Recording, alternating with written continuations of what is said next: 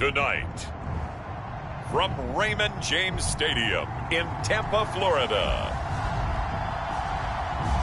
it's a special prime time edition of the NFL on EA Sports.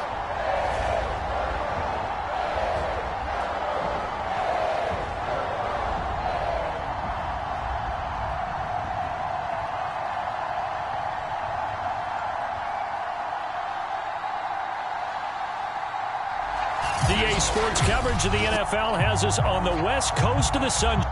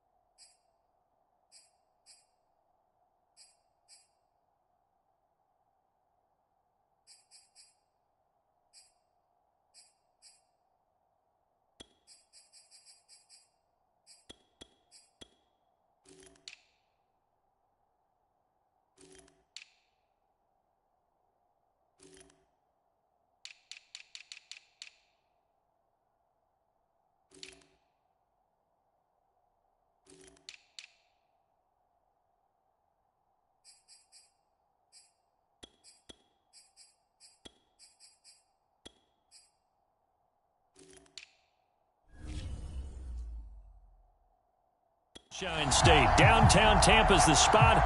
Raymond James Stadium. Coming up, we've got a good matchup on tap between the Miami Dolphins and the Tampa Bay Buccaneers. The Bucs kicker Ryan Suckup about set, and off we go from Raymond James Stadium in Tampa.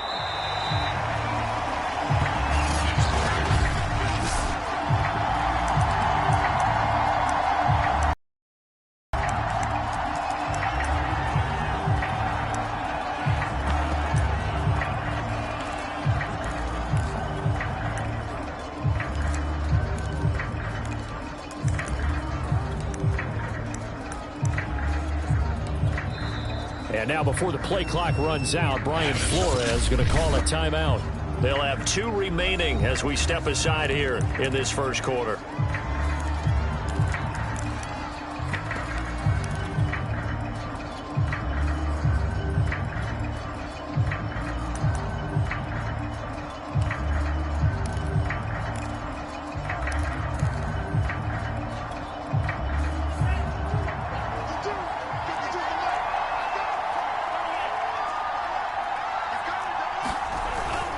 Here's Raheem Mostert, the local product from right here in Florida. And they're able to get this one across the 35.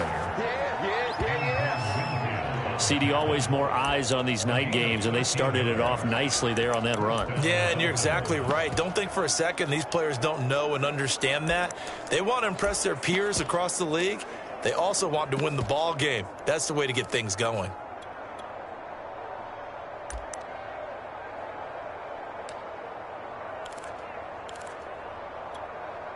So here's a 1st and 10 at the 38.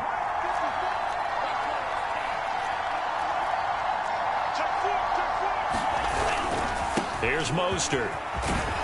And getting this just shy of midfield, they'll spot it at the 49. Couple of very nice carries to start this drive out. Yeah, 2 first downs. And how about that second one? What a nice run on that particular play. I'm telling you, they're going to start to think that this game is easy if they continue to rip off yardage like this.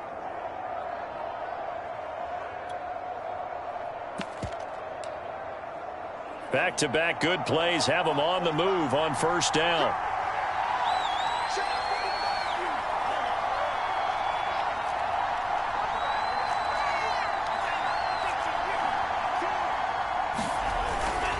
Now a give to Mostert running right. Room to run again. And he's got some space here. And he'll go out of bounds inside the 15-yard line.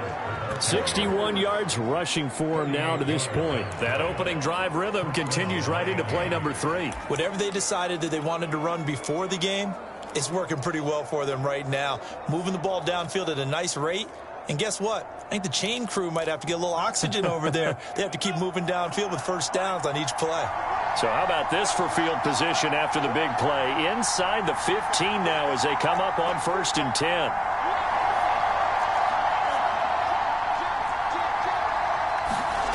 From the red zone now, they'll look to throw. And that's going to be incomplete. I will see more of them trying to get him the football out of the backfield. They love what he can do in open space, and they believe that he creates mismatches they can exploit.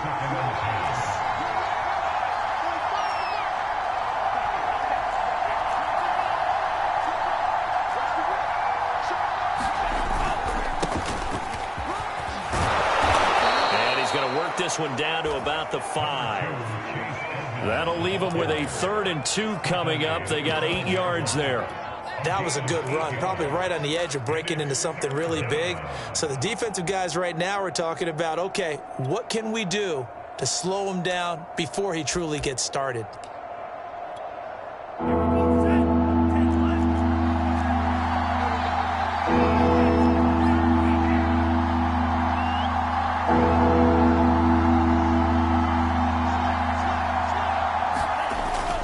They go back to the ground, this time Mostert. And he is in.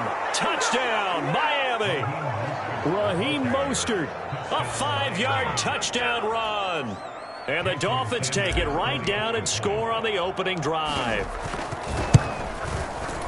Extra point up and good by Sanders. And that makes the score 7-0. A drive that time of 6 plays. And it was capped off by a touchdown run from Raheem Mostert.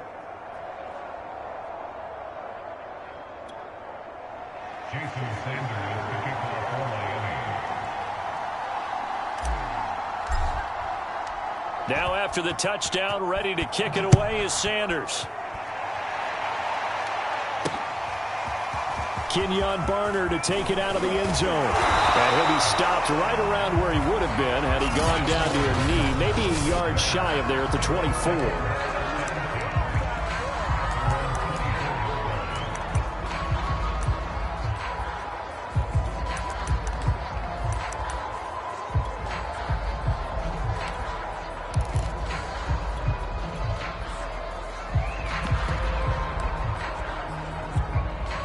Brady and the Bucs now with a 1st and 10 at their own 24.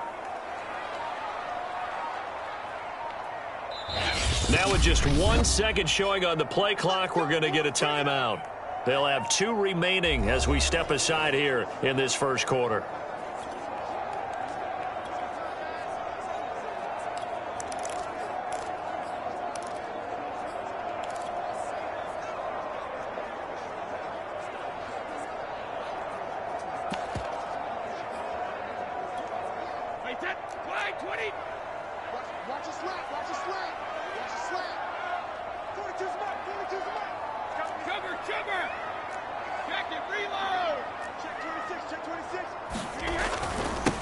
A first carry for Leonard Fournette. This will be stopped about 2 yards shy of the marker. 8-yard gain, 2nd and 2. 8 yards the gain on that last run. Here's 2nd and a couple. A handoff to Fournette. And he goes out of bounds just shy of the 45. Absolutely love the run right there. This guy's known for his quickness, but also for his speed. And he's able to get to the 2nd level almost before you blink if you give him any type of blocking. Always talk about slot receivers, and they're usually known as quicker than fast. In this case, we've got a guy who's quick and fast, and he used it to great advantage. Fournette, a first down carry. And a good pickup there. He gets about 6 up to midfield. And that looked like some pretty easy yardage there right up the gut. And he's a guy that has some height to him. So when you don't have to drop a shoulder or create or get through contact or trash, makes it a lot easier to stay upright, see the field, and make a run as we just saw there.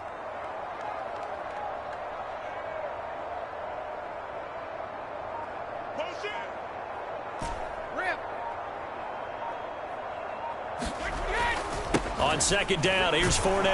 And he'll take it down shy of the 45 at the 46.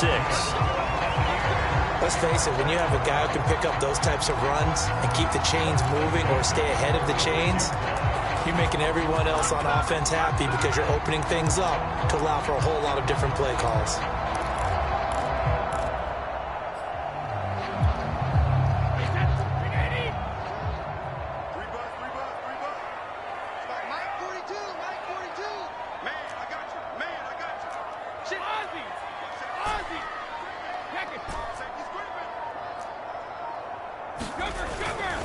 Here's a give to Fournette. And he's going to get this one down near the 45-yard line. Just a yard on the first down carry, so it's 2nd and 9. Watching that play unfold and watching him complete it brought back memories of doing all those pursuit drills to make sure you don't over-pursue and let a guy get a cutback lane on you. He did that very well. You praised him on tape yesterday for the angles that he takes to the ball. Took a great angle right there.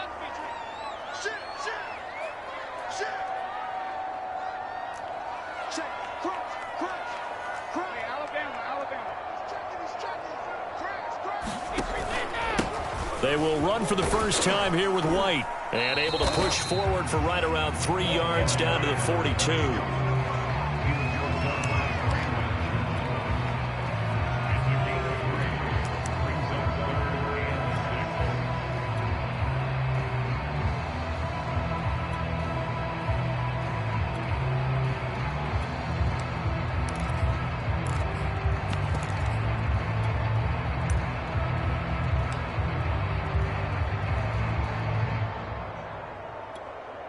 And now on third down, they'll need to get it to the 36 to pick up the first. We got three, fellas, we got three. Shadow! Rip right.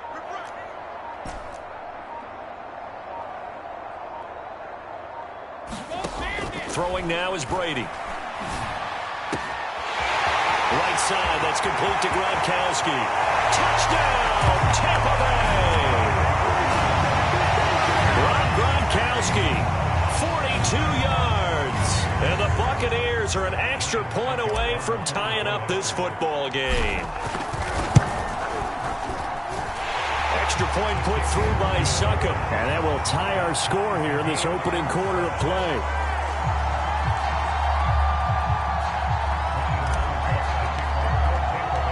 Each team's had it. Each team has scored. 7-7 here as the kick's away. And that one will bounce out of the back of the end zone, so we will start here at the 25.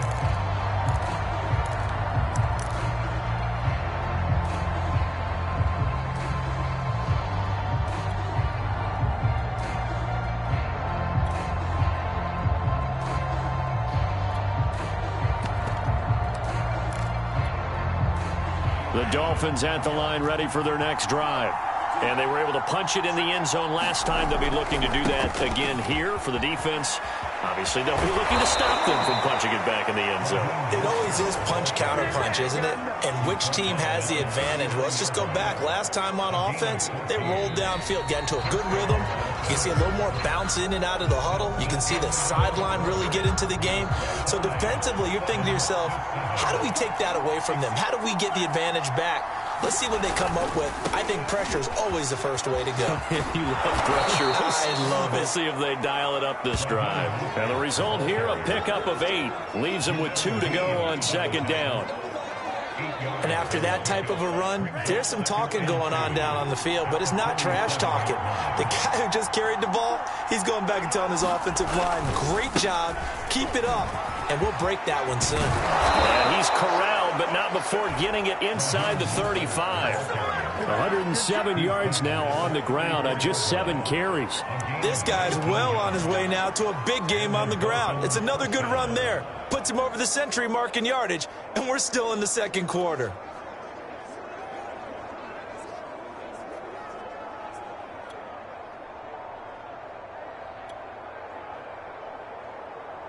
So from Buccaneer territory now, it's 1st and 10 at the 34.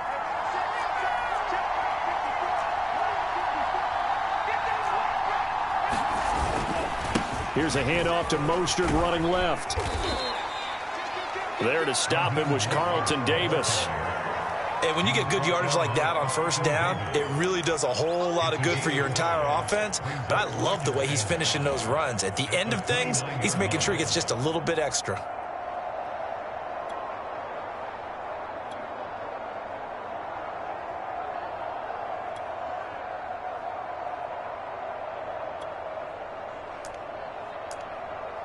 After the pickup of 5, here's 2nd and 5. Now the Buccaneers go ahead and take another timeout. That's their second, so they'll have 1 remaining here in this second quarter. We'll be right back.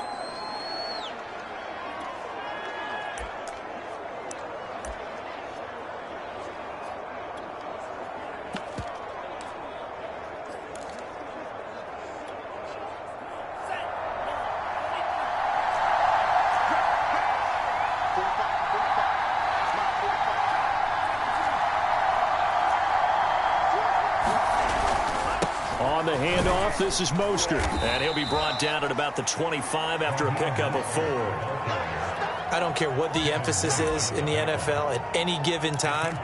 Every defense is still going to say their #1 goal every game is stop the run. And right now, they're not doing that, and that really chips away at your confidence.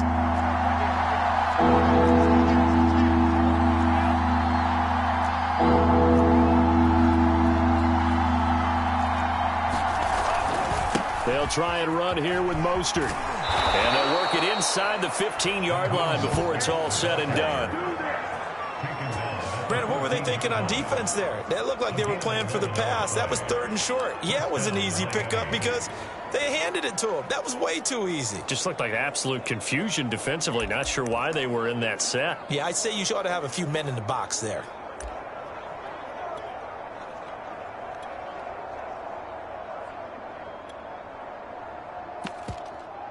All runs on this drive so far. It's 1st and 10.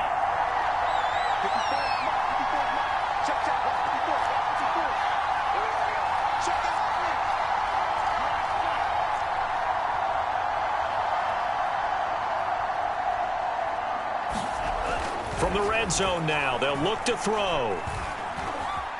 Forced out to his left. He gets this complete to Shaheen, the tight end. That was play number 7 on this drive, and it got him 7 yards. Well, it certainly feels like there are more stars at the tight end position than there were even 10 years ago. And I think it's become more of a glamour position because of the ways it can hurt a defense, and guys want to be involved. They can be in line, close to the line of scrimmage. They can split out like receivers. But hands, route running, speed, and some toughness to go across the middle, you put it all together, you got a heck of a tight end candidate. It'll be a loss of a yard, and that's going to lead to a 3rd and 4 coming up. How about the job there on the outside? Shed the wide receiver and was able to make the tackle on the perimeter. This will be the 8th play of the drive here. 3rd and 4. They hand it off to Mostert. And he's going to be taken down here still a couple yards short of the first. He needed 3. He got 2. Now that'll set up an interesting situation here on 4th and a yard. When a good play is made on defense, oftentimes leverage is the key to everything. Defensive line not getting turned, all the other guys making sure they're in the right spot, and on that play, they were able to stop them short of a first down.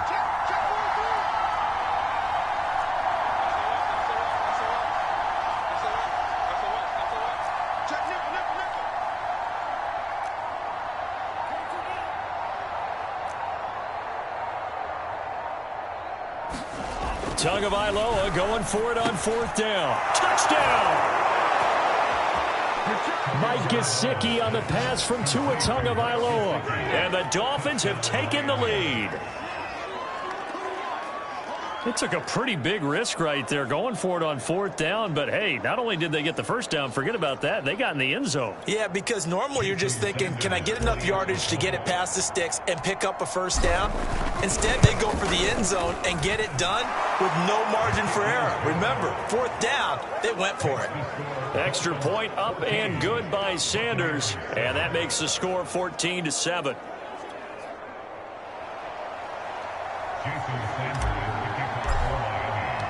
Now after the touchdown, ready to kick it away is Sanders. Returning from his end zone is Barner. No return here for Barner. It's a touchback. They'll start at the 25. Tampa Bay, they're getting ready to set up shop here for their second drive.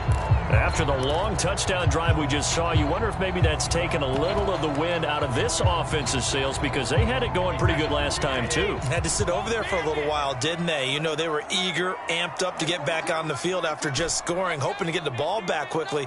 That didn't happen, so I'd say come out, just kind of get started again. You know, it doesn't have to be anything dramatic. Just get moving, get loose again, and see if they can get it downfield. A throw there by Brady, intended for Gronkowski, but incomplete.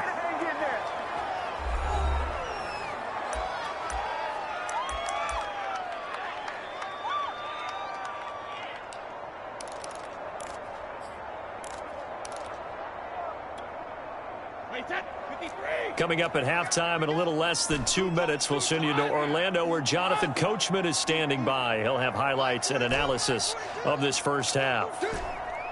Mike 42, Mike 42, check, Mike 42. Alert! To throw on 2nd and 10. Brady. And looking again for Gronkowski. He's got him this time. And he's going to be dropped following a pickup of 7 past the 30 to the 32. That's a staple of this offense. Drag route to the tight end. Yeah, he's unable to use his size to break off much more yardage after the catch, but still an effective gain nonetheless. Mike's 42, Mike's 42. Hey, Bolt 66. Mike 42, Mike 42. Here we go, D. Here I come again. Here I come again. Here I come again. Mike's 42. Brady going to try and throw on 3rd down. Looking for Gronkowski, and it's intercepted. Picked off by Eric Rowe.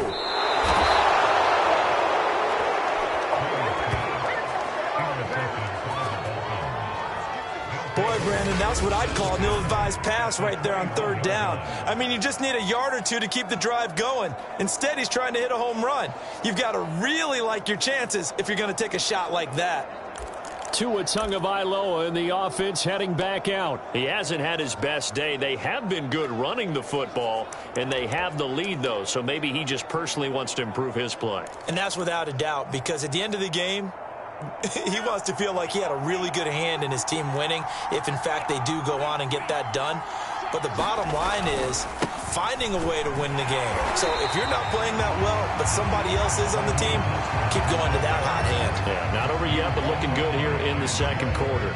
Shaquille Barrett in on the tackle. Absolutely love the effort there. The ability to flow from his inside spot and stop that one at the line of scrimmage. Nice linebacker play.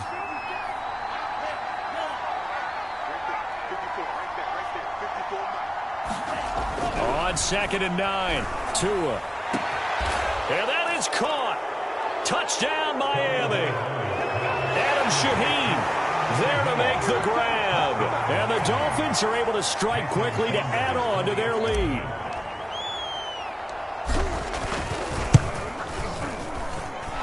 Extra point up and good by Sanders. And it's now 21-7.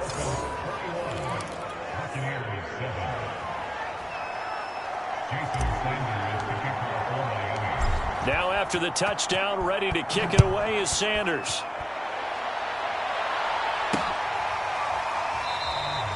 And we will start at the 25 as Barner will not return it. Well, the Bucs going to take over now late in this first half.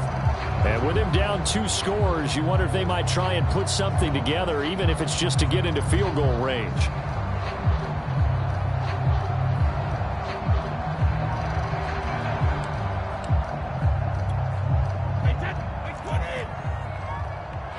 The Dolphins going to take their second timeout as the clock will stop with 37 seconds to play in this first half.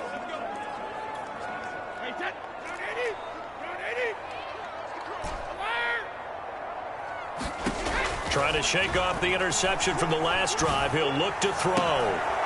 Into a sea of defenders and intercepted. Picked off Byron Jones. And that now 2 interceptions thrown in the second quarter. And you know, a lot of people look at these guys and they think to themselves that maybe Possibly. They're still thinking about the first one, and they probably are.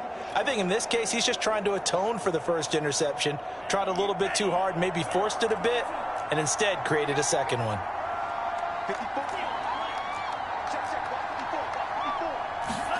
On first down, Tagovailoa. Dancing to his left. Out left to Shaheen. And they'll have it in the red zone before he crosses over out of bounds.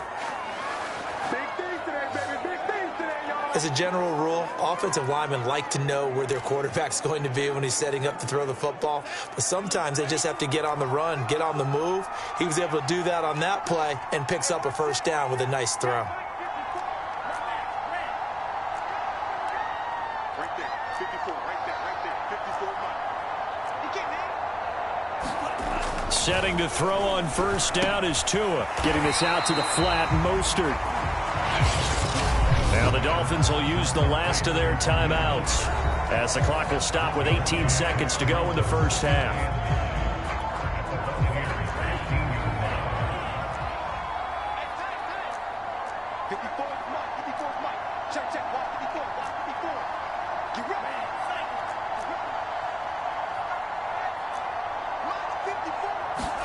Looking to throw again on second down. Tua to the end zone, but it's incomplete. Once you get into the red zone, space is at a premium for receivers to try and operate and shake themselves free. That one's incomplete. After an incomplete pass on second down, that'll leave him trying to convert on 3rd and 9.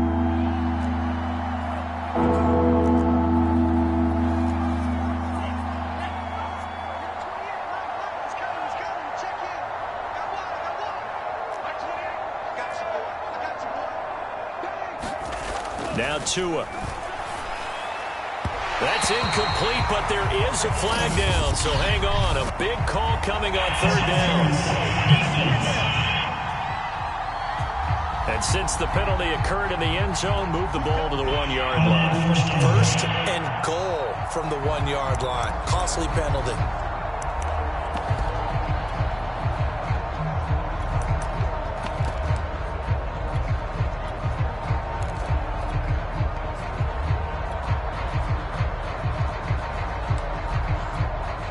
A chance to really cap off a big first half here as they come up on 1st and goal.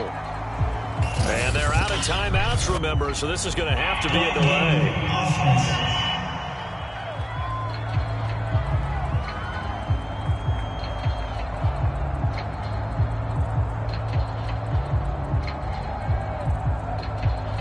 And that'll be accepted, of course, and that moves them back 5.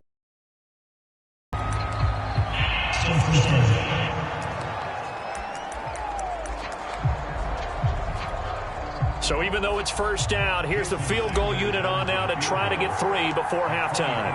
From the left hash, should be a fairly easy one here. Sanders' kick is good. And they will open things up a bit more. It's 24-7.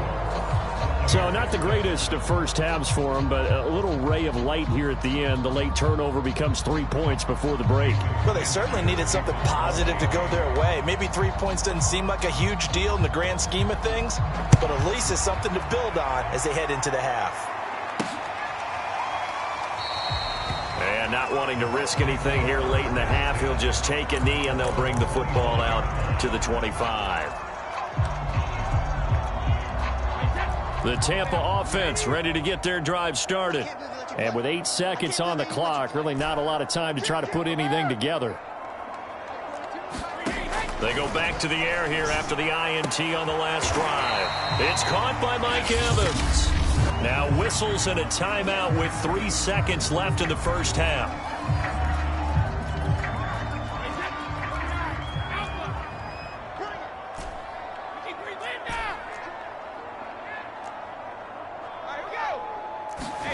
The final shot before half for Brady. Going up top for Miller. And that went a little too high as it's knocked away and incomplete.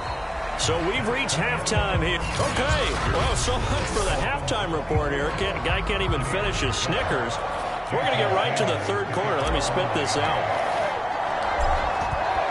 So after a very one-sided first half, what will the second half bring as we are back underway on EA Sports?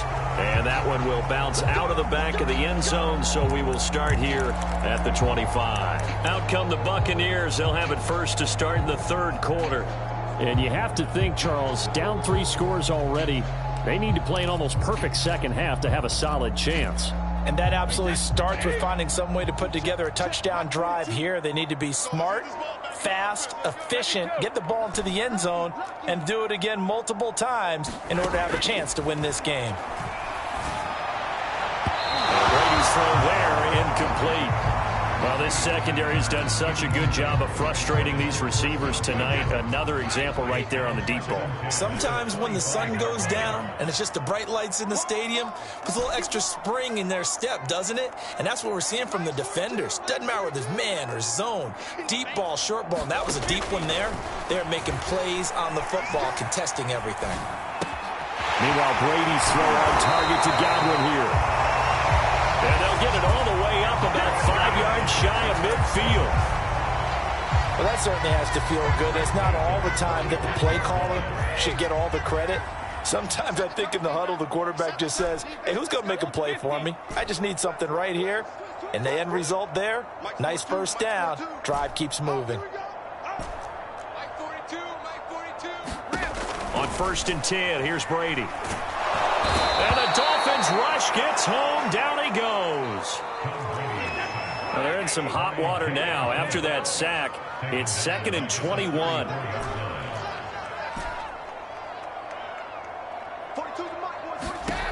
Here's Brady to throw. And this is caught by Evans.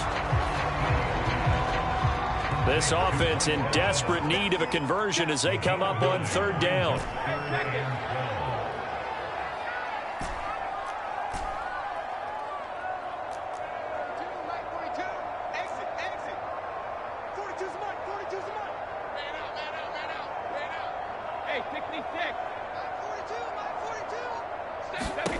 To throw, it's Brady. And Brady going to be intercepted a 3rd time.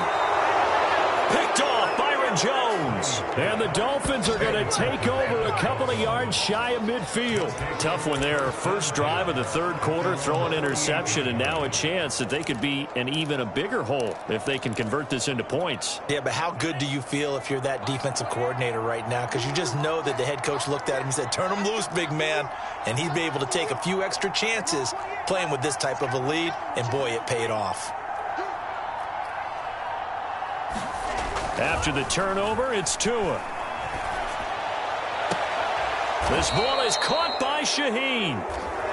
And he is out of bounds inside the 35.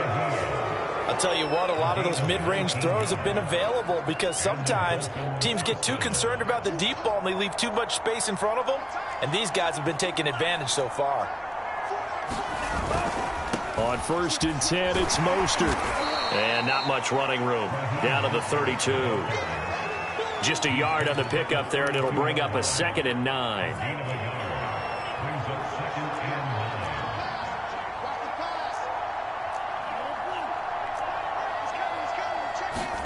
They fake the handoff. Now Tua. This will be caught. It's Waddle.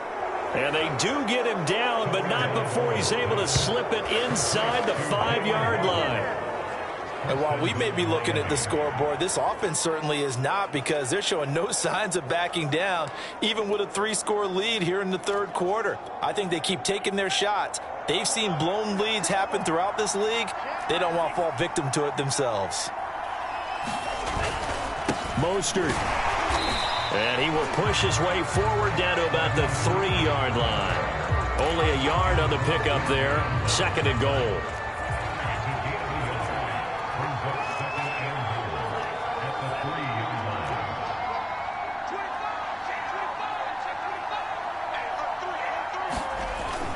Again, it's Mostert. And he will take it in for a Dolphins touchdown. Raheem Mostert, his 2nd touchdown of the night. And the Dolphins are able to grow their lead. Extra point up and good by Sanders. And the lead is now 24.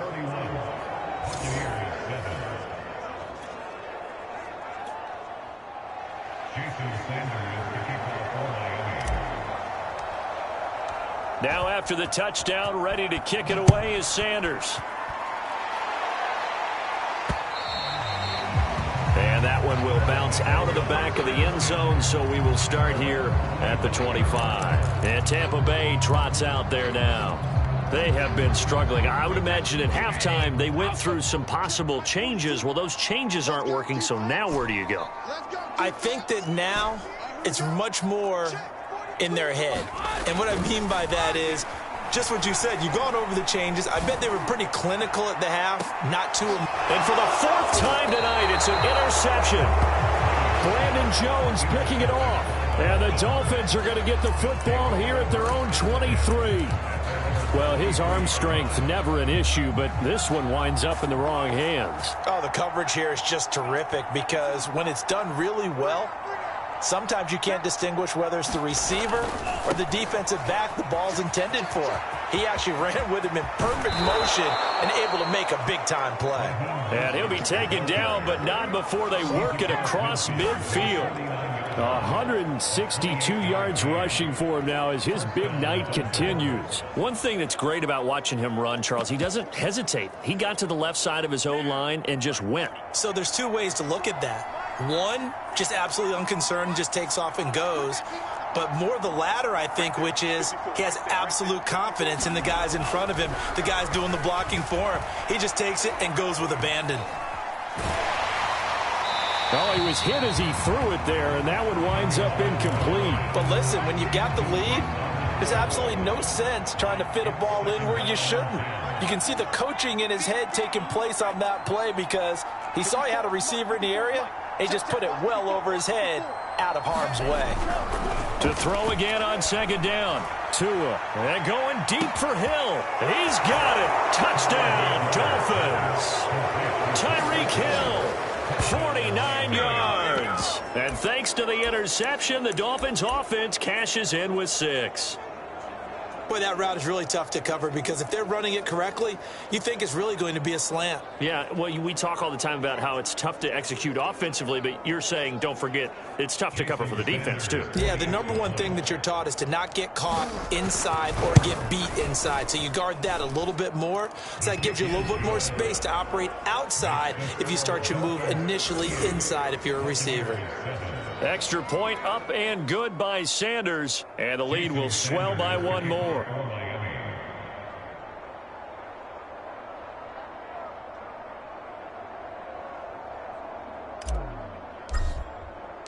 Now after the touchdown, ready to kick it away is Sanders.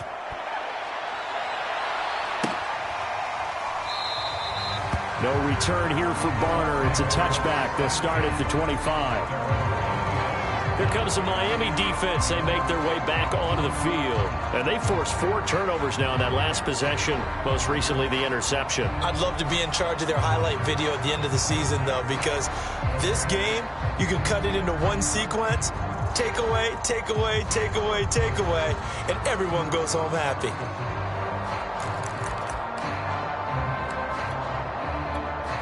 They're coming out with a jumbo package to start the drive.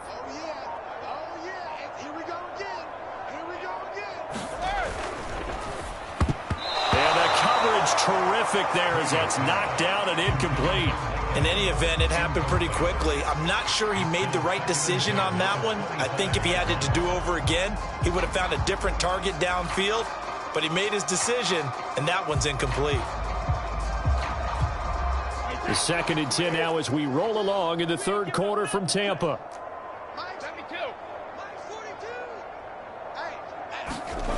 Brady now to throw.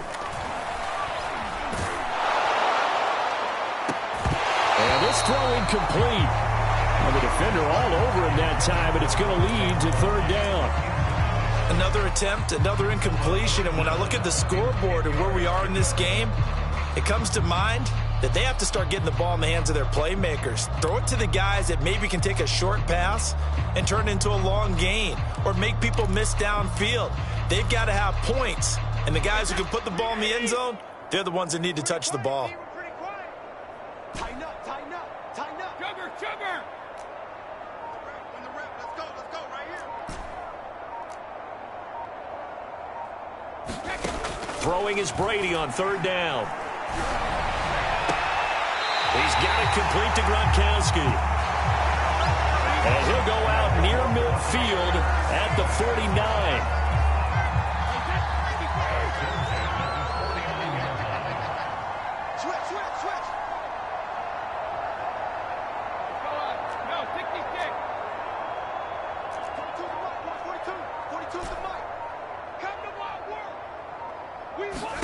Brady now on first down.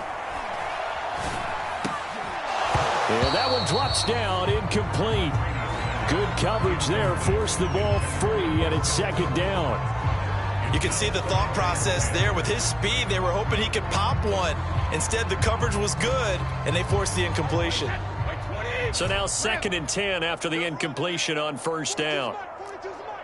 Crunch time, defense. Mike 42, Mike 42. All day, just like that, just like that. Mike 42, Again, they'll throw with Brady. And he'll get that to Fournette, complete. And he takes it all the way down to the 3. After the big play, a chance to finish now on first and goal.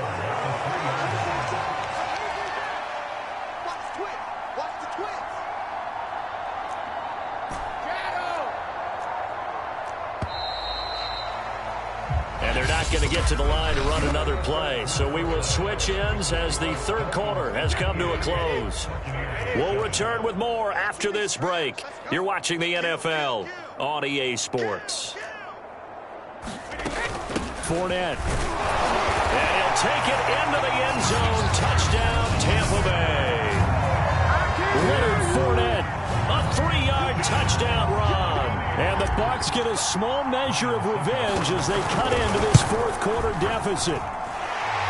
Extra point up and good by Succop. And the lead's down to 24. So that drive 6 plays, 75 yards. And the man who finished it off with a run into the end zone, Leonard Fournette. Now it's Ryan Succop on after the touchdown to kick it away. Hill is going to take it out of the end zone. And he'll be stopped right around where he would have been had he gone down to a knee, maybe a yard shy of there at the 24. There again is the running back as he trots onto the field.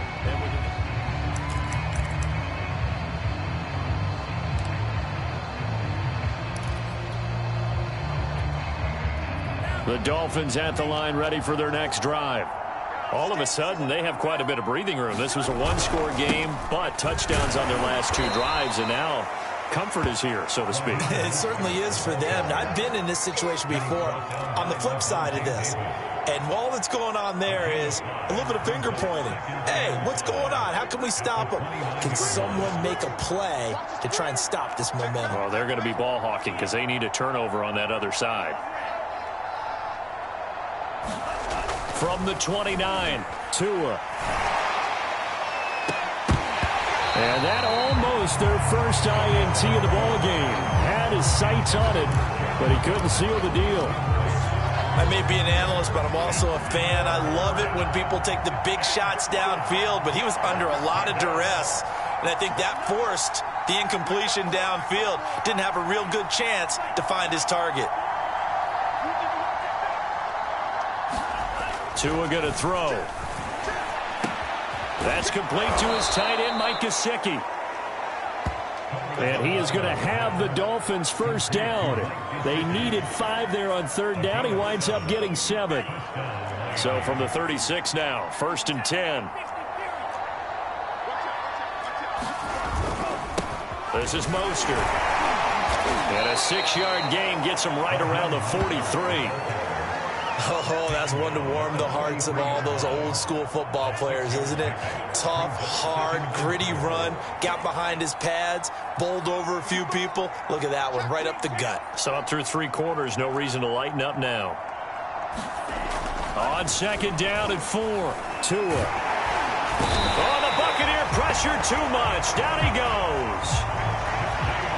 So now after the sack, Tua and the Dolphins staring at a 3rd and long.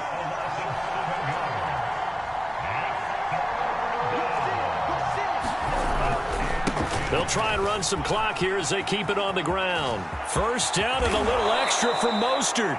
And finally brought down at the 38. Boy, 199 yards rushing for him now as he closes in on a 200-yard night. So from Buccaneer territory now, it's 1st and 10 at the 38. Going to the air, Tagovailoa. And his throw's going to be incomplete. The incompletion there stops the clock. Any surprise they're throwing here late? Ordinarily, yes, because you would think enough is enough. They've got plenty of lead, but I've seen this a bunch of times as well. The defense is going to crowd the line of scrimmage. If you just hand it off inside, you're getting your running back popped a lot as well. Sometimes the defense dictates it. If they're going to crowd it, you may have no other choice but to throw it downfield. Throwing again on 2nd and 10. Tua. Flush to his right. And he's taken down. Trying to do a little too much, getting outside of the pocket, and it results in a sack. Devin White able to take him down. It's a loss of 3. So now after the sack, Tua and the Dolphins staring at a 3rd and long. On 3rd down, here comes Mostert. And he'll get it down on the play to the 37. 4 yards on the pickup there, but it's going to take him to 4th down. So 4th down, Tua departs, and on is Jason Sanders and the Dolphin field goal unit. This from 54 yards away.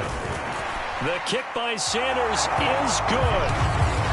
And that'll push the lead from 24 up to 27.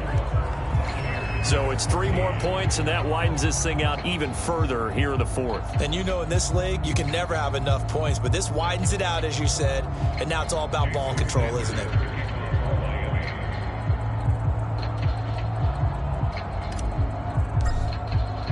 After the field goal, here comes Sanders to kick it away. Returning from his end zone is Barner. And he had no room to run as he's tackled down inside the 20.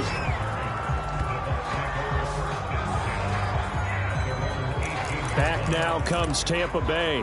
And for them, a touchdown their last go-around. Obviously, they'll be hoping to do that again. And when you start plotting for this drive, when you start thinking to yourself, okay, what are we going to do? You don't go away from what you did before because that worked, but you have to be prepared for wrinkles and counters because you know they'll make some adjustments. Mike's 42. Mike's 42. On 1st down, Brady. Oh, the ball comes out on the hit, but they'll say it's incomplete.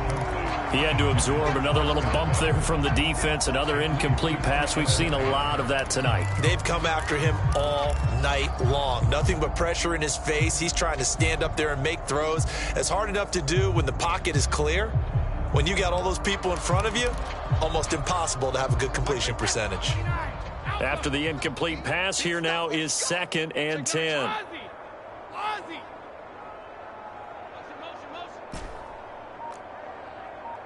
42. Mike 42. I got you. I got you.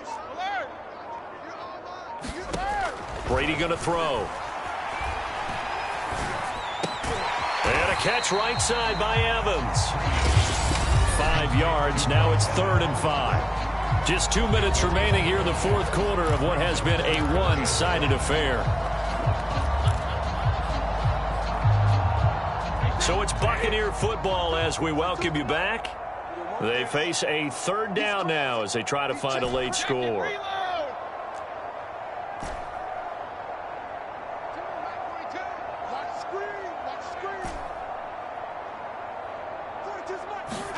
Now Brady.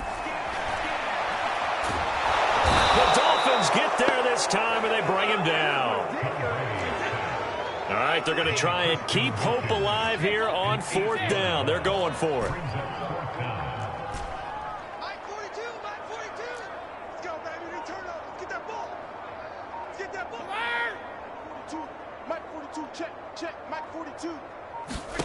Now Brady got to have this one. Now a desperation throw deep downfield. And this is caught right along the sideline. What a job of keeping the toes in bounds there.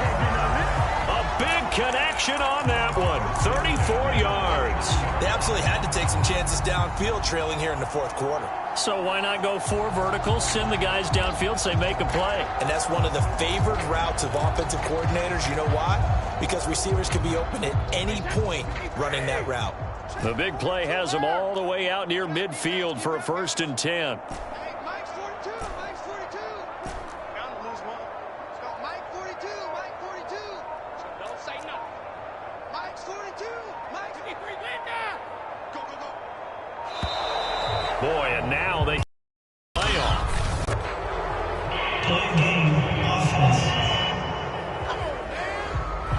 So this will be accepted as it moves the offense backwards.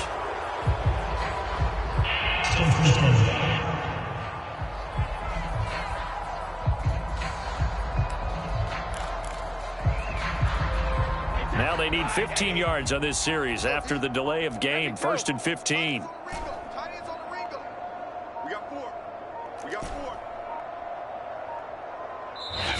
Now a whistle, and I think a penalty here for a delay. No, they're going to say timeout. They did get the timeout in time, as they'll get a chance to talk it over after picking up the 1st down. Let's go, D. Regular. 42's the mic, boys. 42. 42's the mic. Check. Now Brady. That's to his running back, Leonard Fournette. And in for the Buccaneers touchdown. Leonard Fournette. He scored on the ground and through the air. And the Bucs are able to close the gap just a bit. Suckup for the extra point. And the lead is down to 20. So that drive spanned 5 plays. And it's all finished off with a touchdown by Tampa Bay. Now it's Ryan Suckup on after the touchdown to kick it away. And they're going to mark that where it went out of bounds. So really good starting field position up past the 40-yard line. And that drives coaches insane, doesn't it? When they see that happen, it just doesn't feel right, does it? Plus, you're giving up yardage.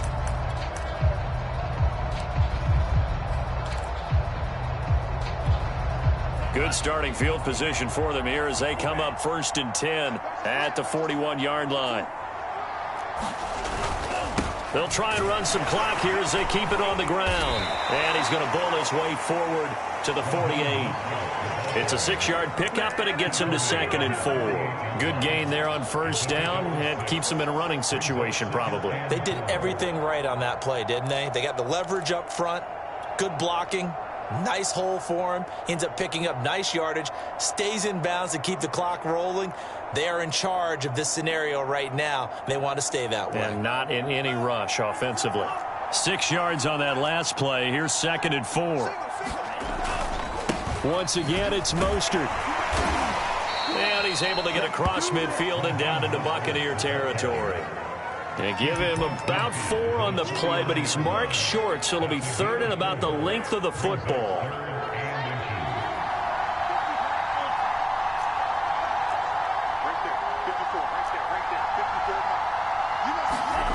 Here's Tagovailoa to throw. And he'll get this into the hands of Hill, complete. And all the way in for a Miami touchdown.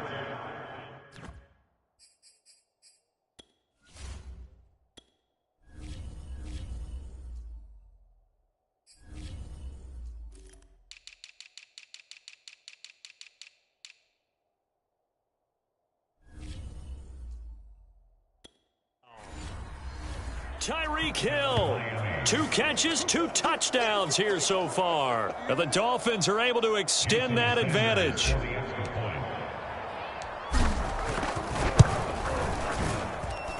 Extra point up and good by Sanders. And that stretches the lead all the way up to 27.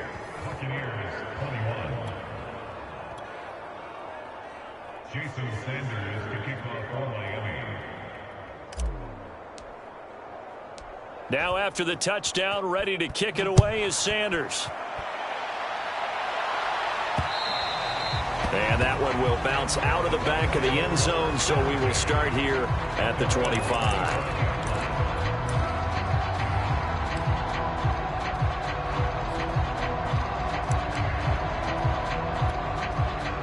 The Bucs offense set to begin their next possession.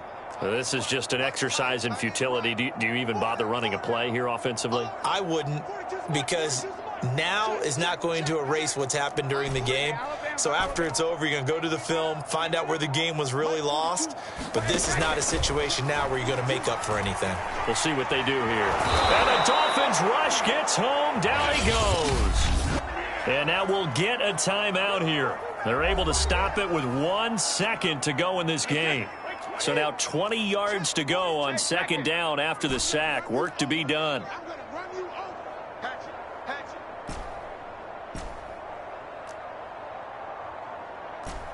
Hey, 66.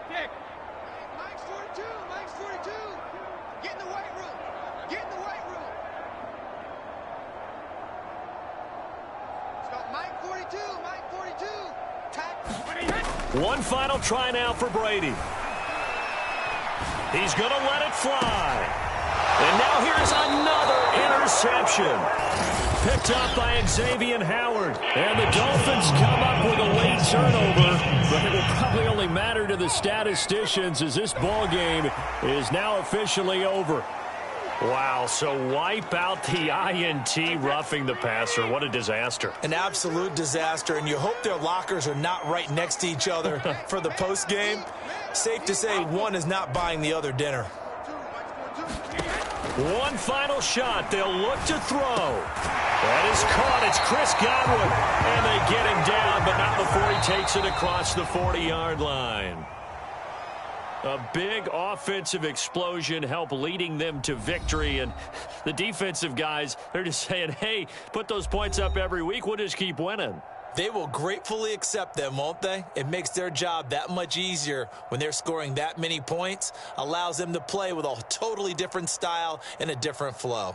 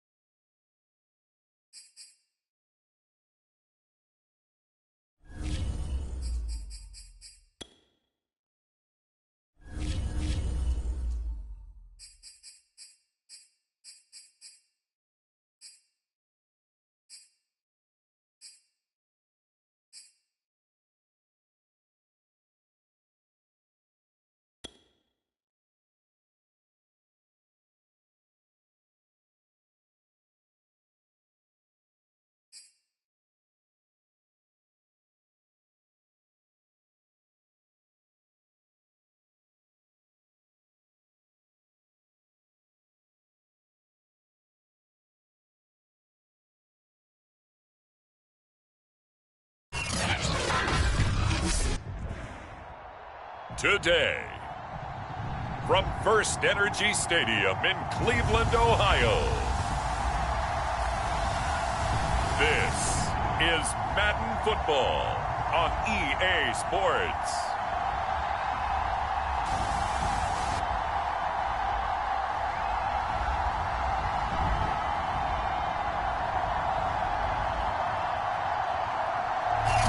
EA Sports coverage of the National Football League brings us to First Energy Stadium.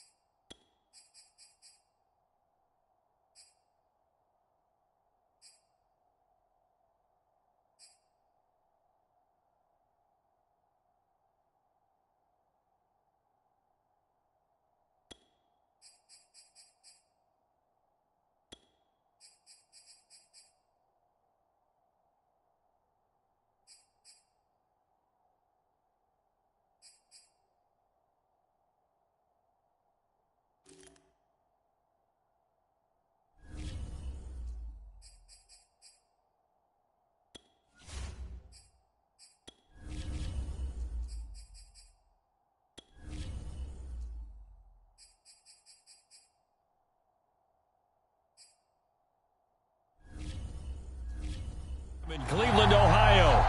Today, we're set for a good AFC matchup between the Miami Dolphins and the Cleveland Browns.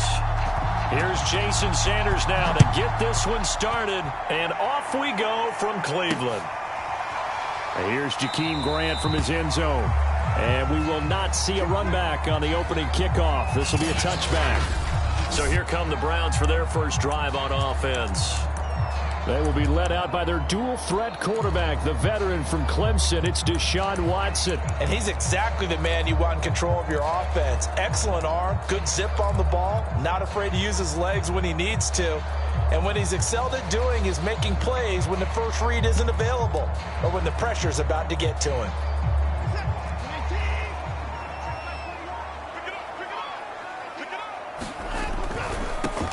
First carry for Nick Chubb. And up to the 35 before they're able to knock him down.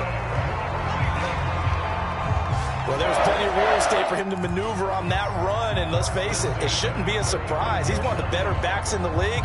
Had to come into this game with the idea, slow him down. Otherwise, it's going to be a long afternoon. Ball up to the 35 now as they come up on 1st and 10. A run for Nick Chubb. And he's got it up over the 40 to the 41. It's a 6-yard gain on the ground, and that'll make it 2nd and 4.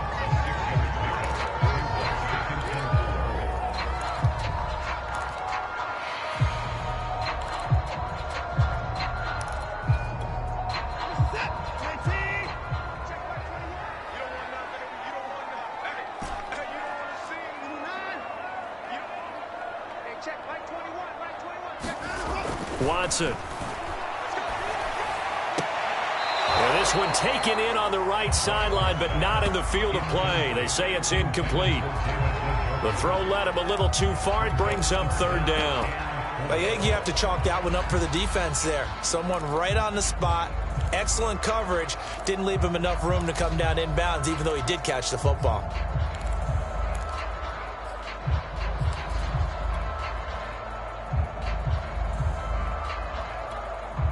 Now they face a 3rd down and 4 after that incompletion on 2nd down. Back to throw, Watson. Looking deep in the direction of Cooper. It's incomplete. Took a shot, couldn't connect.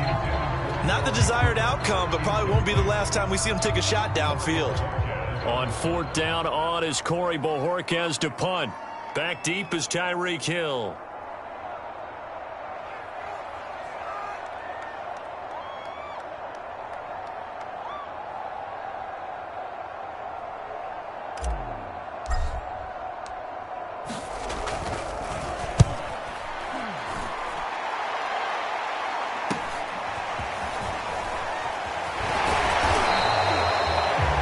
They'll net only 35 here following a 43-yard boot, 8-yard return. And the offense will take over with a new set of downs.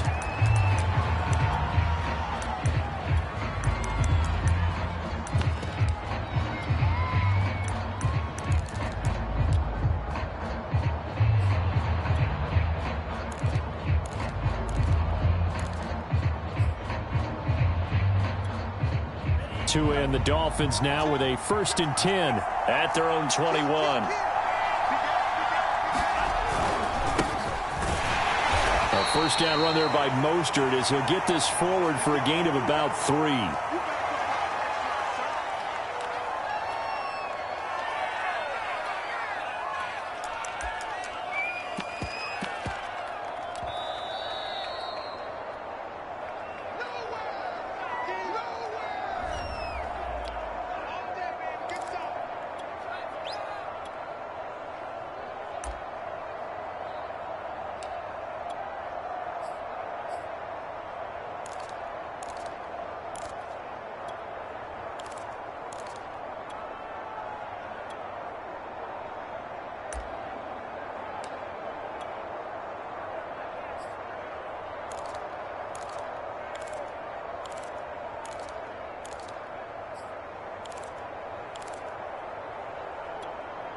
Coming up on 2nd and 7.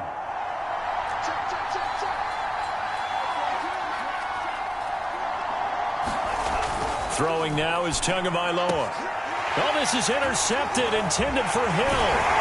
Picked off by Grant Delpit. And he'll return it to the 24-yard line. So, CD, his very first pass of the afternoon intercepted. And I know that's a major surprise for any quarterback because, look, let's face it, no one thinks about throwing interceptions. But think about all the warm-up that we saw, right? Every pass he threw wasn't a single interception because, oh, that's right, there were no defenders out there. A little bit different when there's live guys out there chasing the football. And they're going to stop him right at the line of scrimmage. Just no cutback lane to be found whatsoever. 2nd and 10. Maybe I'm wrong, but it looked like even if he had opted to keep that, I don't think there was going to be much to gain. Seemed like it was perfectly defense. And know what they say? Those guys on the other side, they get paid too. So after the run for no gain, here's 2nd and 10. They'll fake the handoff. Now Watson rolling to his right. And this one is incomplete. As a former defender, I can feel their sigh of relief after that one because when he breaks out of the pocket and you face a mobile quarterback, he causes all kind of problems in your secondary. They were able to force that incompletion. The chance of wasting this great starting field position, a real threat. This is 3rd and long. Handoff comes to Chubb. Oh, Chubb fumbled it, and the Dolphins have got it. Always costly to cough up that football. These defenders, they become so adept, though, at jarring it free. Yeah, it's amazing that there aren't more fumbles caused because now, if you're an offensive player, you go through ball security drills every single day. It's really not out of line to think that you should take the ball to bed with you and just hold on to it. But the bottom line is, no matter how much you try to protect it, these guys are pretty good at finding ways to knock it out. Tagovailoa and the Dolphins come up 1st and 10 at their own 23. He'll look to Mostert to start things out. And they get him down, but not before he takes it across the 40-yard line. That's a very nice game there. A confidence-building run. Love the execution up front. And the way he pressed the hole, absolutely perfect.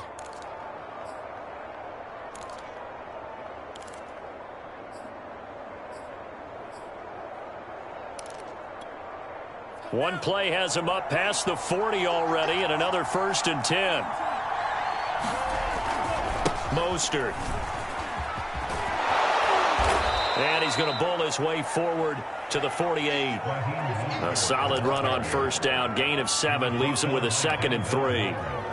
And that's the kind of run that gets everyone excited on offense. And, you know, oftentimes the guys who carry the ball are the ones in the huddle doing the chirping. Right now, I think it's the offensive line telling them, run it again. We are right there about to break a big one. 2nd down and 3.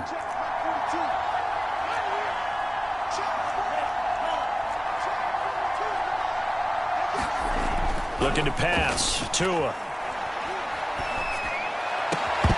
And that falls to the ground, incomplete.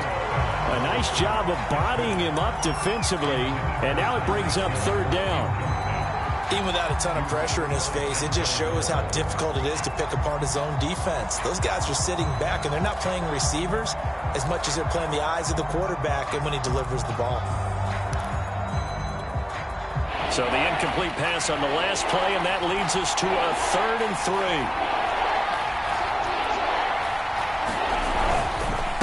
Now Mostert. And they're going to mark him down short, maybe by about a yard, if that. Brian Flores learned under the master. He's going to go on 4th down. They'll try it now with Mostert. And he's got the 1st down yardage there as he takes it just across midfield.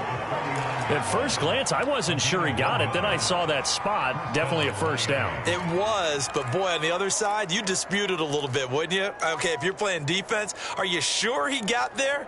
But that's why they tell you all the time, don't just get what you need, get a little bit more and take the decision out of the hands of the officials. Oh, there he needed a yard. He got a yard and maybe an inch.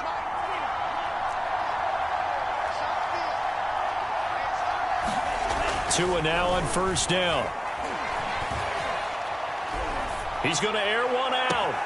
And he's got it. What a catch on the sideline. A big play there for the Dolphins. That's a great job of working the sideline right there. I love how he tracked the football the whole way. Just reached up and pulled it in. Had excellent field presence to understand where he was in order to make that play happen.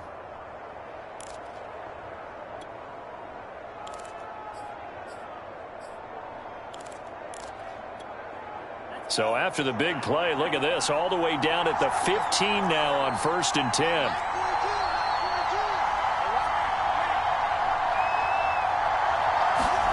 From the red zone now, they'll look to throw.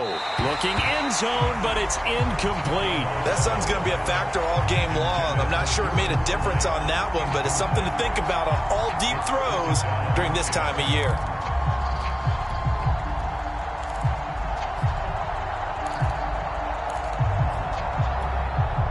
So after the incompletion on first, now 2nd and 10.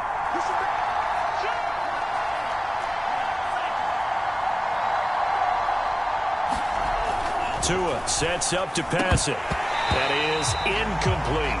So back-to-back incompletions. 3rd down here and 10, but you're still in field goal range. And that's the thing to keep in mind. They're in field goal range. So now you don't take any unnecessary risks, but you try and find a way to get back to what you were doing earlier in the drive in order to finish this one off. This offense was on the move. Now 2 straight incompletions have them looking at 3rd and 10.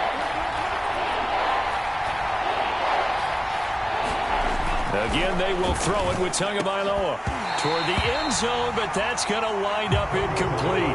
I think that's how this defense is going to need to play these tight ends. Again, get right up on them and stay physical. And that paid off on that play, helping force that incompletion.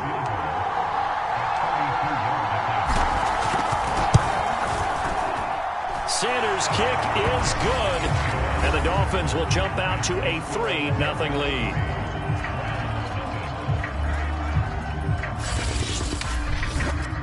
So they do get 3 points, but that's now 3 drives with only the 3 points, not a ratio that's going to win you many ball games. Not at all, Brandon. And think about it this way. We all know payoff is the key, right? And wouldn't we love to have the concession on every T-shirt that's been printed in football that says finish on it? Because that's the mantra everywhere. Got to be able to finish drives, put points on the board. After the field goal, here comes Sanders to kick it away.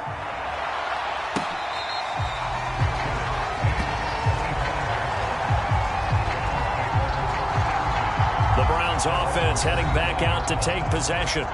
And last time the territory, so that had to be very frustrating. Down on the scoreboard here, can't do it again. You nailed every part of what was frustrating.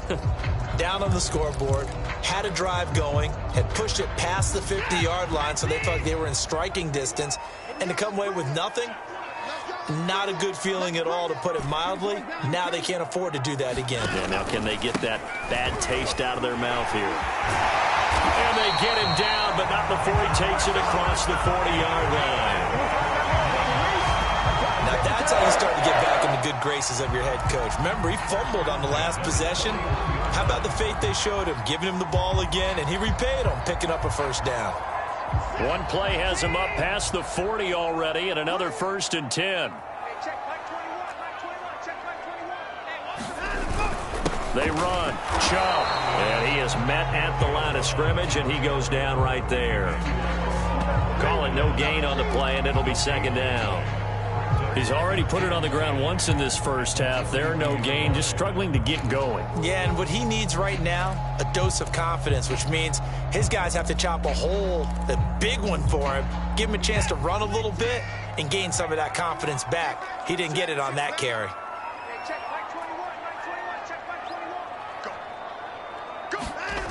To throw is Watson.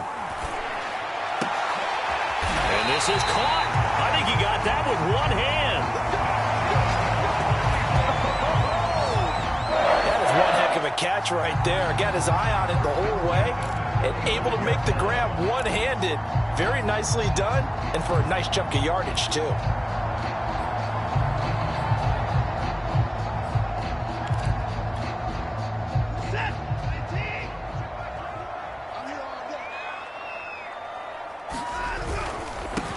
first down, they'll run with Chubb. And he'll be taken down as that will take us to the end of the first quarter of play.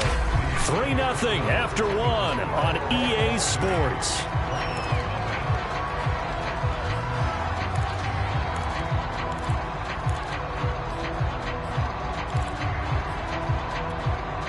Following the pickup of 4, here's 2nd and 6.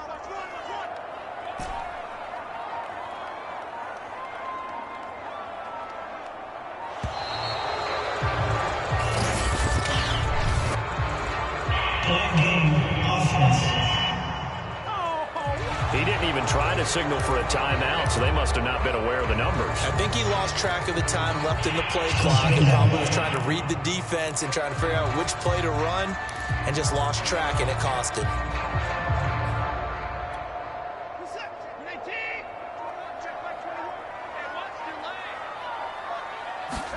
Here's Watson.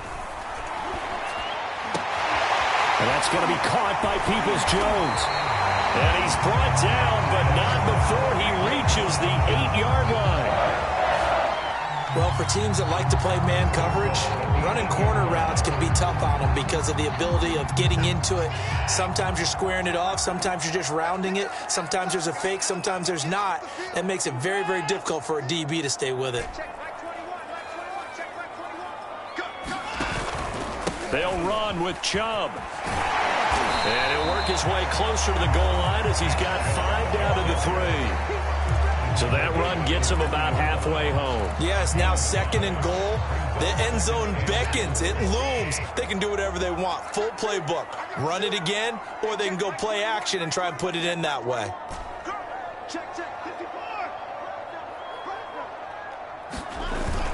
Chubb again. And they will stop him after a fairly minimal pickup. Call it a gain of 2 as they're knocking on the door now. 3rd and goal.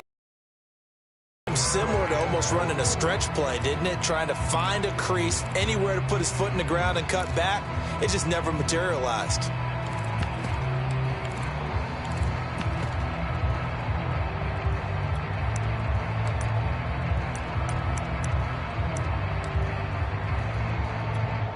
The ball mere inches from the white line on 3rd and goal. Here's Watson on the sneak, and he'll get in. He's over for the touchdown. The sneak successful from a yard out, and the Browns have taken the lead. Partner, that was simply an example of getting low, wasn't it? It was indeed, and for the quarterback, so they get below the line. They did their job.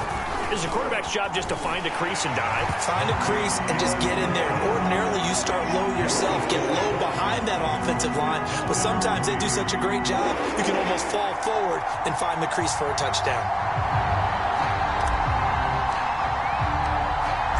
Set now to kick this one away, and off it goes.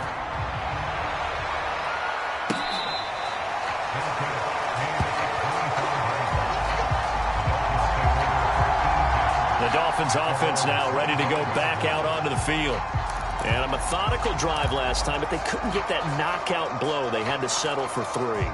But you got to like what they've been doing along the way, right? It's almost like the body blows, the setup punch. As you said, they didn't get the knockout blow here, but that doesn't mean it can't come later in the game on another possession. And the defense on the other side, maybe a little gas, yeah, right? A little tired. And if nothing else, they just feel relieved getting upfield, only giving up 3. They don't exactly feel like they've handled the offense. There he goes, right side. And they finally do get him, but not before he reaches the 27. 78 yards rushing for him now in the ball game. Terrific run from one of the fastest backs in the game today. A guy who keeps defensive coordinators up at night, no doubt. Remember when we were meeting with the D coordinator before the game and all he talked about was run fits, making sure our guys were in the right place so there were no creases? They missed their fits, didn't they? Yeah, there was no fit there. The only fit was at the end when he threw his headset down after that big run. Here's Mostert. Tackle made there by Myles Garrett. That's a really nice, tough run inside, and they gained 5 yards on it. And to be frank about it, most offenses don't expect to get 5 yards on a play call like that. So when they do, they go back to their huddle with a little pep in their steps. They're starting to think that they're starting to dominate the line of scrimmage. The first down run got 5. Here's 2nd and 5.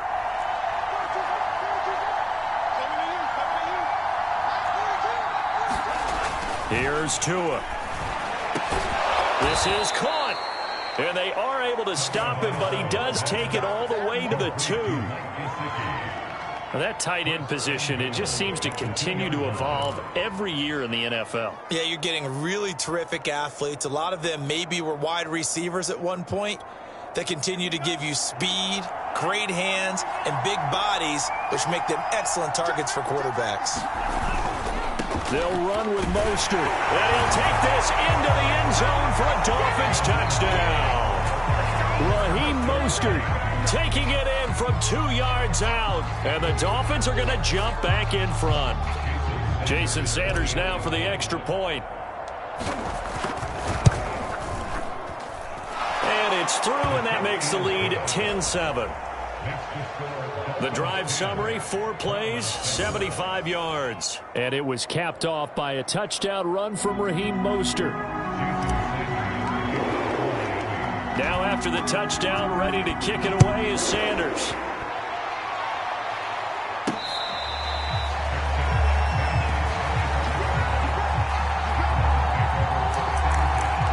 Here comes the Browns offense back onto the field. And that last drive, a long drive, but not just that, they had a great air attack going. Do they stick with that?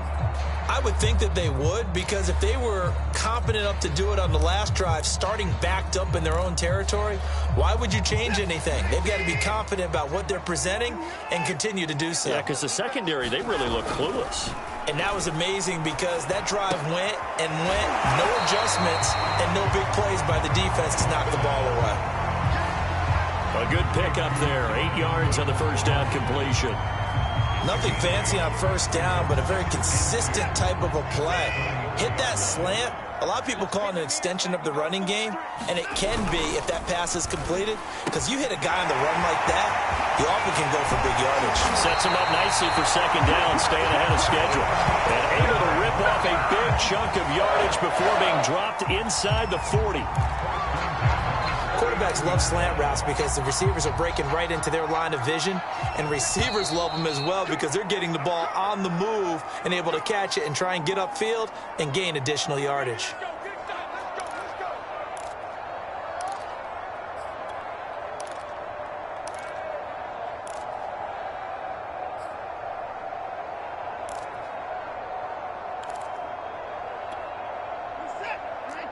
A reminder that when halftime rolls around, Jonathan Coachman will have all the highlights and analysis of this first half of play from our studios in Orlando. And they went the wrong way there, losing yardage back at the 43-yard line. Not what they had in mind there. That's going to go as a loss of 4. Well, so much for bluffing the defensive line into thinking that they were going to be able to get to the quarterback. Instead, they sniffed out the screen pass and made a really nice play for lost yardage. To throw again on second down. Watson looking for Cooper, and it's intercepted. Picked off Byron Jones. And he'll take this across midfield and inside the 45. Tyreek Hill making his way back out towards the huddle. Second quarter, a guy like him, no catches, so that's the surprising part. But they're winning, so maybe they've been able to do some other things effectively, I guess. And they found other ways, haven't they? Because the receivers would tell you, offense needs to run through us, but they're managing to get it done in this ball game without having to actually do that. I wouldn't expect them to stay silent for the rest of the game, though. Yeah, you got to think that his first catch is coming at some point. A good start to the drive here as that's caught out on the left side. And he is out of bounds, but not before he's inside the 30. But one of the ways that quarterbacks keep all the receivers alive in a play, never lock in on any one guy. Make sure you keep your eyes moving, scan the field. And here he finds the open guy for a nice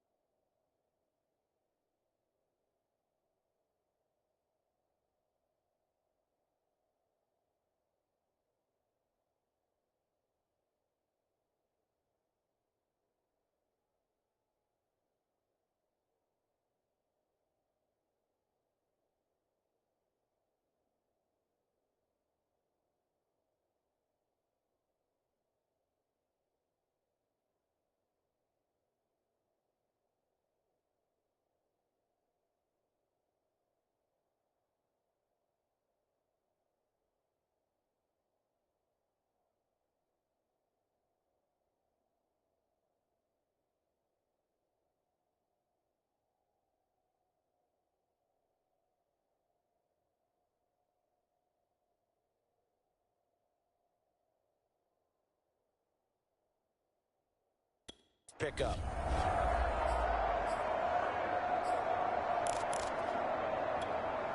Here we go, set. 10 black. Check, Mike 42. Rip right. 3-3. Check, kill. On 1st and 10, it's Mostert. And just no chance of turning the corner. He can only get back to the line of scrimmage. 2nd and 10 coming up. Looked like he was trying to bounce it outside, but no success. Yeah, sometimes you got to just figure out where you're going to go, and sometimes you just have to take it to another spot. And trying to get it outside, the defensive pursuit was there and just ran him down.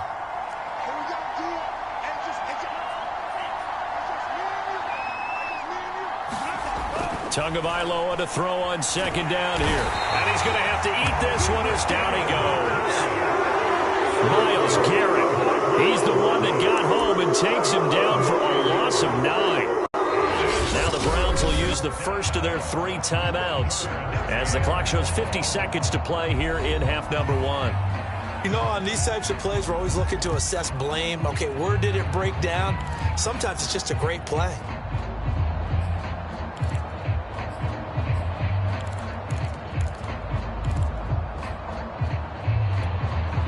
So now after the sack, Tua and the Dolphins staring at a 3rd and long.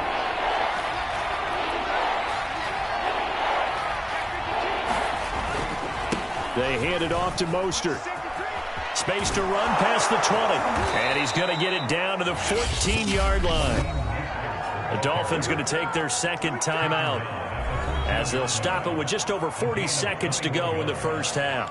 And the Dolphins first down.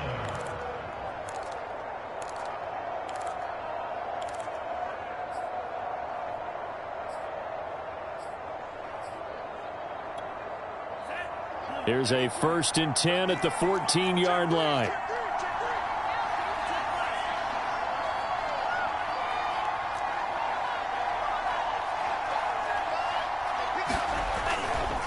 A handoff running left is Mostert. And this time the yards won't come so easy as they'll in fact tackle him behind the line. He'll lose a yard there, and it's 2nd and 11. No surprise there, Jadeveon Clowney with a tackle for loss. We all know how he became one of the most famous players in football, though, don't we remember? Oh, that one play. Yeah, that one big-time play. It was on highlights everywhere. They want to see more of that here in the NFL. A 2nd down throw for the end zone, but it's incomplete. In the red zone, precision is the watchword. If the throw's a little too early, too late, maybe off a little bit, going to be a good chance that any attempt is going to be a contested one, and that one falls incomplete.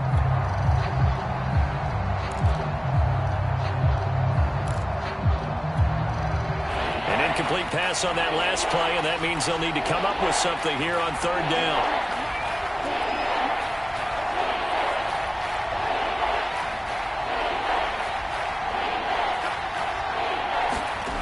Now Tua to the end zone, but it's incomplete. They certainly had good starting field position on that drive, but couldn't do anything with it after 3 plays. Have to admit that that's a disappointing end to excellent field position. When that drive started, they had 6 points that they were thinking about. Sanders' kick is good. And the lead stretches to 6 here. It's 13-7.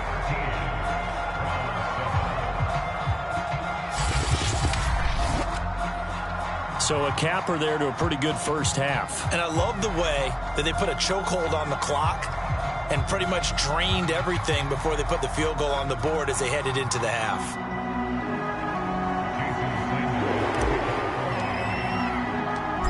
Maybe time for one play on offense. 7 seconds to go in the half as the kick is away. On the return from his end zone is Grant. And down he goes just shy of the 25. Now penalty marker is down. Let's see what that's about.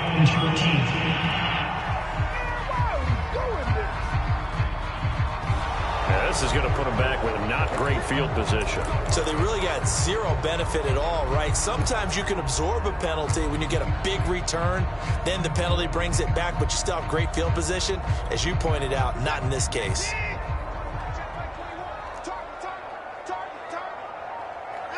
And with time running short here, they'll simply take a knee, and that should do it for half number one. So we've reached halftime here, and it's the visiting Dolphins taking a lead to the locker room as we'll head down to our... All right, hang on. We'll jump over halftime.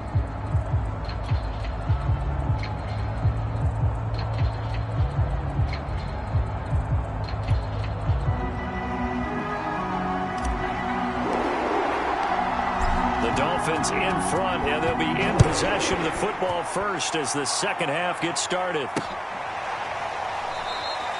And we will not have a run back here as the second half starts with a touchback. The Dolphins getting set to go back to work here in quarter number 3. And they've got the lead, CD. What do you expect from them in this second half? Well, I like what they were able to do on the ground in the first half because they had a lot of success running the ball, and I certainly think we'll see more of that. But I'd keep an eye on that defense, and I think their coaches up in the box will do the exact same thing. If they start to see one or two guys start to creep towards the line of scrimmage, that'll be licensed to take some shots downfield. That was a good run, and it got to the second level. And what I mean by that is that's where the linebackers usually play. First level being the defensive front, last level being the secondary. But if the strong safety position end up making the tackle, and oftentimes we call them a hybrid. Combination defensive back, combination linebacker. We saw the linebacker make the stop.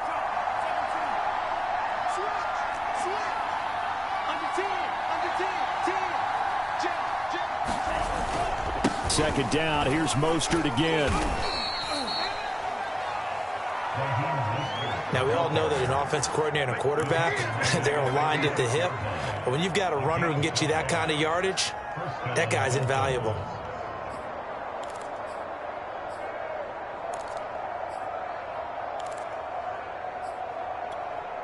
They couldn't ask for much more to this point in the second half. A gorgeous day, one-score game, 1st and 10 here.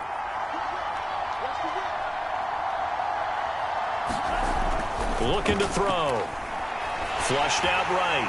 Oh, this one incomplete. The pressure got to him as he released it. And it's second down. Different pass rushes are designed for different things. Sometimes you want to keep the quarterback in the pocket. Sometimes you want him to flush. I don't know exactly how this one was designed, but they made sure they moved him to his right. He got out of the pocket. Unfortunately for him, he was hit as he tried to throw the ball, and that resulted in an incompletion. On second down, Mostert. First down and a little extra for Mostert. And he's able to get this to the 40-yard line before he's out of bounds. 140 yards on the ground for him so far. That outside handoff to the left, that play has to warm the heart of an offensive line coach because they controlled the left side where they were supposed to, but they didn't allow anything to leak from the backside on the right side of the offensive line either. Well played. Yeah, and it created a big run.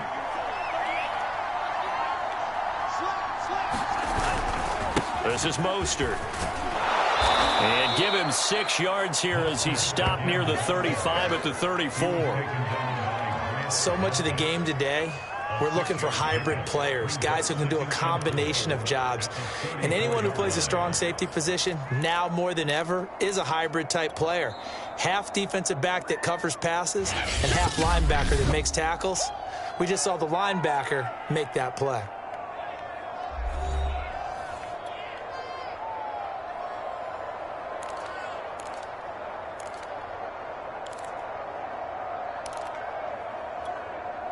Second and 4.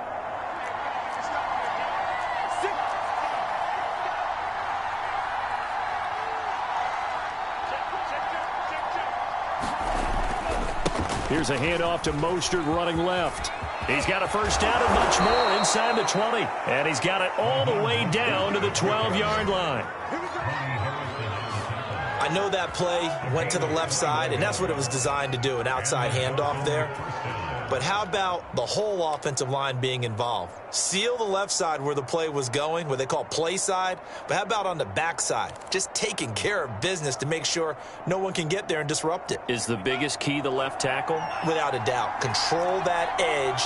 Get out there. You want that left tackle. If you bring your tight end over there, either way, control the edge of the line of scrimmage, you got a chance to rumble.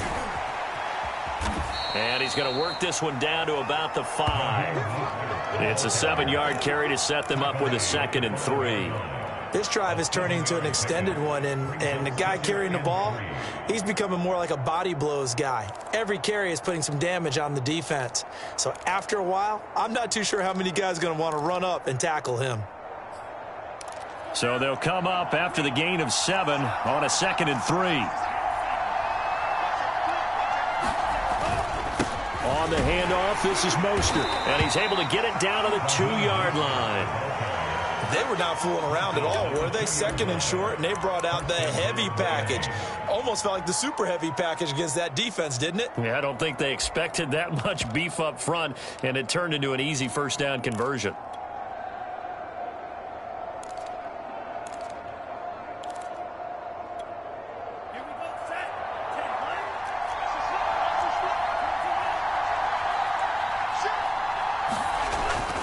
Gaskin. And he takes it into the end zone for the Dolphin touchdown. Myles Gaskin taking it in from 2 yards out. And the Dolphins take the opening kickoff of the 3rd quarter and drive right down the field to extend their lead. That seemed pretty ideal there for the offense, Charles. You take a little bit of time off the clock here in the 3rd quarter, decent length drive, and you pad your lead as well at the end of it. And what it does is let you feel like you're in control of this game, even more so than a 2-touchdown lead, right? Because you have taken that time off, as you noted, which means they couldn't get you off the field. You ran your playbook the way you wanted to, and you gave your defense some rest. What a big-time drive in that situation. And he will get into the end zone again, and he seems to have a nose for it as he gets both the touchdown and the 2-point conversion.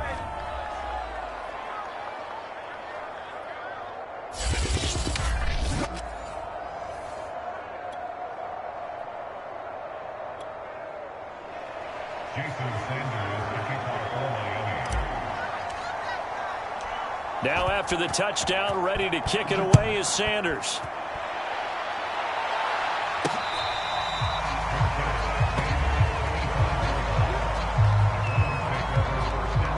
Here's the Browns now. They get set for their first possession of the 3rd quarter. And their deficit a little wider than it was at halftime. Does that touchdown a minute ago change the thinking here at all? I think it does, at least a little bit, because now urgency has to start setting in. You can't go out there and go 3 and out and run the risk of falling behind substantially, but you have to do it without pressing, because pressing, that'll lead you into bigger errors.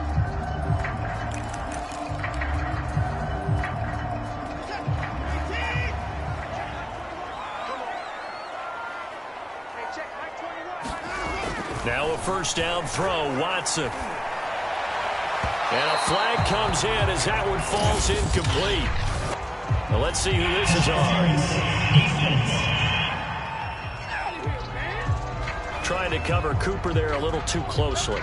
And he's such a tough cover because he runs his route so well. Hard to stay with him and hard to figure out exactly where the break points are. And in this case, he created another pass interference call. Stops shy of the 45 despite some powerful running. Keon Cross in there on the tackle. Well, it's hard to have vision as a runner and find a hole when there's nothing but defenders in your way. They stacked that one up really well. But give him credit.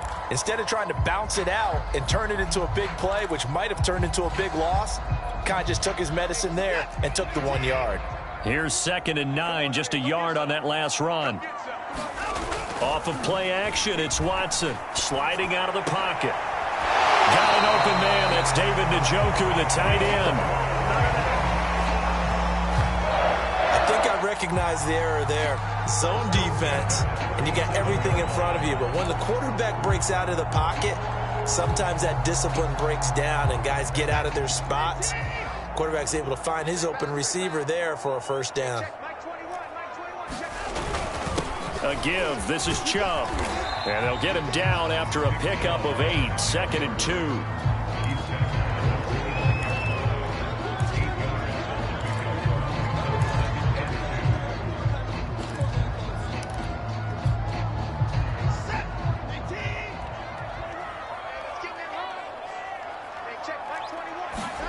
Faking the give. Now Watson. Oh, and a bad throw It's intercepted. Picked up by Xavier Howard. And the Dolphins are going to have it here as they'll start at their own 24-yard line. A look at the running back, the man out of the backfield as he gears up to go again. He's closing in on 200 yards on the ground with the fourth quarter still to come. We're in the third. Good shot to get there. And now he's got to make sure he convinces his coaching staff to leave him out there and keep touching the ball, because when you've had that kind of a day, there is a tendency to think about getting him out and saving some of it. Running backs never like to save yardage. You know he's tapping his quarterback on the shoulder. I'll take it, right? Not turning down any. Not the lead. This is where that strong run game can really benefit you. Stayed in bounds there, kept the clock going. I like all the points you just made there. And if you throw the football and it's incomplete, now you've stopped the clock and you've helped out the guys on the other side of the ball. So keep it in the hands of those runners. Keep moving it. Keep grinding clock. And maybe a measure of revenge there. He's had his way in this one, but this time they get him behind the line. Partner, I know my grade school teachers never would believe this, but I can absorb a lesson. I think there's a lesson in this one. He's having a great day running the football, but occasionally they're going to find a way to stop you, aren't they? Yeah, this time the defense stepped up in what's been so far a tough game for them.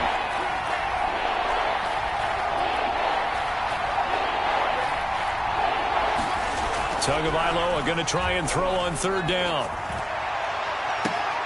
Able to find Shaheen, the tight end. And he'll take this to the other side of midfield before going out of bounds. Normally on third down and short yardage, you're thinking of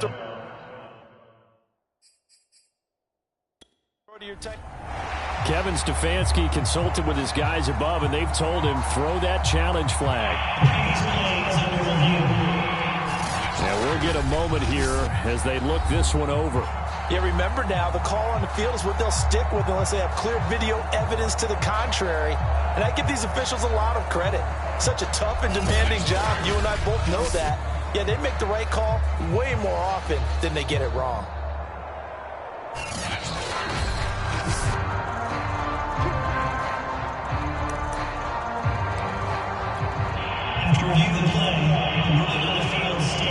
So that challenge not successful there, and that's going to cost him the first of his timeouts.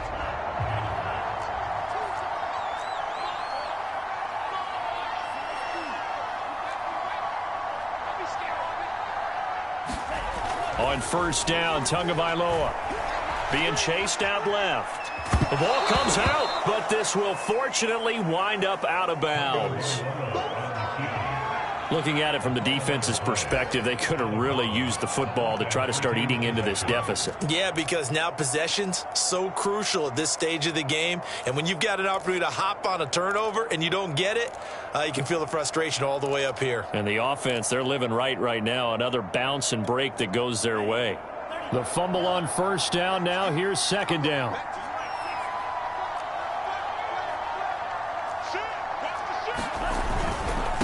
Now a handoff as they run left side. And he's going to take this down close to a first down at the Browns' 39. Give him 8 yards there. Still a few inches to go, though, as it'll be third down and about the length of the football. So they'll get a little extra time to come up with his third down play as we've played 3 quarters. This is the National Football League on EA Sports.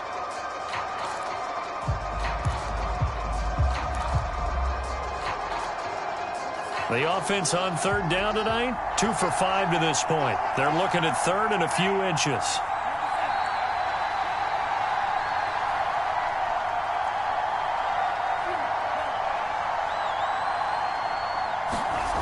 They're going to look to throw. He's going to wind up and air it out. Got a man, it's caught inside the 10. And he will reach the 8-yard line before going out.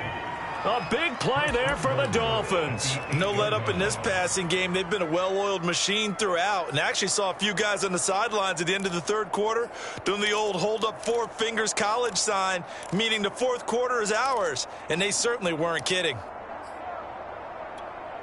The chain gang hustling to catch up. Here's first and goal from just inside the 10. Back to throw here. To the goal line, but it's incomplete. All defenders get tired of hearing about their lack of hands and why they're playing defense instead of offense. But in this situation, it was the hands that made the play. Batting the ball away on an attempted touchdown pass, excellent job. Way to knock it down. On the handoff, it's Gaskin. And he's able to get it down to the 2-yard line. A nice run there as he picks up 6. It's going to be 3rd and goal now. When you look at the geography we're staring at, this part of the field, don't you always think of big backs carrying the football, bruisers trying to pound it in? Instead, we're looking at a little more of a scat back type, and he's trying to make it happen. Yeah, they went with the elusive, slippery guy. Couldn't get in there, though. Gaskin again. And Gaskin, I don't think he got there. No, they're going to mark him short. No gain on the play, and what to do now on 4th and goal. Defense didn't budge on 3rd down. Now what are we going to see on 4th? We are soon to find out, but does this feel like old school football or what, right? Yeah. This is an old-fashioned goal line stand. I know what I would call on offense. I would go for it. And I want some type of a play where my quarterback has a chance to run it or throw it. I don't just want one static play. The kick by Sanders is good. And the Dolphins will add on to their lead. So that almost certainly the final piece to this puzzle, a 3-score lead. I don't think there's any coming back from there. Well, you know, normally I'd get on you for giving up on the game right here, but I do think you're right in this case. This late in the game, 2 scores is tough enough. 3, I'm with you. That seems out of the question. After the field goal, here comes Sanders to kick it away.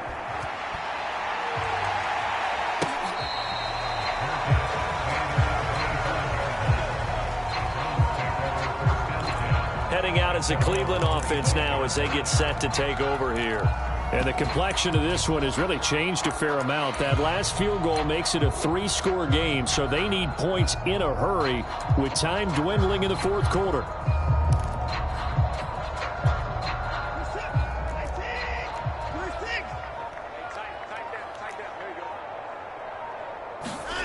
They go back to the air here after the INT on the last drive. And this will be incomplete. Physical play on the football there, and it's 2nd down. Well, it just seems like all game long there hasn't been a lot of sync quarterback to wide receiver on this side of the football. They haven't been on the same page, quarterback and receivers. Heck, they haven't been on the same grease board when you draw plays up. They haven't been on the same Surface tablet that you look at on the sidelines. Nothing's worked for them. They've got to find a way to start matching each other's movements.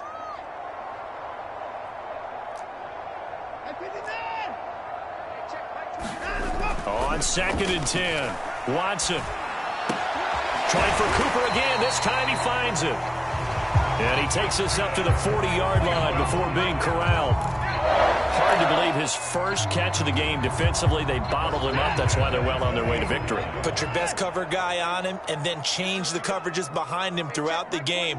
Brackets, double, zone, man, you name it. Make sure he gets a lot of angles. Watson on 1st down. Again, it's Cooper as he makes the catch. And he'll be taken down, but not before he works it past the 50. It's funny when I go back to our pregame meeting with Amari Cooper, and we mentioned, what if they play man coverage against you? He almost seemed offended by it, didn't he? I'll beat it. That's basically what he said, right? I mean, the best receivers we've ever talked to and covered, when you talk about covering them with one guy, they think that's a personal affront. If they feel like if they can't just beat one defender, then they're not very good. On 1st and 10, Watson. And that is incomplete. I guess at this point, Charles, heck, why not take some shots? I would agree with that totally, because a big play can't hurt at all. Heck, you might get a pass interference call out of it. Somehow the ball might get tipped up and you come down with it. Might not do too much for the result of the game, but it could add to your stats. Here's 2nd and 10.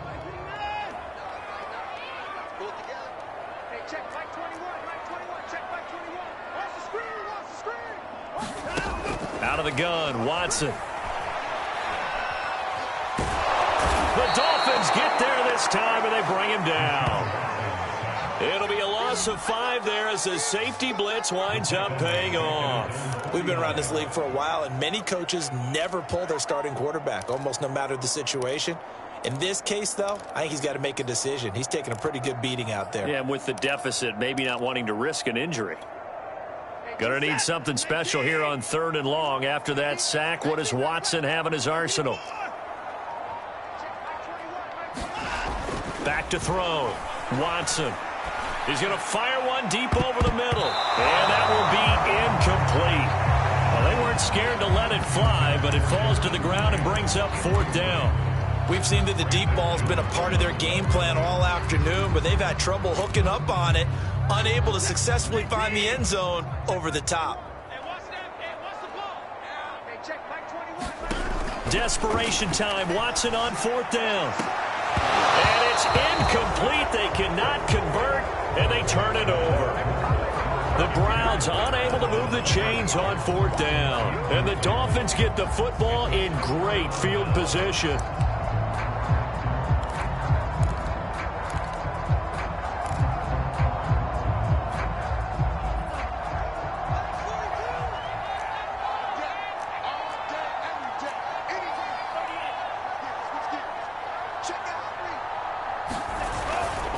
They'll try and run some clock here as they keep it on the ground.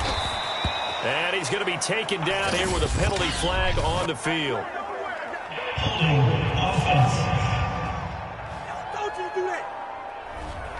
So a decent gain, but all for naught on the penalty. It's too bad, isn't it? They were feeling pretty good about it. The only people celebrating, the guys who just gave up that play. They're backed up here with a 1st and 20 now after the holding penalty.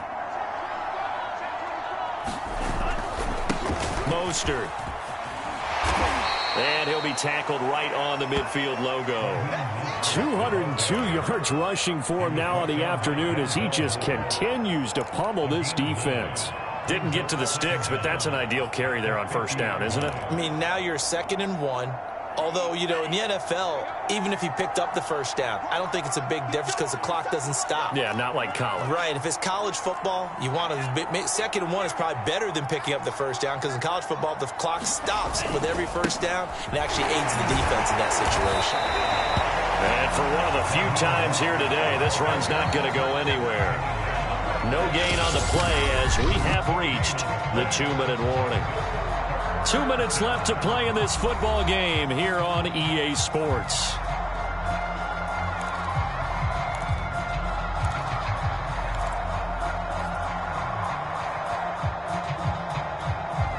So the Dolphins have it as we welcome you back in. They've got a 3rd down now as they look for one more 1st down to help salt this one away.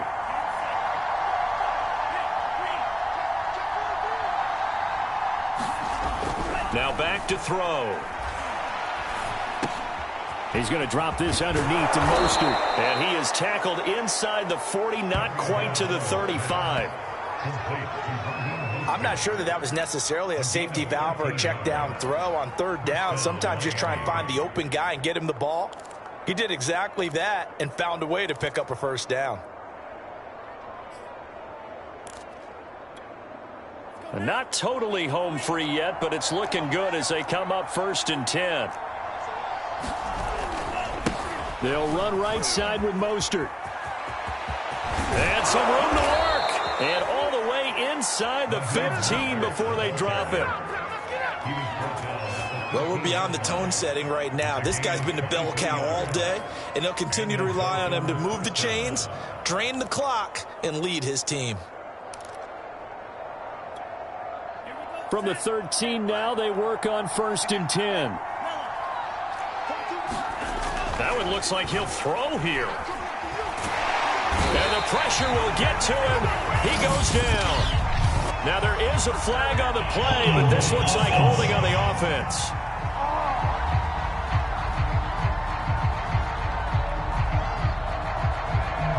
So they will take the sack instead of the penalty.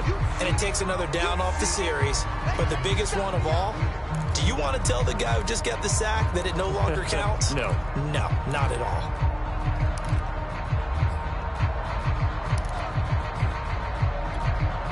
They'll come up now on a 2nd and long after the hold.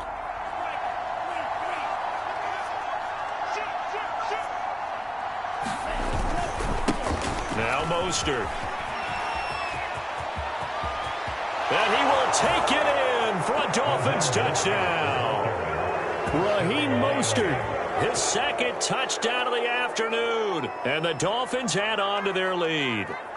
And to me, that touchdown allows you to start grinning widely on your sideline. I think they pretty much locked this one away. Yeah, that's the clincher, the proverbial icing on the cake, if you will.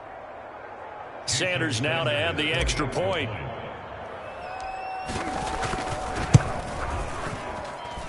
And the lead is now 24. That time a 6-play drive. And it was capped off by a touchdown run from Raheem Mostert.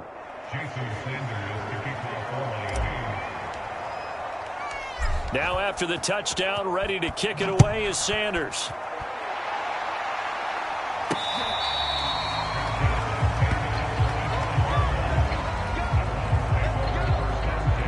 And now Cleveland geared up to take the field.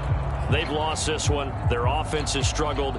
Do they try to put together something here at the end just to take into next week? Yeah, sometimes teams want to do that and coaches want to. I remember one time I was on a team and we were losing late in the game like this, and you knew it was lost. It was over, right?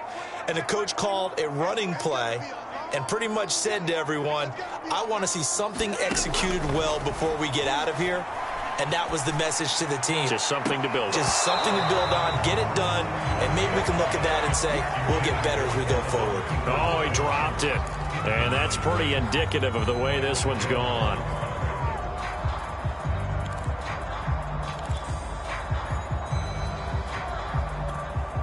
So following the incompletion, here's 2nd and 10 from the 25. Here's Watson.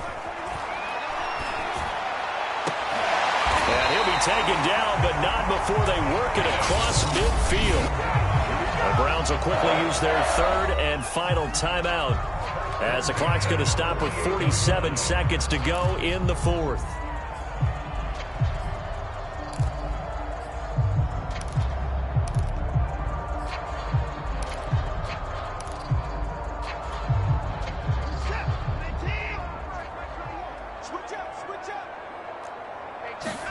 On 1st down, Watson. A hit as he throws there, incomplete. What we just saw there, that's really been a common theme all afternoon. A lot of pressure. That forced the errant pass. He's been under duress this entire afternoon. He just had to unload that when he's fortunate it was just incomplete and not intercepted.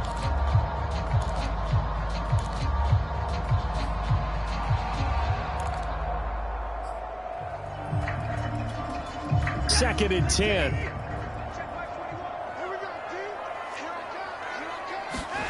Throwing again is Watson. And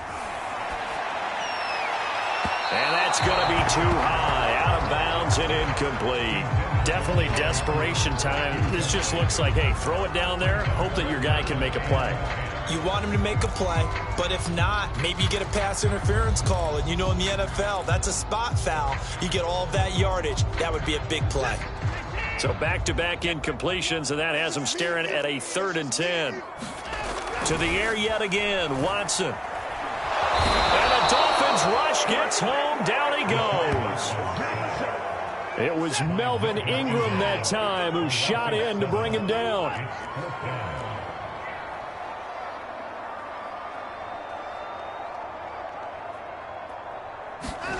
One last throw here for Watson.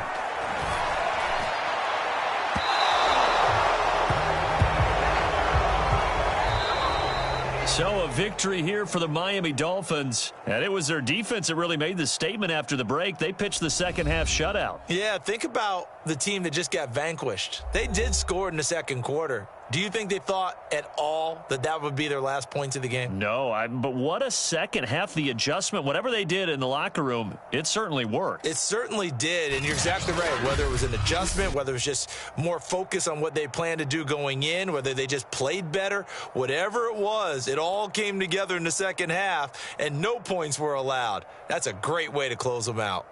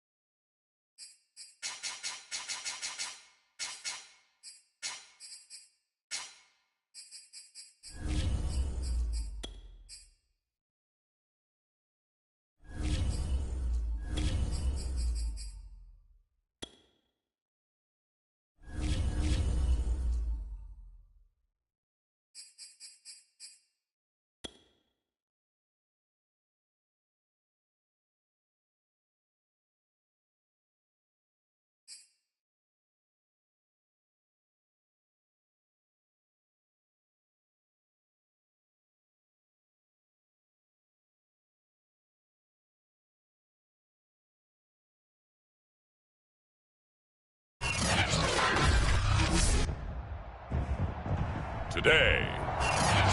From Raymond James Stadium in Tampa, Florida.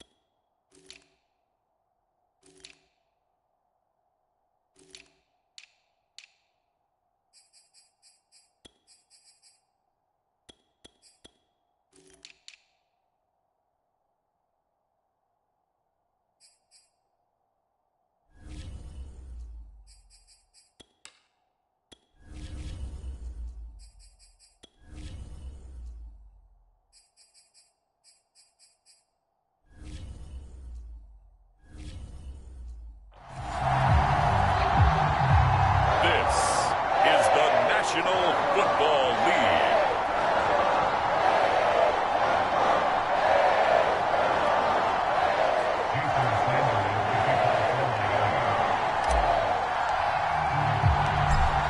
Here's Jason Sanders now to get this one started, and off we go from Tampa. On the return, it's Kenyon Barner. And he's up past the 20 to the 22-yard line.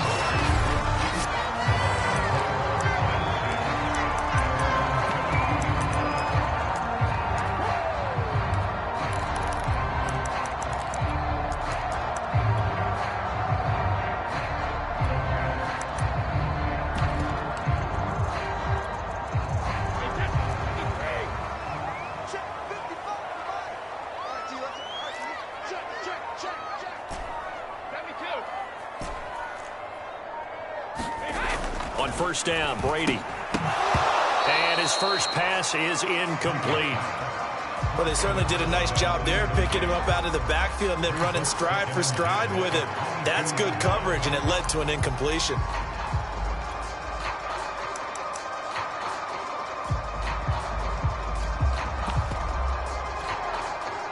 An incomplete pass on first down. That leads to a 2nd and 10.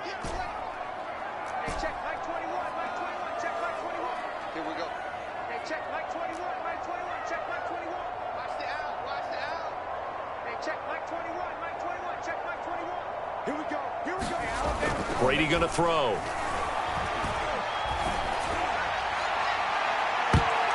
And this one incomplete. A 50-50 ball in the end, nearly intercepted. And now it's third down.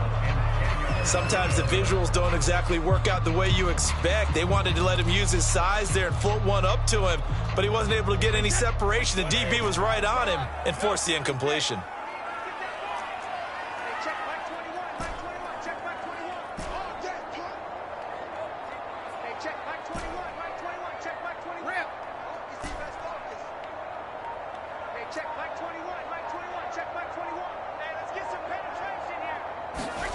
Throwing is Brady on third down. And they work this well upfield across the 45. That's a big gainer on that play, and from experience, I can tell you, that's where defensive backs will come into the huddle and say, guys, how about some pass rush? But you're going to say it nicely because those big guys up front, they don't like being criticized very much. Quarterbacks in this league, you know they'll pick you apart if you give them time like that to find receivers downfield.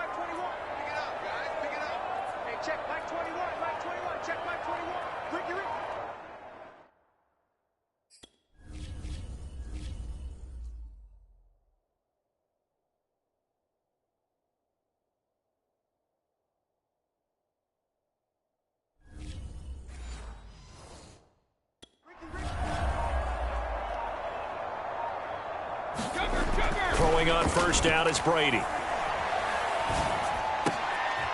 oh, look at the catch by Gronkowski. And he's brought down. I'll give them credit for a good read right there because they read the man coverage on the right side and sent the tight end a few steps down the field and then angled him to the left on a crossing route. And he was able to get enough separation on this play to turn it into a nice gain. He'll be stopped at the 35, but not before he picks up 7 yards. You know what really fires up offensive linemen? When the guy that is carrying the ball behind them can create his own space and break a tackle along the way. A good run got 7 on first. Here's 2nd and 3.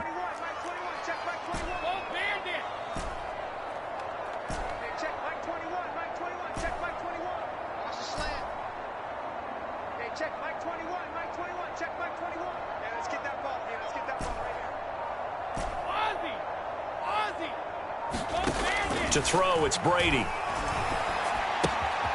He'll check this one off to Fournette. And he gets this down inside the 35 before going out of bounds. And they're getting him involved early. You feel like they saw something on tape, or they just have a sense with him because he's had a good week of practice or something in that area that they want him involved. Just as you said, they want him to touch it either in the running game or the passing game, but they must like the matchups they're getting.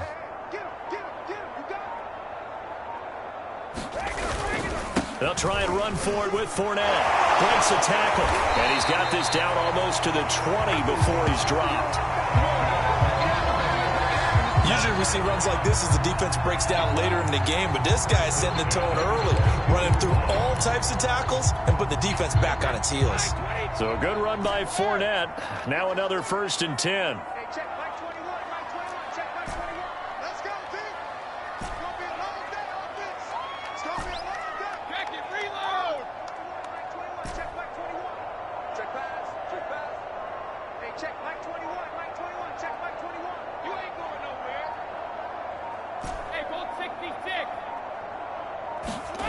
Here's Brady. Buying time to his left. Left side here, that's complete to Godwin. This will be stopped about 2 yards shy of the marker. 8-yard gain, 2nd and 2. And the pocket's been protected pretty good here so far in the opening drive. We always talk about confidence in runners and catchers and quarterbacks. How about the protection detail? They're not allowing anyone near the guy throwing the football.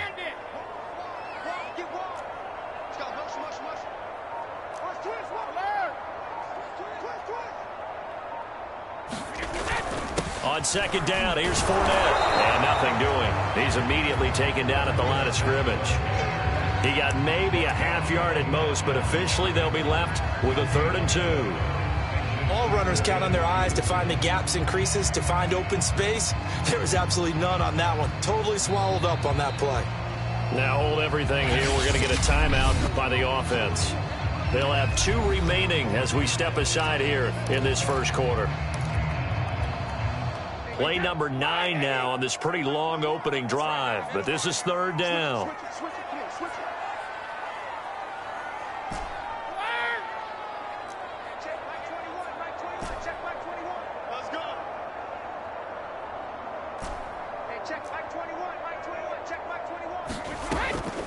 On the draw, this is Fournette. And Fournette trying to power his way forward, but I don't think he got there. He needed 2, he got 1, and that's going to leave him with 4th down and a yard. Now the defense going to use the first of their timeouts. They'll have 2 remaining as we step aside here in this first quarter.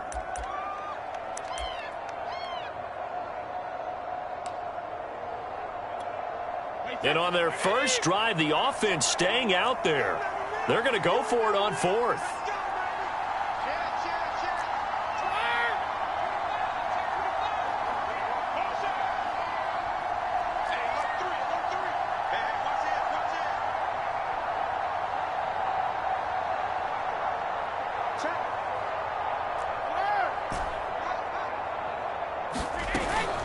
They'll go with a big bang Fournette. Oh, Fournette loses it. It's out. And this is picked up by the Dolphins.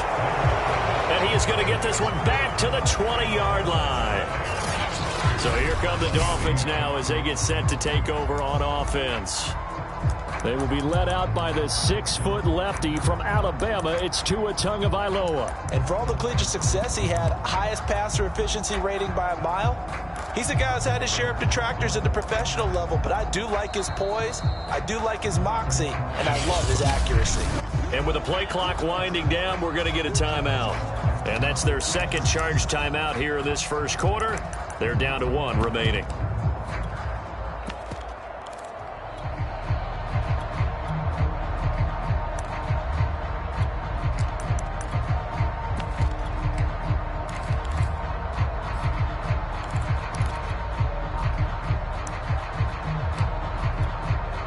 Tua and the Dolphins now with a 1st and 10 at the 20.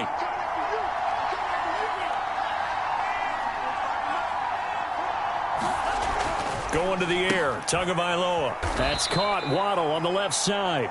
And he is brought down at the 22 after a gain of 2, and it brings up 2nd down.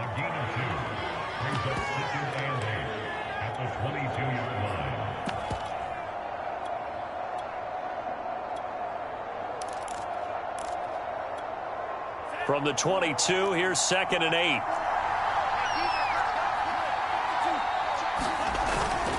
Here's Raheem Mostert, the local product from right here in Florida. Up past the 25 to the 26, a gain of 5.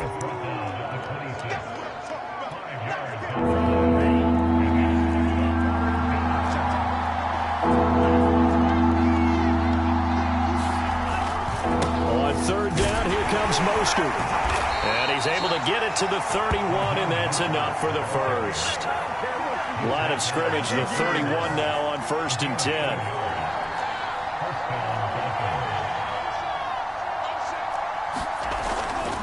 Now a give to Mostert running right. And he's going to be taken down with a marker on the field. So let's see about the call. So he got his hands a little too far outside. The ref caught him, threw the flag. No score after 1 on EA Sports.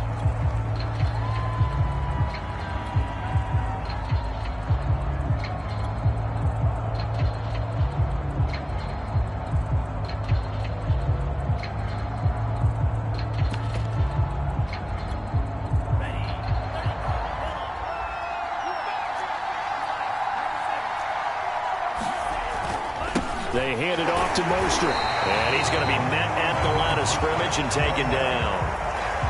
Tackle made that time by Vita Vea. Now that's a mountain of a man that just made that stop, isn't it? But he's more than that. This guy's nimble and quick. More than a space eater, he just made a great play there.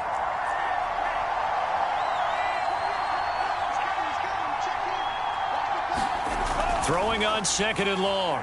Tua. That's caught by his big tight end, Mike Gesicki.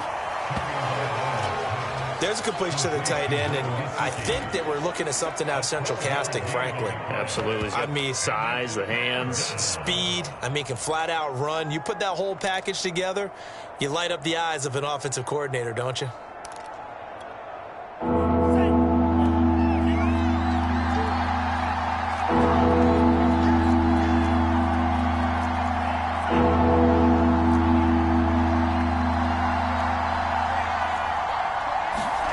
Throwing is Tagovailoa on 3rd down here. This will be caught. It's Waddle. And he takes this one down almost all the way to the 30. A big play there for the Dolphins. For an offense that has not found the end zone yet, that's a big play. There's the spark right there. The big play that they needed. Now they've got to go ahead and finish this drive and put this ball in the end zone. So the big play changes the complexion of things. Here's 1st and 10 just outside the 30.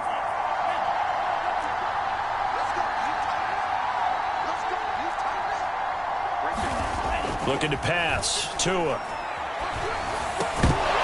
And that is incomplete. Oh, the coverage a little too good there. And it's 2nd down. So now 2nd and 10 after the incompletion on 1st down.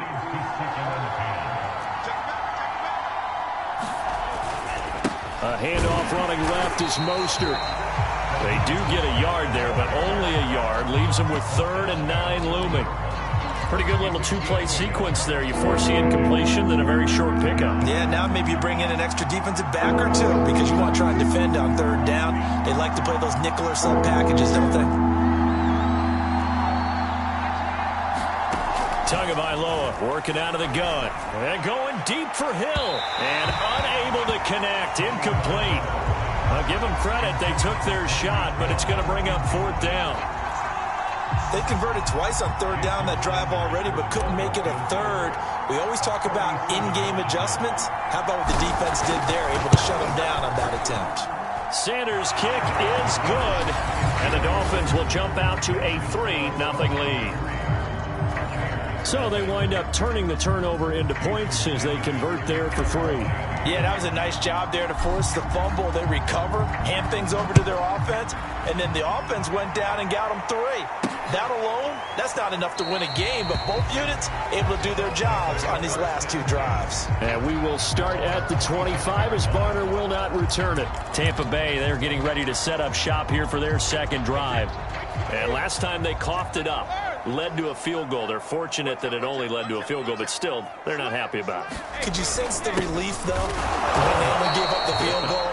And they were able to trot back out on the field and start this drive. A little more pep in their step because they didn't cost their team a touchdown. But they know they've got to do it a lot better than they did on the last possession. The coach will just be relieved, though, if they recoup with a score here, right? I think the coach will be ecstatic to see them pick themselves back up and now take it downfield, punch in the end zone without turning it over. The throw there by Brady, intended for Gronkowski, but incomplete. Defensively, Charles, they continue to really limit this offense as far as yardage goes. Yeah, you're exactly right. They've been assignment sound, staying in their lanes, keeping proper leverage, and communicating well, too. Now Brady. It's caught by Mike Evans. And he is going to have a Bucs first down as they're able to get the third down conversion. Ball up to the 35 now as they come up on 1st and 10.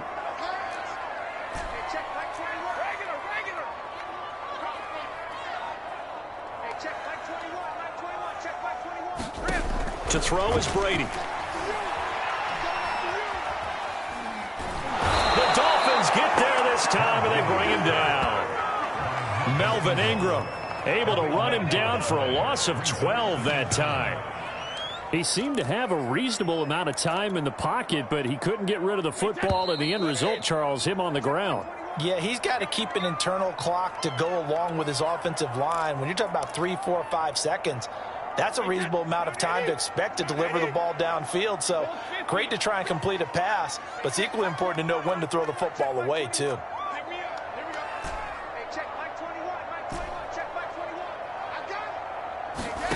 Throwing on 2nd and long. Brady. That is caught. It's Chris Godwin. A big gain there after going backwards, and that'll lead to a third down. That's a good bounce back play right there after taking a sack on 1st down. Didn't quite get it to the marker, but now they're in a much better spot for a 3rd and short yardage call. If you're the offensive coordinator, you like looking at that section a heck of a lot better than trying to figure out 3rd and long.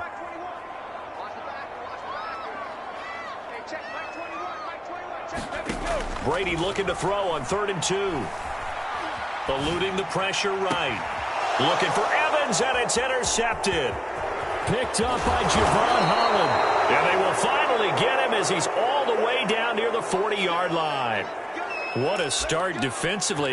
Your offense goes out, gets the touchdown, and then you get the interception. Just perfect. How about the discipline that they showed on defense? Because after the offense scored to go up 7-zip, you would think they might be a little extra aggressive trying to get back at them. Instead, they read their keys well. When they took the shot downfield, they were more than prepared for that one. And they're going to stop him right at the line of scrimmage. Just no cutback lane to be found whatsoever. 2nd and 10. Officially nothing on that last run. They'll try again 2nd and 10.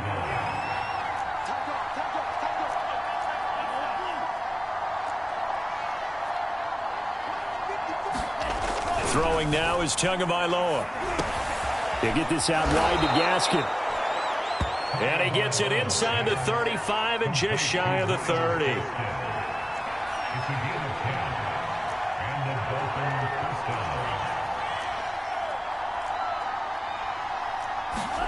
Tua now on first down. Trying to lay one up deep. And this is going to be intercepted. Picked off by Jamel Dean. And the Buccaneers are going to get the football back at their own 17.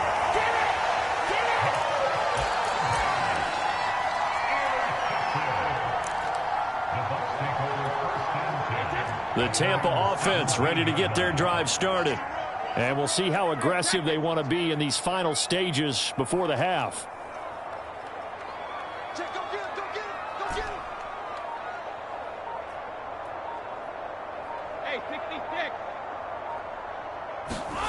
Trying to shake off the interception from the last. Oh, he can't get away, and Brady will go down. Now whistles and a timeout with 3 seconds left in the first half. Watch his slap. Watch his slap. Watch his slap. He's crossing. He's checking crack. Quick dash. Come. Help him. Check Mike 21. Check Mike 21. The final shot before half for Brady. And he's going to go down. Couldn't get a throw off with the pressure. Maybe that was for the best, as that brings us to the end of this first half of play. There you have it. Halftime quickly over. Third quarter, here we go. The Dolphins in front, and they'll be in possession of the football first as the second half gets started.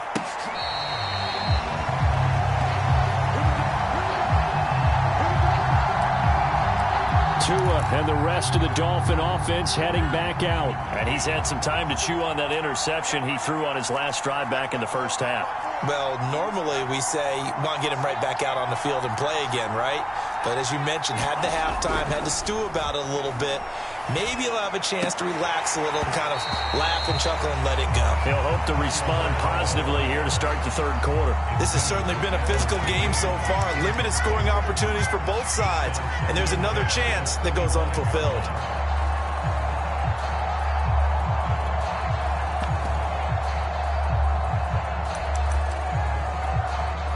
Following the incomplete pass, here they go again. 2nd and 10 from the 25. Here's Mostert. They do get a yard there, but only a yard. Leaves them with 3rd and 9 looming. Well, they're hoping that the second half is better for him than the first half. They've got to find a way to get him going. He's a big part of it.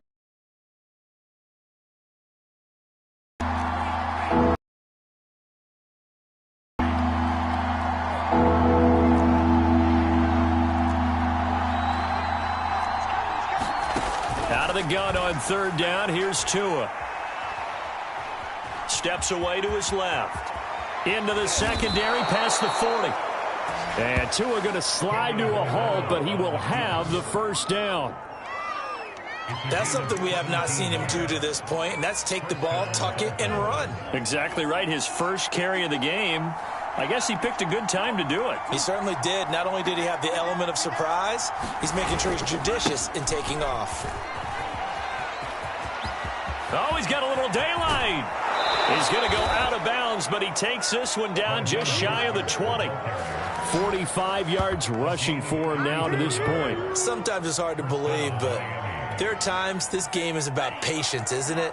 Has had the game he expected, but that run there, that may get him going. I was just going to say, maybe that gives him a little juice, because you're right, he struggled, especially in that first half. Yeah, and I know the great ones always think to themselves, just hang in there. I'm just one big carry away from busting this open. That's a good start for him. And I can see the officials kind of looking at each other down there, silently wondering, does this meet the level of grounding?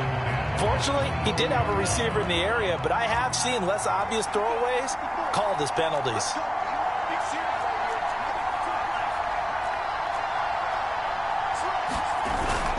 On 2nd down, Mostert. And he's got 4 down inside the 20 to the 18.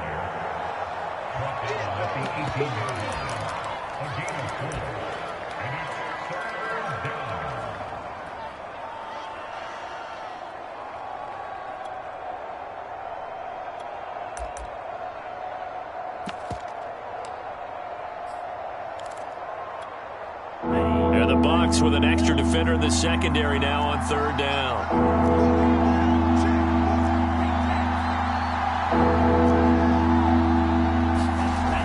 Here's Tagovailoa to throw.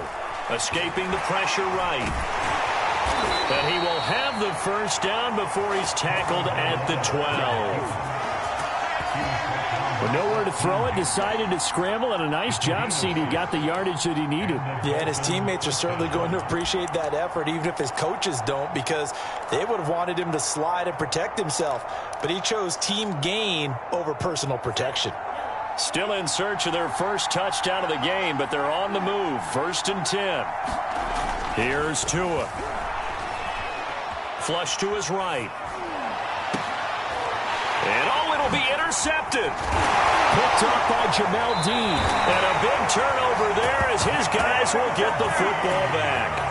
And the Bucs are going to get the football here as the ball will come out to the 20. So it was a drive that had real promise here to begin the third quarter, but ultimately derailed by the INT. And that was the position you wanted to be in. Coming out to start this third quarter, get a nice drive going, looking for the end zone.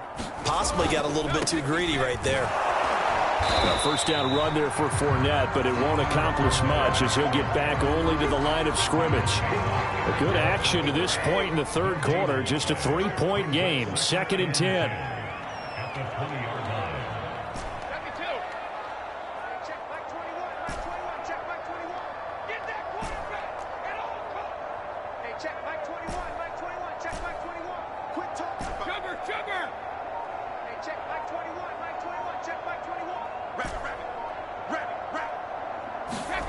Here's Brady to throw. Nowhere to go here. He lost the football. And this is picked up by the Dolphins. And this is brought all the way back. A fumble recovery and taken to the house for a Miami touchdown. This was a close game. They needed a little breathing room. Boy, they got it right there on that return for a touchdown. Yeah, we would say that this could be huge. Forget it. It was huge. Gave him a comfortable lead. Extra point up and good by Sanders. And the lead grows to 10-0. So here's the kickoff now as they'll get it again following that fumble return for a score. Now it's Barner. And able to get this out to the 25.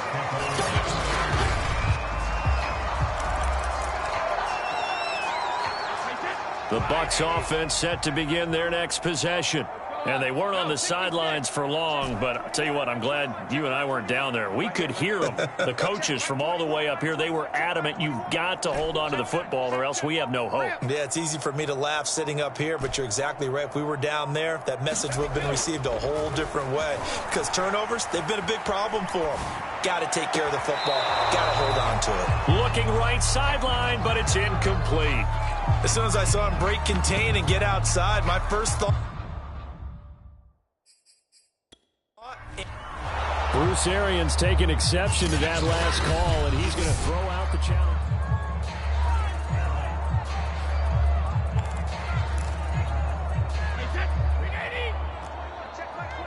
So the challenge not a successful one, as this will stay an incomplete pass.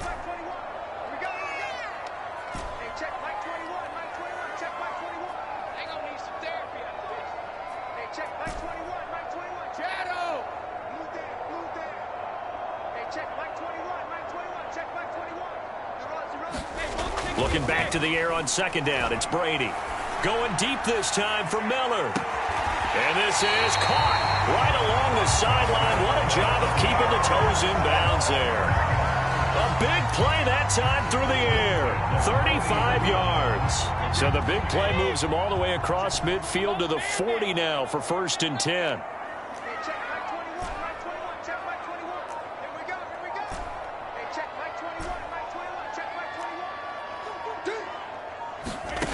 Now Brady.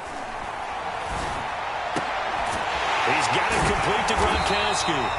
And he's going to get this inside the 30. Still in search of their first touchdown of the game, but they're on the move. 1st and 10. Brady. Throw right side, taken in by Godwin. And the result here, a pickup of 8. Leaves him with 2 to go on 2nd down.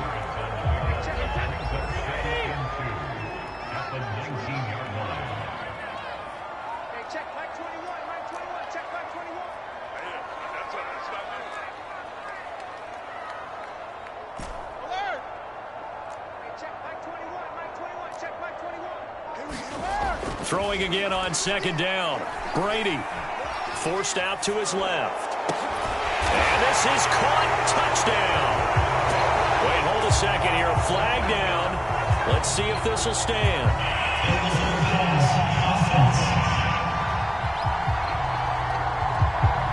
Down in this one, they needed that score, but they'll have to hold at least for the time being. You're exactly right. Points that they had to have. As you said, they have to regroup now and see if they can get them another way.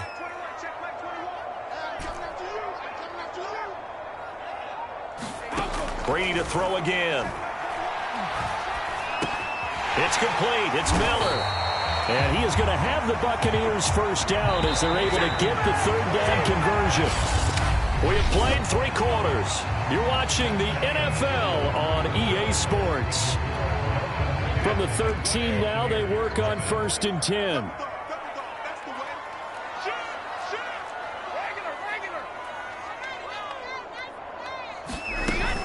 A shotgun give to Fournette. And strong running there as he's inside the 10 and down to the 8-yard line. 5 yards is the tally on first down. That brings up 2nd and 5. And that's exactly what you want on a first down run. Pick up 5 yards, bring up 2nd and 5. The defensive line, though, they've got to figure out a way to out-leverage the guys up front because the offensive line is winning at the point of attack.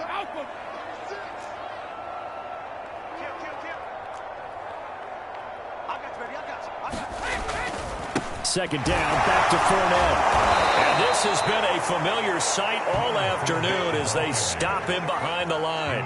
A loss on that play, and now third down gets tougher. 3rd and 6. There's no question that coming into this game, this defense was pretty vocal about its desire to take this running back out of his game, and all that pregame wolfing has turned into results.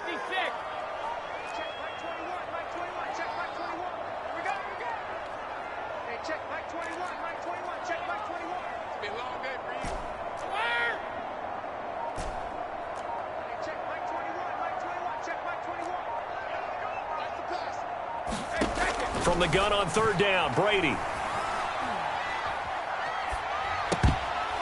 This one incomplete.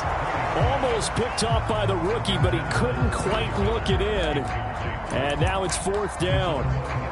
Well, he'd been targeted quite a bit on this drive, and finally I think the guys on the defensive side, they said no more. They slapped the double coverage on him, made it very tough for him to get the ball. Succop's kick is good. And they get themselves on the board here. It's 10-3. All right, so they needed 2 scores to get back in the game. The field goal there, maybe not exactly what they wanted, but the necessary first step. There's still time remaining, and there's enough time to get it done. They've got to get it the least a 3 and out here to get the ball back, preferably a takeaway. And he'll be stopped up at the 25.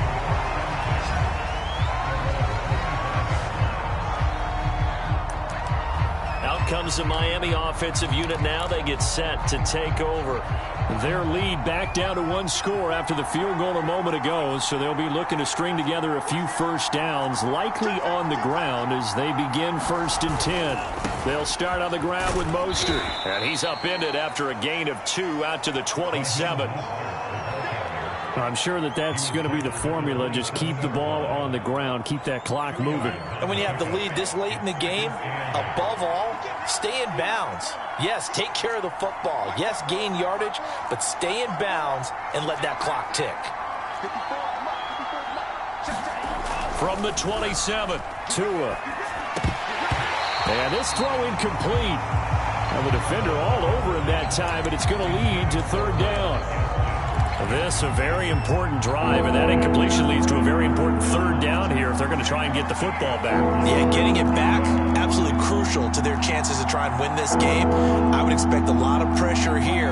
They can't afford to let them continue to get first downs and eat away at the clock. Flushed out right. Toward the sideline. Did he keep the feet in? Yes, he got them both down, says the side judge, and that's good enough for a first down. And that certainly appears to be a critical conversion right there, because not only do they keep the drive going, they take valuable time off the clock as well. They have to feel really good about that last completion. A first down run there by Mostert as he'll get this forward for a gain of about 3. That play reminded me a lot of a former teammate of mine. We used to call him the trash man. His ability to sift through traffic and make plays was uncanny. And that's exactly what you want from your Mike linebacker.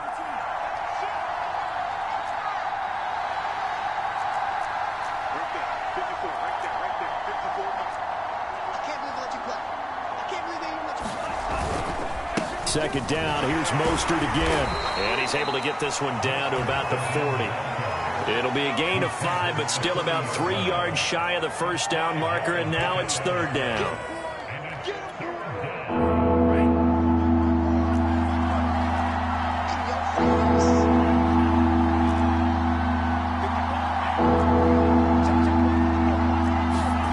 Now Tua.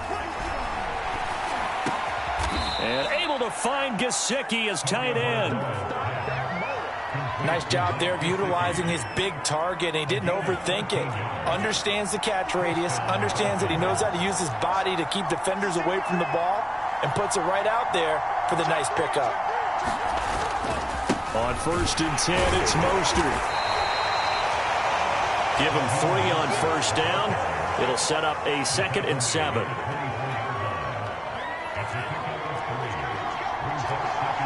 Fourth quarter, down to the final 2 minutes, and we've got a one-score game.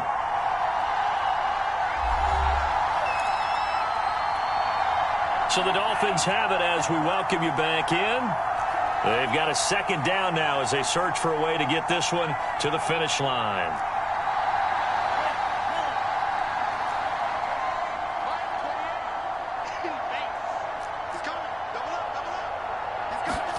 From the 24. Tua. And he can't get a throw away. He's taken down. And now right out of the 2-minute break, we'll get a timeout used defensively with 1:56 to go.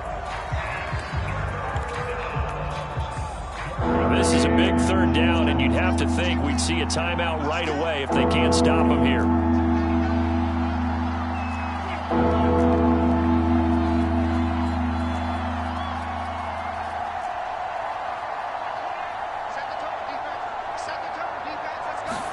Back to throw is Tua. He's going to let this go. Back of the end zone. And that will be incomplete. Well, they weren't scared to let it fly, but it falls to the ground and brings up 4th down. So on 4th down, out trots the kicker in a big spot here. This to make it a 2-score game. Sanders' kick is good. And they will stretch their lead to 10 now at 13-3. So that one, CD, going to make the road back a lot more difficult. Oh, there's no doubt about that. You know they were praying on the other sideline for a miss because now, as you pointed out, a very difficult road. Down 2 scores. You don't just need a touchdown. You need a chain of events to go your way. You've got to score, somehow get the ball back, and score again. The odds of that happening, not great in your favor. Tom Brady in the offense. Down by 10. 1:46 to go. Eluding the pressure right. And this will be a gain of 5 as he gets it to the 30. Well, he did a nice job keeping his eyes downfield, waiting for someone to get open. But once the pressure forced his eyes down to see the rush, it was time to make a break for it. Now Brady. And that falls to the ground, incomplete. A nice job of bodying him up defensively. And now it brings up 3rd down.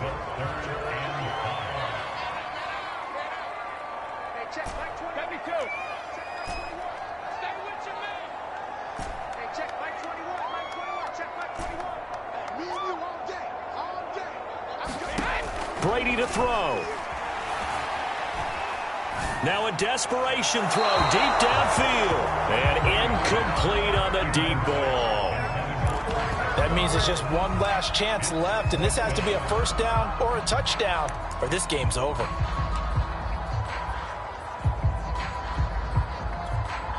And they're indeed going to go for it here on 4th down. So trailing here in the last quarter, let's see how this plays out.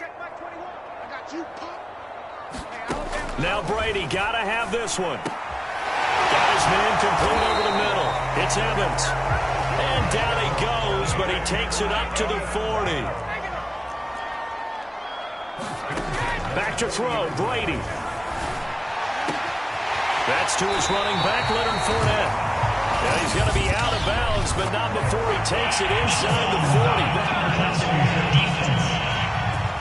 What's the deal, y'all? Well, when you're leading in the fourth quarter, that's not the penalty you want. Not at all, and now your discipline comes into question. Having poise this stage of the game, you can't have those kind of plays. Escaping the pressure right. And this is intercepted, and that should do it. Picked off at the 12, and a big turnover there as his guys will get the football back. He got out of the pocket there, was wondering what he was going to do with it, but I think he was calling, his receiver was calling for the ball, wasn't he? He certainly was. The problem, he called for it too late, and when he delivered, they were all over him in the secondary and came up with the interception. Tagovailoa looking to throw it. That's out to the flat for Edmonds. And he'll take this across the 25 before going out of bounds. What may seem a little unorthodox to some people, got the lead, fourth quarter, yet he's still firing away. I think he believes that's the best way to go ahead and win the game. Yeah, a lot of coaches say, let's just run the football, be conservative. He's sticking to his game plan. No, that is his game, and that's what they're going to ride. To throw is Tua. Open man is Waddle, complete. Now the Dolphins going to burn the first of their timeouts. It's just their first. They've got 2 more to use here in the final stages. Hey, number 28, Mike, he's coming, he's coming. Hey. Mike 28. Oh, yeah. That one looks like he'll throw here. That'll be incomplete with 9 seconds now showing on the clock. Had the right idea there, trying to throw it to the sideline, but he led him just a little bit too much, trying to get it out to his receiver. Ends up falling to the ground, incomplete.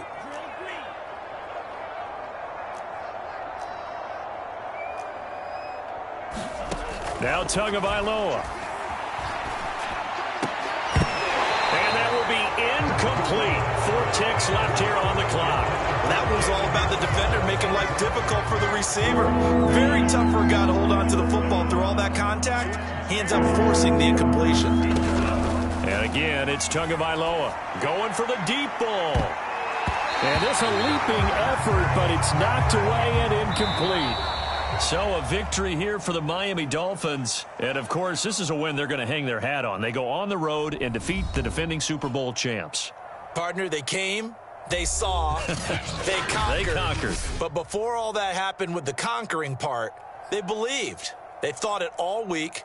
It was evident when we talked to them before the ball game that they thought they could get this done, and they knew exactly how, had a plan, formulated it, and then executed it. That's a big-time win to take down the defending Super Bowl champs.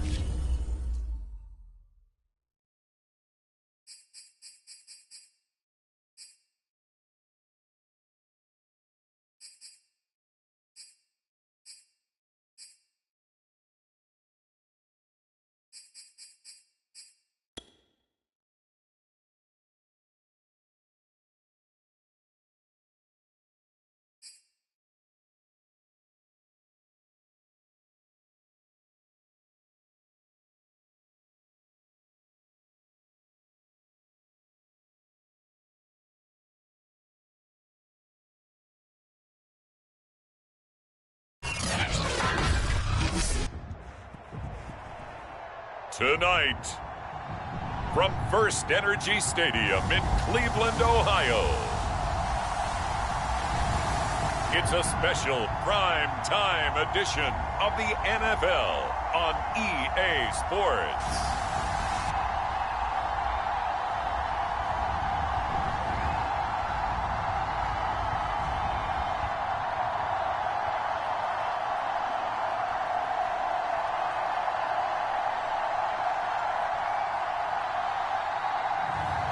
As we'll see Deshaun Watson and the Cleveland Browns versus Tua Tagovailoa and the Miami Dolphins. We come at you from the shores of Lake Erie. EA Sports has the coverage of the NFL from First Energy Stadium here in Cleveland, Ohio. The folks here in Cleveland, even though all the down years, have never stopped supporting their hometown guys, and we got evidence of that a moment ago as the Browns made their entrance. They are ready to do battle with the Miami Dolphins.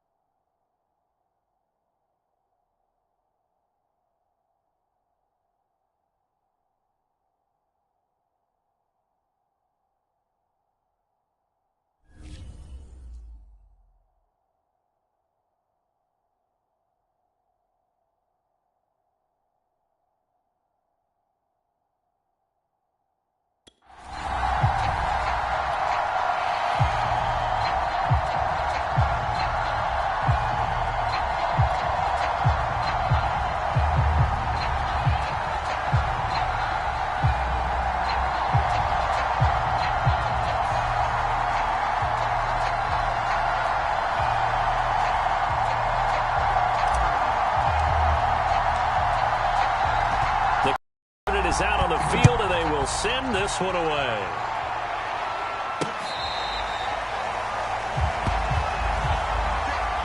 So here come the Dolphins now as they get set to take over on offense. They will be led out by the 6-foot lefty from Alabama. It's Tua Tagovailoa. And for all the collegiate success he had, highest passer efficiency rating by a mile, he's a guy who's had his share of detractors at the professional level, but I do like his poise, I do like his moxie, and I love his accuracy. And now before the play clock runs out, Brian Flores is going to call a timeout.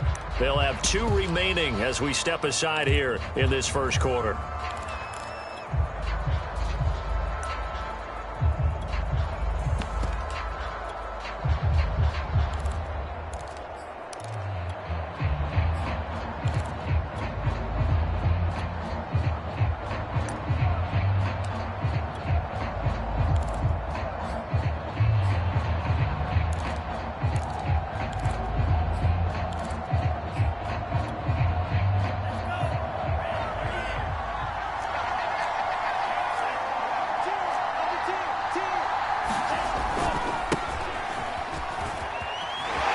Fights through one man, and he's able to get this one up to his 30 before he's out of bounds. 5 yards on the game's first play, second down. Nice satisfying run up, first down for the offense, picking up 5, which means defensively, the thought process is entirely different. You don't want to panic, but at the same time, you're saying to each other, we've got to tighten this down. We can't give up gains like that.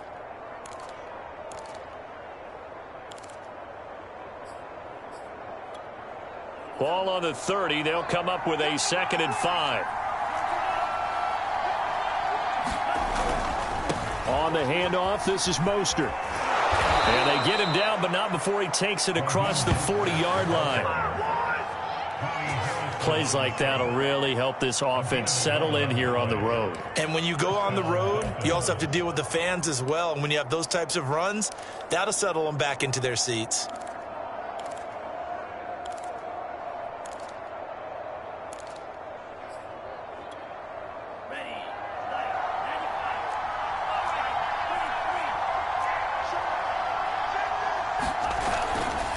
This is Mostert.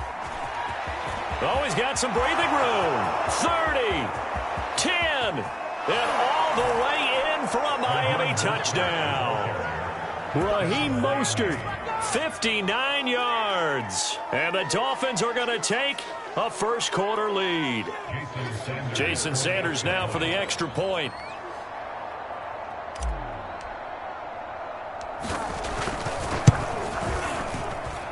And that makes it 7-0 Dolphins. So a 75-yard scoring drive on just 3 plays. And it was capped off by a touchdown run from Raheem Mostert.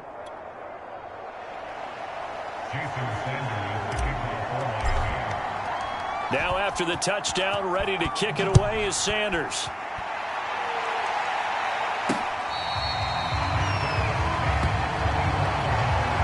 So here come the Browns now for their first drive. Leading the charge will be their quarterback, always fun to watch, Deshaun Watson. And I'll bet he's talking to his guys about resisting the temptation to try and turn this into an up-and-down game. Almost like basketball, where both teams press, and one team gets an advantage, our team's trying to run with them, and they're just not equipped for it. Doesn't matter whether you're equipped or not. Just settle in, get calm before you go for the big strikes.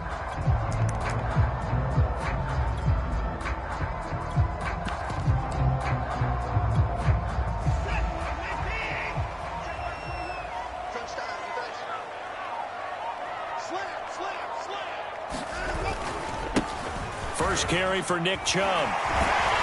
And he's upended at the 33 following a good pickup of 8. Now that's a run that warms a play caller's heart because you're actually set up to do whatever you want on offense. You can come right back and run essentially the same play because you have momentum, or you can fake that running play and throw something deep over the top, or you now feel like you have an extra down to play with because if you go ahead and just throw it and you don't get it, come back and try and pick it up on 3rd down. Second down, here's Chubb again. And to the 42-yard line here and brought down there. Not too many more ideal situations at 2nd and 2 in order to try and pick up a first down. They ran it and picked it up.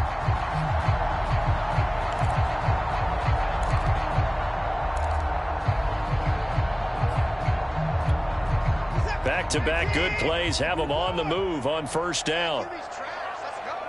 Check 26, check 26. A first carry now for Kareem Hunt. And a nice job to break free of one tackle, but it slowed his momentum somewhat, and he's taken down right after. Give him 5 on the carry there, and it'll be 2nd down.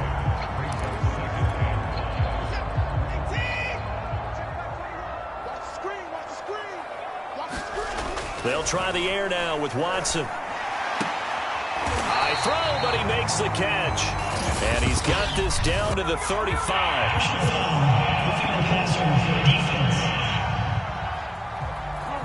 So a pretty early first quarter roughing the passer penalty.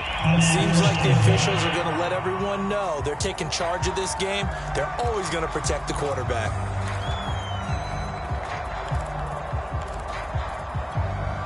So now a fresh set of downs, 1st and 10 after roughing the passer.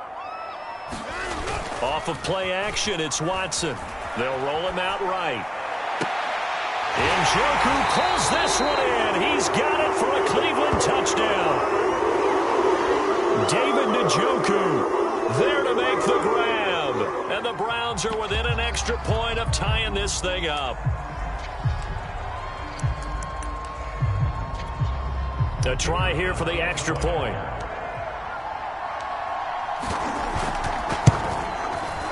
It's up and good. So these teams match touchdowns here in the first quarter, and we're tied 7-7. Just a 4-play drive that time. And it's capped off by the Browns touchdown.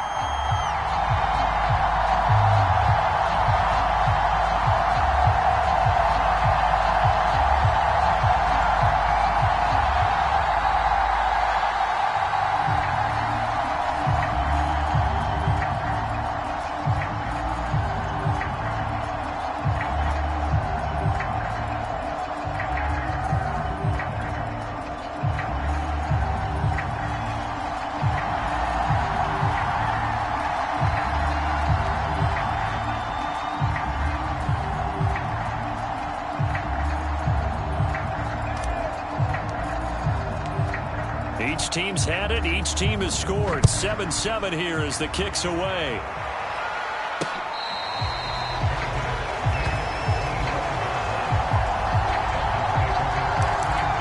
So Miami coming out for their second drive. And they will simply, Charles, be looking to duplicate what they did last drive when they were able to push it in for 6. And they hope it'll be that easy, right? To be able to take exactly what happened before, replicate it. They may have to make a few additional changes along the way because I'm sure the defense will make some adjustments, but they've got to have great confidence having scored the last time out. And he'll work his way across the 30 to the 32. 82 yards rushing for him now in the ball game. What a way to start a drive. An excellent run, a tone setter, and now if you want to take a shot on 2nd down and go play action and make it look like the same exact play and throw it over the top, you can do so because you've established the run in a big way.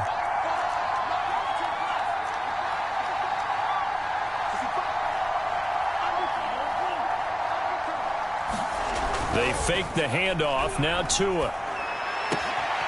And he's got his tight end. It's Mike Gesicki.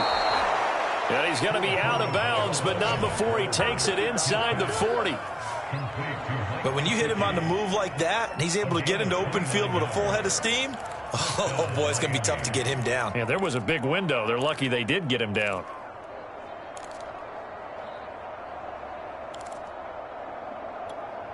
So a 1st and 10 upcoming from Browns territory now at the 39-yard line.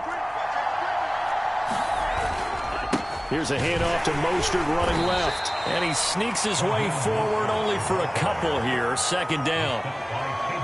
Early down stuff's to put this offense in a precarious position. We know that securing the point of attack, especially against the big-bodied guys in the middle of this D, has got to be priority 1.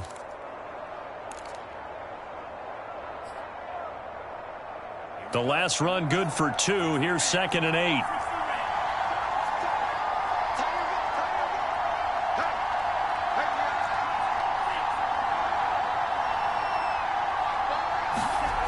Tua going to throw. Tua hit, and the ball is out. And this is picked up by the Browns.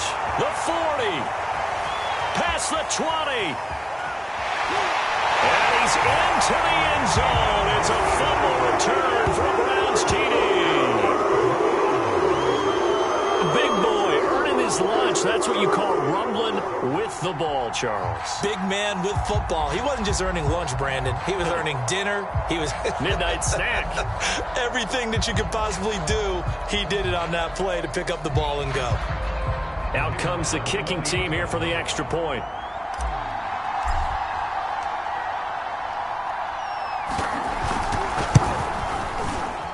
And it's no good. He misses the PAT.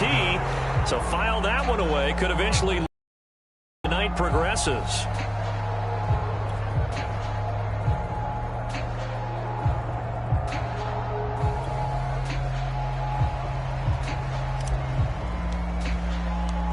And you can bet they're preaching two hands on the ball here as the kick's away following that fumble return.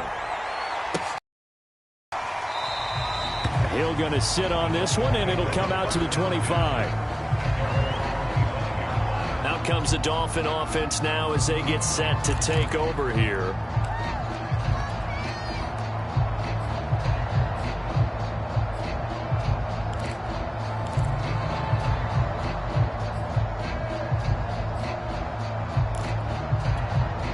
Tagovailoa and the Dolphins come up 1st and 10 at their 25-yard line. He'll look to Mostert to start things out. And this will be a gain of 5 as he gets it to the 30. It'd be hard to say that a defense wouldn't be ready for a first down run. And when you can gain that kind of yardage against a defense that's really kind of geared to stop that play, your confidence has to rise. And now you've actually opened up your playbook. If you want to throw the ball now for play action, you're good to go. Ball on the 30. They'll come up with a 2nd and 5.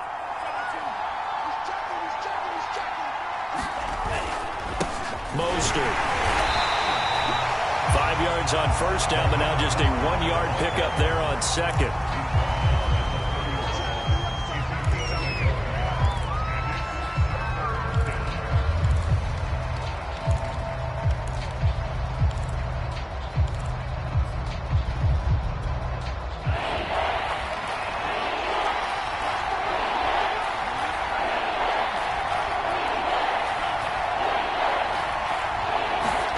Tua sets up to pass it. This one complete to Jalen Waddle. And he is going to have the Dolphins first down. They needed 4. He doubled that. He wound up getting 8. 3rd and 4 is always a tough call. Maybe a little too long to run for it, but not too long to hit him on the quick slant. And that was well executed. Found the window and zipped it right in there. So from the 39 now, they'll come up on a 1st and 10.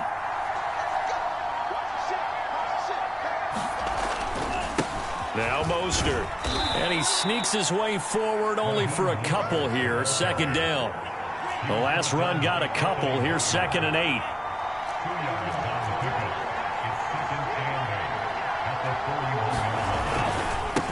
And now here's a carry heading left. And he'll be taken down, but not before he gets into enemy territory.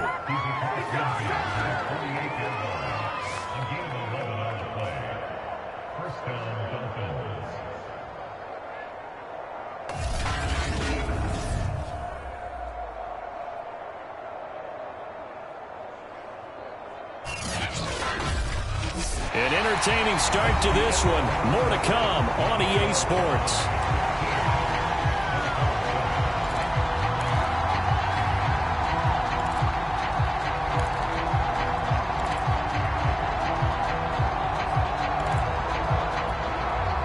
So a 1st and 10 upcoming from Browns territory now at the 48-yard line.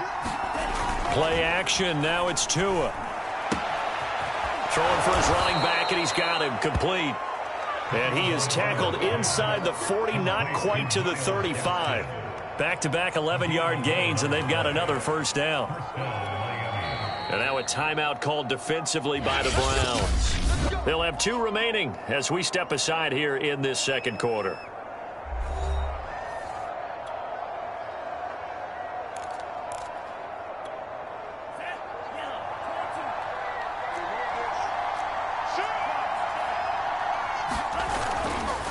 They'll run right side with Mostert. And he sneaks his way forward only for a couple here. Second down.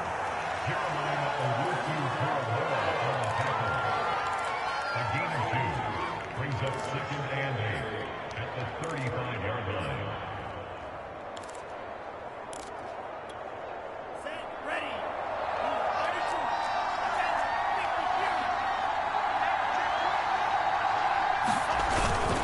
Second down. Here's Mostert again. Nothing doing. Barely able to muster a yard to hit the 35.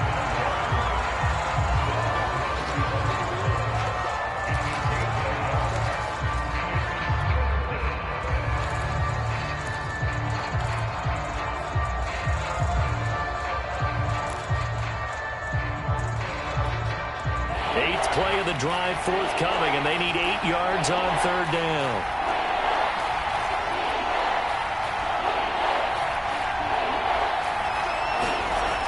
Going to the air. Tagovailoa. And this pass broken up. Excellent coverage there on third down, as that was not an easy one to hold on to. And partner, to me, that one was all about timing. If he's there too early, it's going to be a pass interference call. If he's too late, it's a completed pass. He was Johnny on the spot on that one. The kick by Sanders is good. And that will cut the lead back down to 3 at 13-10. These kickers now, it's like we take them for granted. Kicks like that used to be such a big deal, and now you just expect them to make it. Yeah, you're exactly right, and we shouldn't take them for granted, but I have a theory about it. You want to hear it? Yep. They are more athletic now than ever before. Talk about kickers. Trace their backgrounds, trace their histories. You'll find that they were big-time athletes all along, but their kicking was so prevalent that we made them specialists. Well, and now those 50-plus yarders seem easy for some reason. Second drive coming up here for Cleveland as they return to the field on offense. And they'll just simply be looking to build off the confidence of the last time out where they scored a touchdown. And confidence is powerful, isn't it? When you've scored once, you feel like you can go back out there and get it done again. Doesn't matter what the defense throws at them. They feel like they're in a groove right now, and they want to get out there and show it. Yeah, hoping to stay in that groove here this go-around. And he's going to have a Browns first down as he gets it up past the 35. I don't know what this says about me, but I love successful runs up the middle when the blocking is so well executed like that. And it doesn't matter whether it's zone blocking, whether it's a power scheme. When you have a blocker on a defender and then the running back can read it, find the proper hole, and just go, it's sometimes a thing of beauty. And he slips up past the 45 before being tackled. Good push up front, and that run in between the tackles. Let's play the leverage game here. Offensive line just got lower than the defensive front, and they were able to get their pads on them and move them backwards and create space for their running back to roam. Back-to-back good plays have them on the move on first down.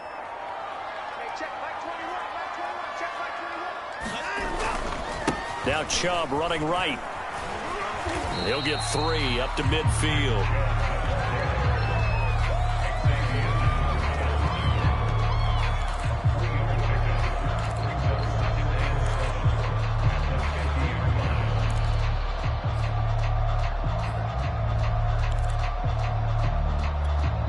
Second and 6. No, scratch that. Second and 7.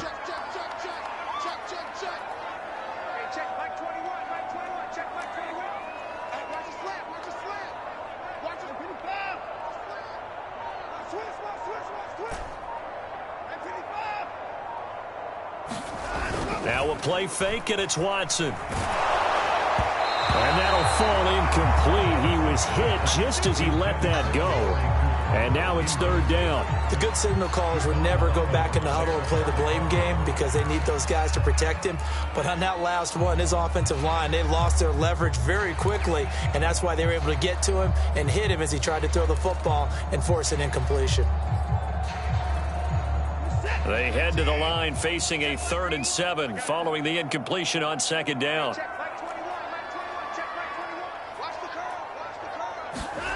From the 50, it's Watson. Dancing to his left. And he can't find anywhere to go with it. And he goes down.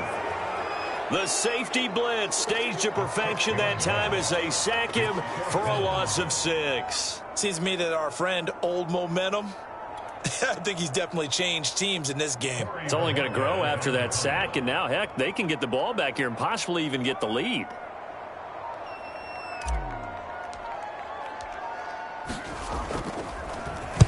And Bojorquez on to punt as he gets it away. And that one hits at the 7, but bounds into the end zone, and that'll be a touchback. Tyreek Hill making his way back out towards the huddle. You better believe that he's well aware he has 0 catches right now, and they're losing, so he's probably a little hungry. And you know the guys on defense are aware as well. And they're really excited he has no catches, but they're also worried because a lot of times that's like the ticking time bomb. The longer you hold him down, when he finally explodes, look out. Yeah, no catches, though, so far in this game. And that one drops down, incomplete. Good coverage there, forced the ball free, and it's 2nd down. After the incompletion, here's 2nd and 10 from the 20. Now a play fake. Here's Tagovailoa. On the right side, open is Gesicki. And he'll be out of bounds right at the 40. There are so many things to watch for when you play defense.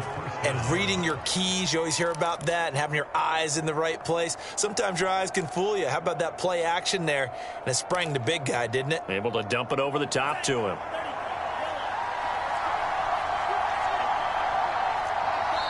Two minutes remaining in this first half of football.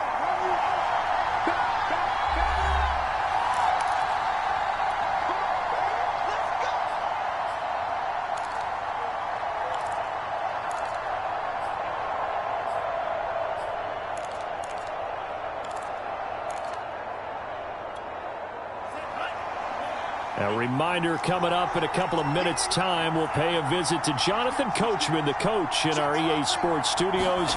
They'll have a look back at the next-gen stats from this first half of action. And they'll get to him after a gain of 7 to the 47. It's a gain of 7. Brings up 2nd and 3.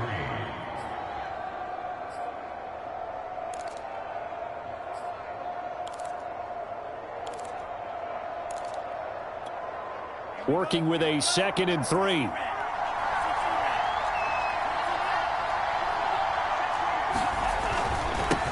he'll give it here to his running back. And he'll fight his way forward to about the 48-yard line. Give him a yard on the run there, and that's going to set up a 3rd down and 2. The good run on 1st down followed up by a not-so-good run on 2nd down. Now let's find out if they're going to stick with the run here on 3rd down. A lot of people would love to see some play action here. I say go with your best running play over your best blocker.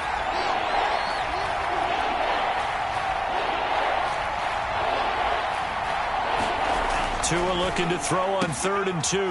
Got a man. It's Waddle, complete. And he is going to have the Dolphins' 1st down, and he's going to have it by plenty. Able to get 8 yards there on 3rd and 2. Now a handoff as they run left side. And he'll go out of bounds after taking it a little further down inside the 40. 121 yards on the ground for him so far.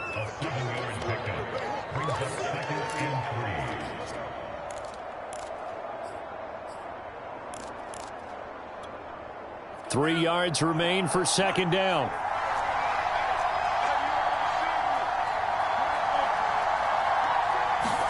Off of play action, Tagovailoa. Flush to his right. And he's going to lose a yard or 2. Taken down behind the line. 2nd timeout as they'll stop it with just over 40 seconds to go in the first half.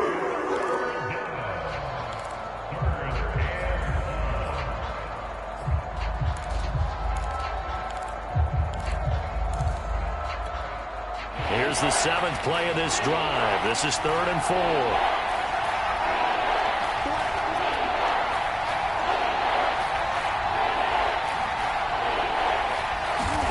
Looking to pass. Tua. He rifles one that's intercepted.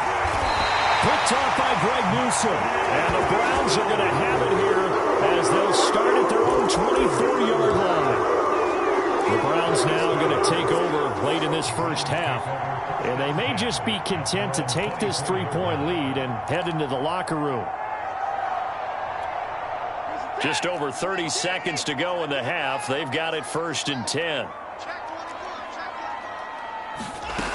And they're just going to run it here up the middle. 3 yards on the pickup there, and it'll be 2nd down. Not a big run on the first play of the drive, but that doesn't necessarily mean it was a bad play. Sometimes you're just trying to settle in, get your guys a little bit of contact, and get things moving.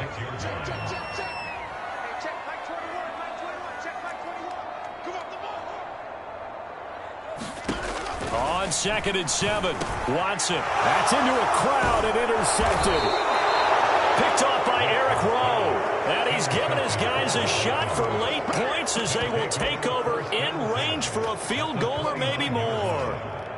Wow, a big mistake there. Late interception in this first half, and that could lead to a field goal try the other way. Yeah, I think at this point you just had to say, let's take a knee and go into the half and regroup. Let's just talk it over a little bit. I wonder, partner, was the analytics coach in his head a little bit? Maybe go ahead and press it and try and get some points? While the old school coach probably would have said, take the knee, let's get out of here. Now we could see points the other way here. So quite a turn of events. The late turnover turns into 3 points, and now we are tied with halftime approaching. My man, alliteration is you. I love how you just put that all together. And frankly, it just shows how quickly fortunes can change in this league. All square now at 13 all as he sends this one away. And here's Jakeem Grant from his end zone. And not wanting to risk anything here late in the half, he'll just take a knee and they'll bring the football out to the 25.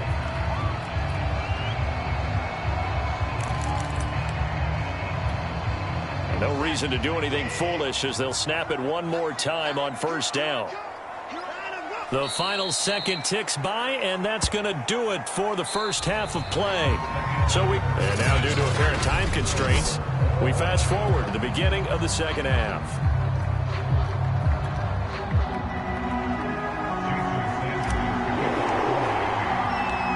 And ready to get the party started for the second half. It was an even first half, all tied on the scoreboard.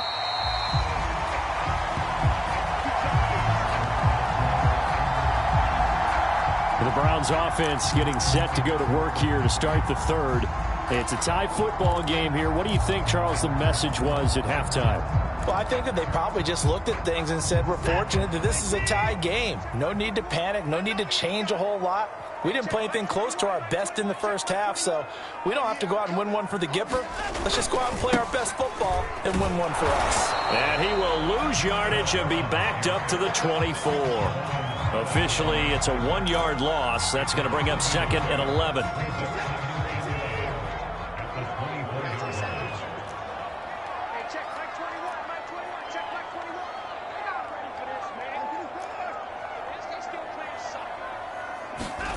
Here's Watson.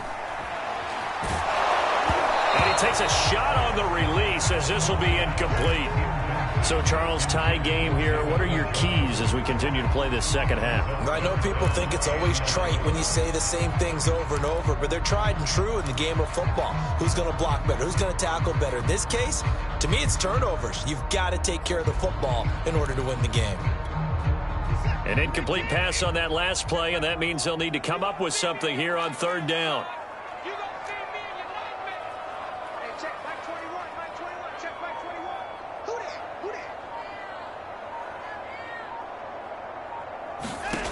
To throw is Watson. Now a leaping catch. He's got it. And they nearly get this all the way to midfield. Mark him down at the 49. Well, we know he's got the speed there. He needed the speed and the hands. A great catch. And because of that speed, you have to respect it as a defender. So you have to either play off or make sure you're somehow in contact with him. And he's able to do exactly what you said. Use the speed to his advantage and go up and get the football. That's a big-time play right there. And And not able to break away this time as they're going to stop him right around the line of scrimmage. They'll lose a yard there, and it's 2nd and 11. I tell you, he brings the wood when he comes flying up in run support. He may be a safety, but he hits like a linebacker.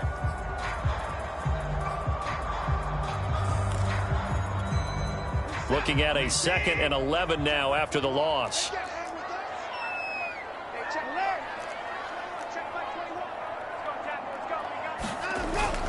They run it again with Chubb. And he's across midfield and into Miami territory. On a 2nd and long, it's really nice to see an offense that has enough confidence to run the football in that situation. I think that goes back to their practice and game planning. They've seen things that they've seen on tape and in previous games that led them to believe that even in a long-distance situation, they can still run the football and gain enough yardage to put themselves in a good spot on 3rd down.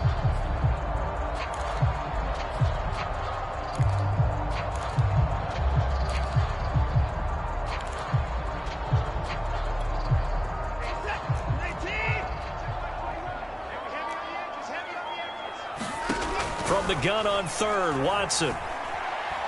Letting one fly deep for Cooper. And unable to connect. Incomplete. Now give them credit. They took their shot, but it's going to bring up 4th down.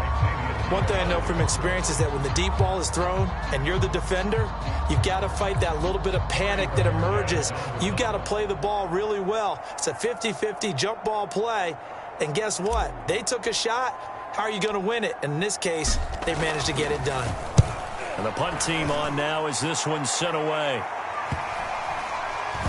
And a great job here. This is going to turn out to be a beauty. This is marked down at about the 3-yard line. That punt was near perfection as it checked up inside the 5-yard line. You never know where these things are going to go, do you? No, what was it? You got a John Heisman quote about that, right? Yeah, he said the football is roughly a prolate spheroid, which means it's going to bounce funny, and you never know where it's going to end up.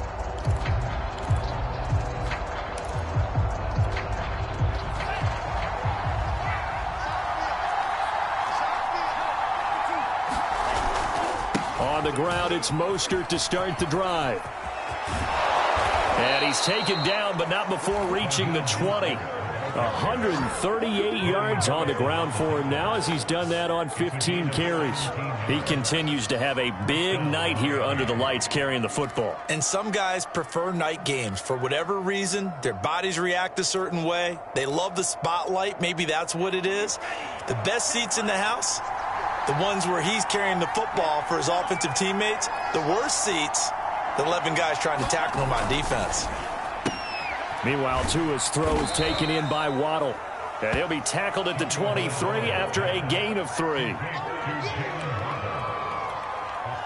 pickup brings up 2nd and 7 at the 23-yard line. Now 2nd and 7 from the 23.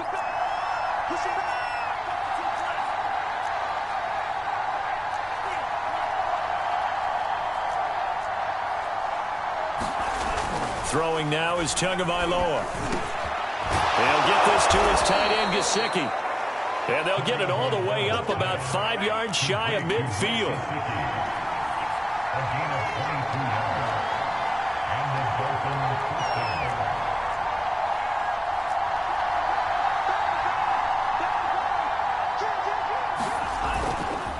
A handoff running left is Mostert. And maybe a measure of revenge there. He's had his way in this one, but this time they get him behind the line.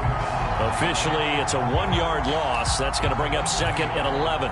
Well, it's almost football 101 that you preach to your safeties. Don't let anyone get behind you. You're the last line of defense. But he didn't let the play come to him. He went to the play. How about that read and recognition and finishing off that one behind the line of scrimmage? 2nd and 11.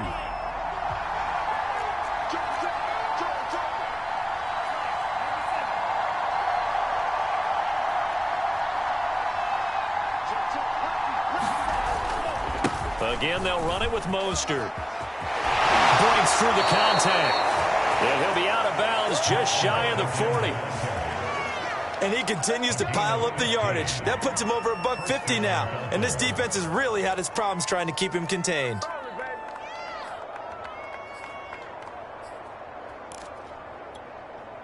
So a 1st and 10 upcoming from Browns territory now at the 42-yard line.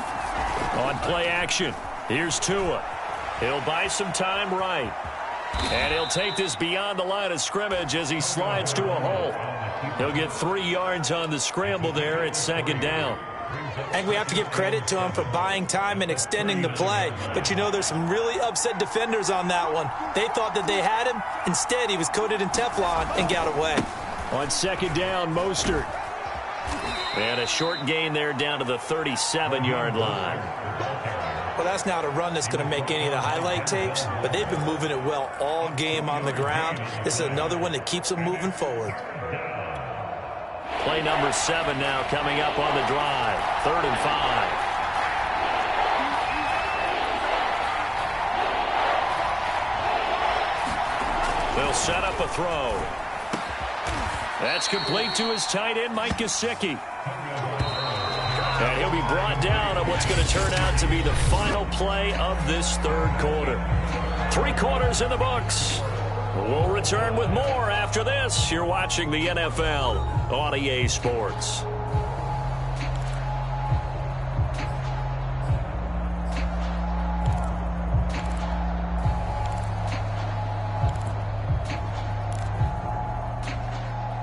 So from inside the 20, here's 1st and 10 at the 18.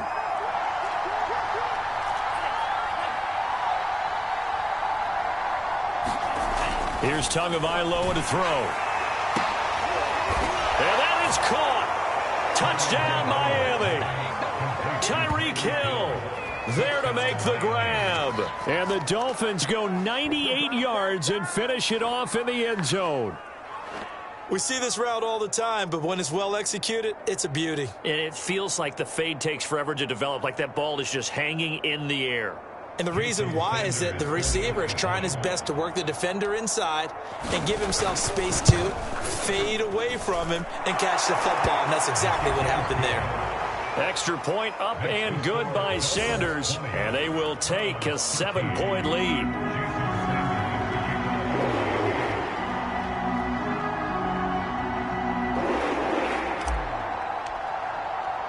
Now after the touchdown, ready to kick it away is Sanders.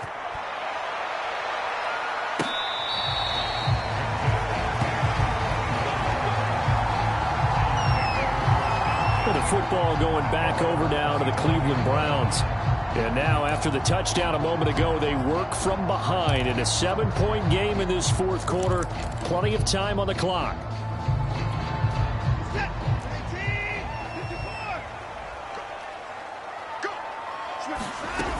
They'll start with Hunt on the ground. And he's going to get a good gain of 9 here up to the 34.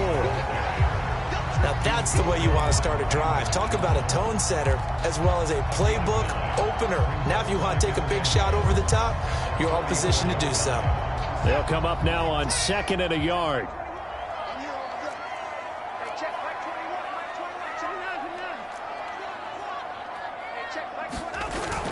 Back to the ground. This time it's Chubb. And he is met in his tracks behind the line of scrimmage. He winds up giving a yard back there, and now it's 3rd and 2. Seems pretty obvious defensively a key was stopping the run game. How have they done it so successfully? To me, it seems that these guys really did a nice job of paying attention during the scouting report meeting. And you know, Brandon, when they do those, they talk about the top plays that these guys like to run. The best runs for the top running back. Those are the ones you focus on and want to take away, and they've done that pretty successfully in this game. Now after the running play, we've got a man down on the field. While the trainers take a look, we'll step aside.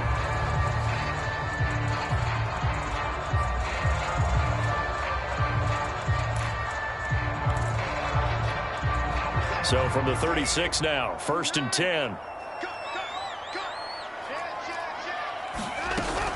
Out of the gun, they run it with Hunt. And they'll get him down after a pickup of 8, 2nd and 2.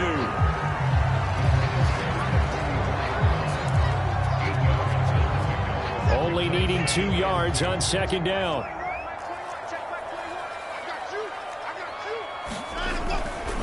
A give running right is Chubb. And he'll be taken down at the 46-yard line. Well, partner, I haven't seen a vote for most popular player on the team. This guy's got to get a lot of votes. He does not care, does he? Totally unselfish, physical runner, doesn't worry about yardage, just keeps moving the chains, being a team player.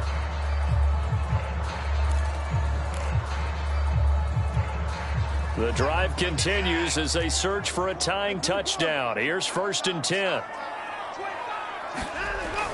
A run for Nick Chubb. And he's across midfield and into Miami territory. 47 yards rushing for him now to this point. Ahead of the chains now, 2nd and 2.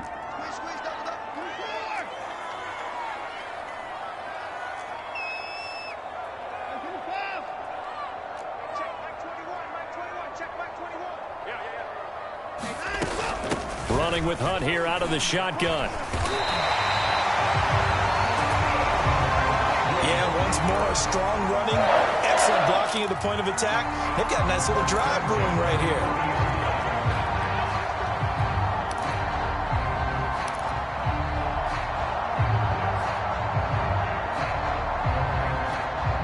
All runs on this drive so far. It's 1st and 10.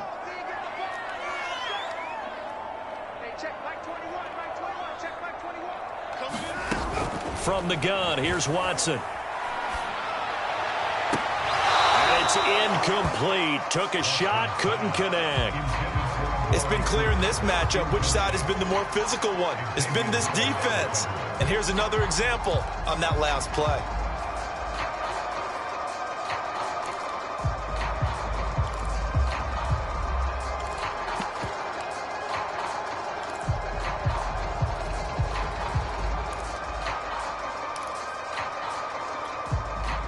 After the incomplete pass, here now is 2nd and 10.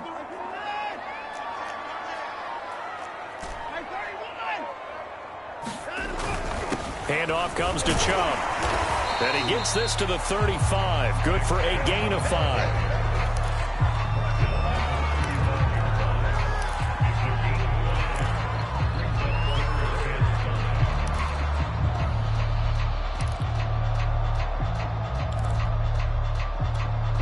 The Browns on 3rd down. They've hit 2 for 4 thus far. This will be 3rd and 5. Hey, check back 21, back 21, check back 21.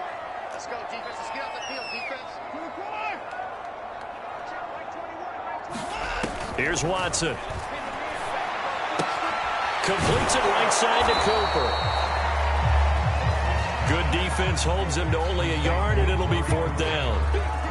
Partner, I think that completion takes the definition of dink and dunk to a different level, doesn't it? It does, and the defense was right there, kind of played into their hands.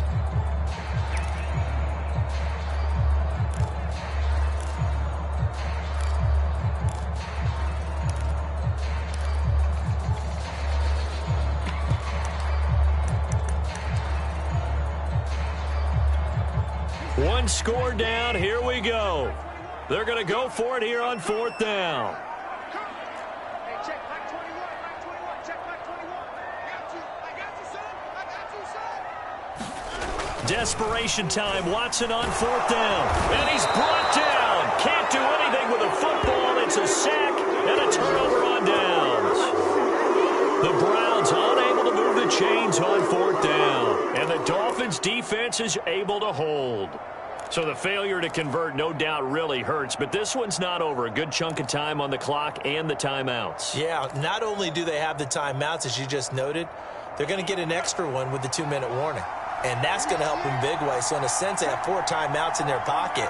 The big thing, stopping them on defense now. They can't let them get a first down and make them use their timeouts and get a fresh set of downs. They've got to stop them right here. And if so, they've still got an opportunity.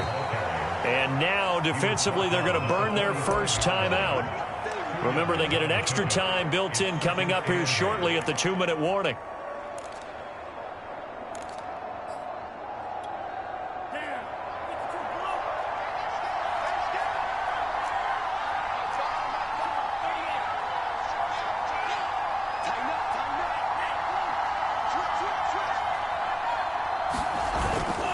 Second down, here's Mostert again.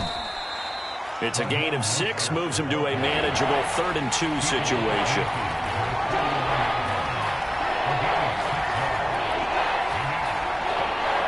Fourth quarter, down to the final 2 minutes, and we've got a one-score game.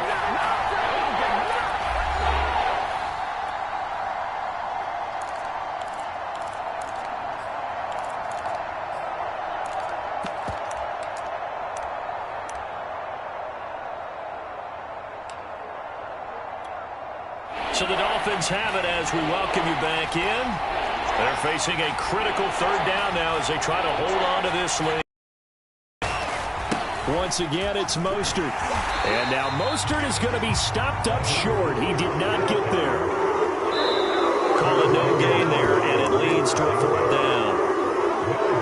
And whistles, and we're going to have another stoppage of play as they call the timeout on defense with 1:53 left.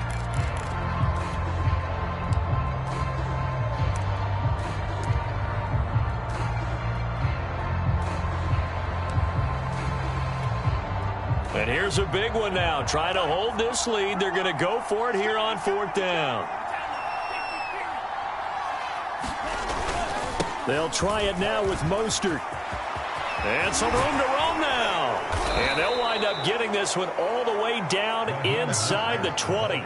A huge play there on 4th down. That's sort of a prime example, is it not, of selling out defensively on 4th and short? It certainly is, because what you're doing defensively is saying you're going to stop them right there at the line of scrimmage or make a play on the other side of the line of scrimmage. Instead, they get just enough of a hole chopped, and you're thin on the 2nd and 3rd levels. Then you become a chaser instead of a tackler.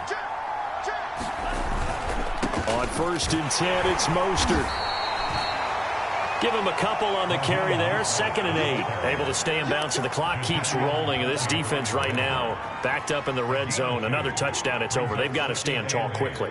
Been in this spot before. Now there's a little bit of desperation creeping in. And all you're doing when you're talking to your defensive teammates is, first guy there, hold him up. 2nd, 3rd guy in, rake at the football. Get it out. We've got to create a turnover, because one more score, and this game's over.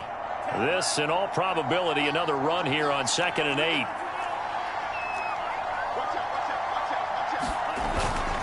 Here's a handoff to Mostert running left. And maybe a measure of revenge there. He's had his way in this one, but this time they get him behind the line.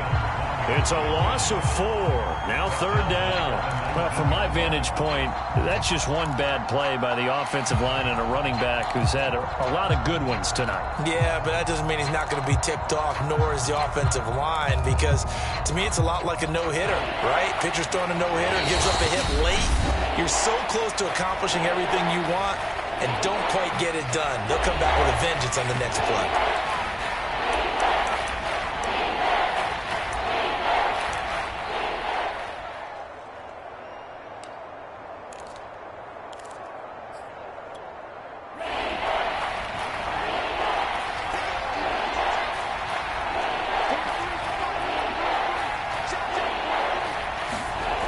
Throwing is Tagovailoa on 3rd down here. And this is caught. And that could seal it. It's a touchdown.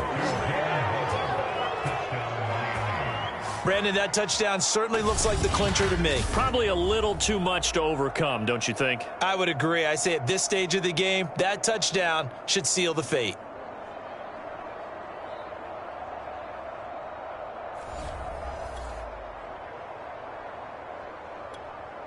Sanders on for the extra point. And the lead is up to 14. So the drive there took 6 plays. And it winds up in 6 points for the Dolphins.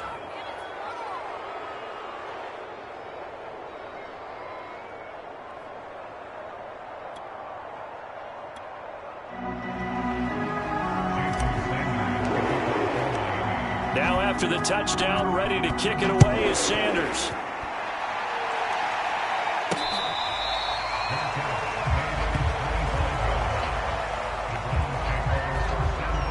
So Deshaun Watson in the offense. Down by 2 touchdowns. 33 seconds to go. It's an extremely tall order in front of them, but they've got the ball with a 1st down.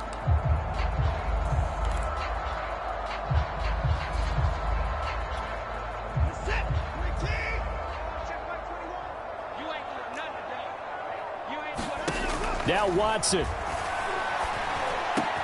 Completes to Njoku. And he's going to pick up a first down here as that clock continues to run.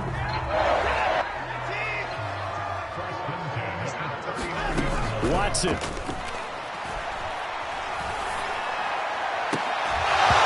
It's incomplete. Took a shot, couldn't connect. Well, they've certainly had trouble unlocking this defense through 3.5 quarters, so I don't expect it to get any easier now. You know they're going to be sitting back and waiting on everything, and they force an incompletion there. One last throw here for Watson. He's going to let it fly. And this is intercepted, and that should do it. Picked up by Javon Holland. And the Dolphins come up with a late turnover, but it will probably only matter to the statisticians as this ball game is now officially over. So a victory here for the Miami Dolphins. And, you know, it wasn't a shutout. They did give up the points in the first quarter, but second, third, and fourth quarter, they held them scoreless. Brandon, if you throw a shutout for quarters 2, 3, and 4, you're going to win a lot of games in this league. And this felt a lot like, almost like if you say baseball, and the pitcher goes through the lineup the first time and the hitters get to see him, and then they come out after that and the bats start blazing, right? I think they saw their best stuff in the first quarter and just shut everything down from that point on. What a great, convincing performance.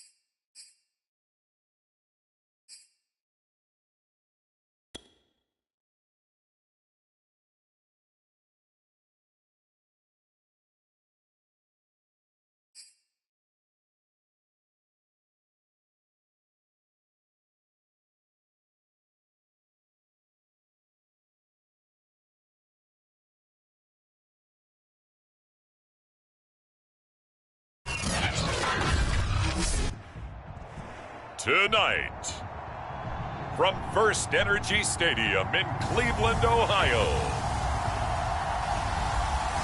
it's a special prime time edition of the NFL on EA Sports.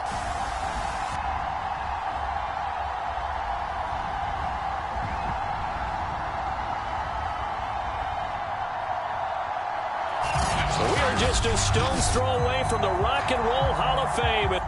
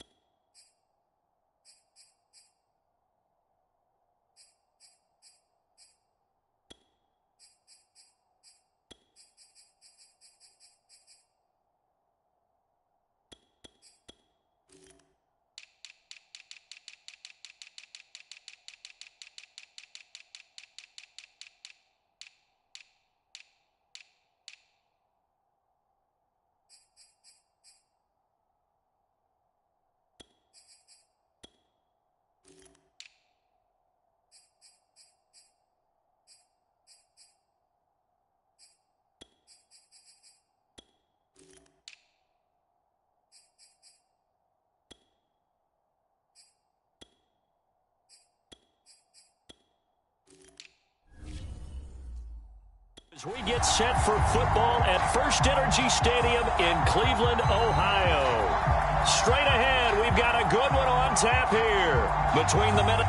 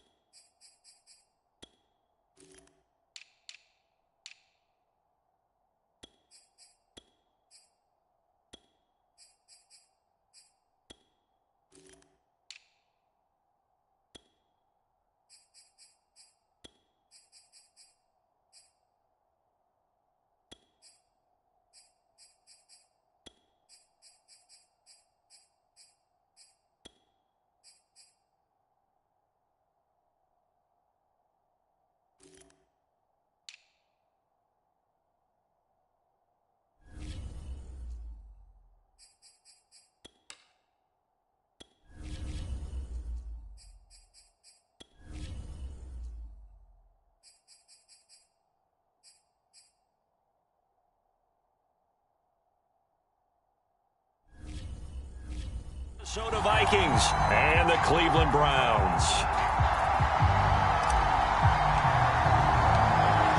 Out is the kickoff unit as they run up and send this one away. And here's Jakeem Grant from his end zone. And he opts to not bring this one out. The first drive will start at the 25. So here come the Browns for their first drive on offense.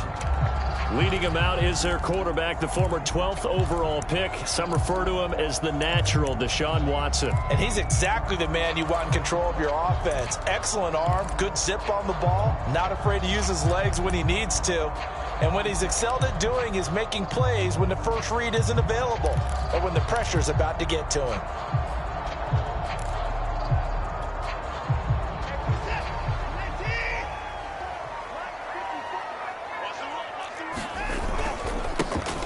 First carry for Nick Chubb, and he'll take this ahead for about 4. Second down coming up.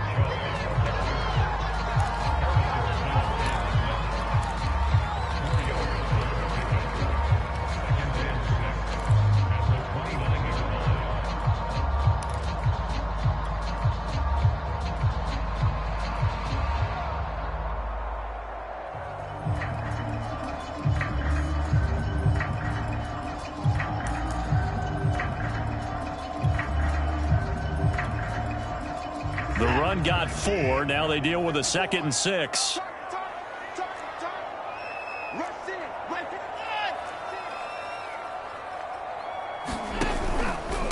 A give. This is Chubb. And not much, maybe a yard up to the 29. Vision is so important for the man in the middle because his ability to look through all the clutter that's happening in front of him, diagnose a play, and then go make it and finish it, that's when the great ones know that they have the goods.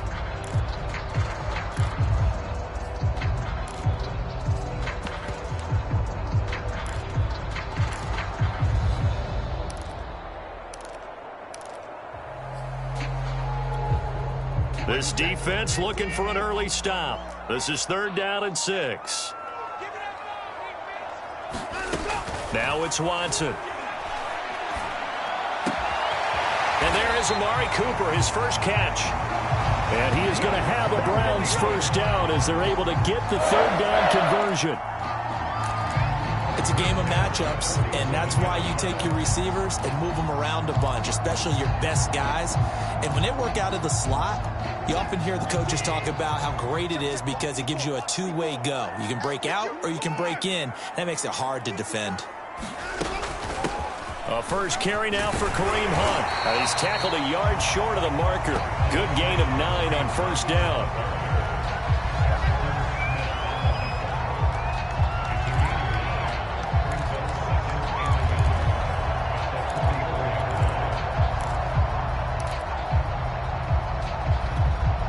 The last run got 9. That leaves him with 2nd and a yard.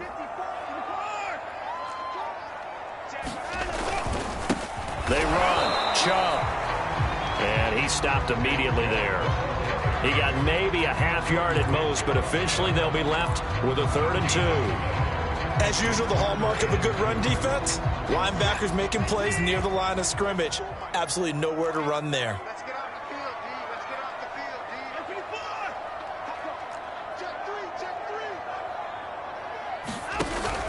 3. They'll run for it. Here's Chubb. And he will have a first down here at about the 40.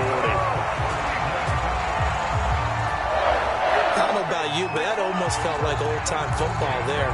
3rd and 2 is not necessarily just a running down anymore. A lot of times they want to throw the ball. They went back to the roots and powered forward and got the first down. Clock rolling as we hit the midway point of this first quarter.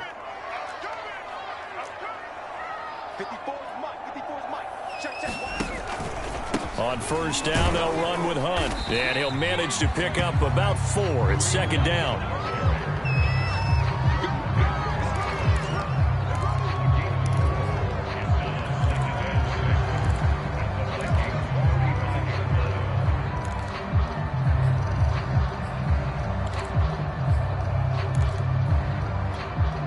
Following the pickup of 4, here's 2nd and 6.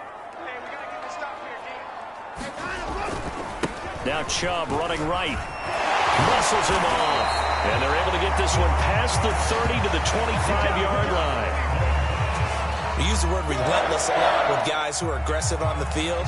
In this case, it really fits, doesn't it? How about his ability to break tackles and his feet never stop moving?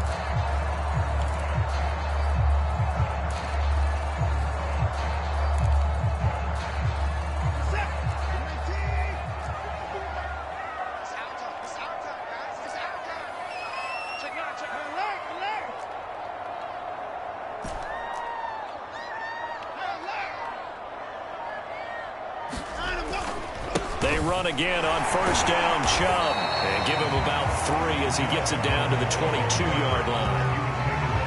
I think if we put together a job description for a middle linebacker, we would start with being able to hold down things in the middle of the line of scrimmage and be able to take on blockers. But how about the guys who can go sideline to sideline and make plays? Love a guy that can do that. We saw a perfect example of it right there. 2nd down and 7.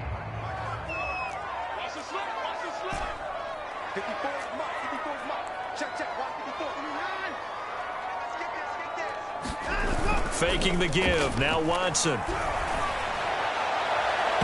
that'll be incomplete. We do have a penalty flag down, however. Let's see what that's about. So a costly penalty yardage-wise as that'll move the football down to the spot of the foul. And what the officials are looking for in these situations, whether you're playing the man or the ball. And if you're playing the man, you get a lot less leeway in terms of what's going to happen at the end of the play. But if you're looking for the football, it's less likely to draw the flag. Now Watson going to sneak it. And he takes this one in for the Browns score. Deshaun Watson keeping it himself from a yard out. And the Browns have taken the early lead. Right off the bat, they start with a very solid, methodical 10-play drive. And you know me, I tend to look at things from the defensive side. They're coming off the field gassed right away. We're in the first drive of the game. So it's not just what happened, but think of the emotion you carry into a game, then double it with getting a 10-play drive put on you and points scored. They're pretty tired right now.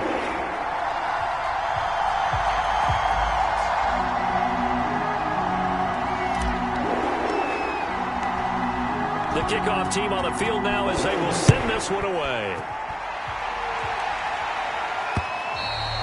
And that'll carry over the back line of the end zone for a touchback. Minnesota's offense and QB Kirk Cousins set to go here.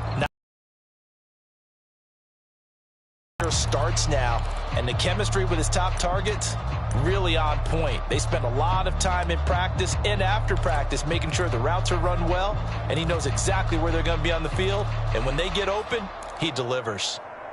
Cousins and the Vikings with a 1st and 10 at their own 25-yard line. They'll try and start this drive in the air. Flushed out right. And all this is taken in one-handed. What a catch. One thing we do know, he's going to get his catches. So as they move forward defensively, got to continue to focus on not giving up the big play when he does catch the ball in the secondary. They'll come up now 2nd and 4 from the 31.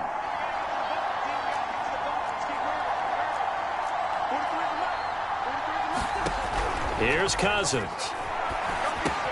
Swinging this out wide here for Cook. And they get him down, but not before he takes it across the 40-yard line. We'll see what kind of mindset they have here offensively after giving up the touchdown on the opening drive. And based on our time with them, prior to this game, I feel like they've got a good mindset going in. In fact, the discussion that we had with the coaching staff was, we may give up some points in this game, so our offense has to be ready each and every time to either equal or try and get us ahead and try and keep us ahead. This is their chance to respond to that first touchdown given up. Eluding the pressure right. Open here, Adam Thielen.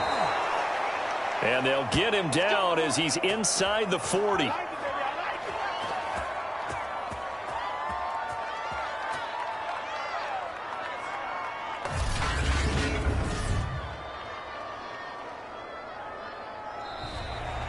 After one, 7-0 on EA Sports.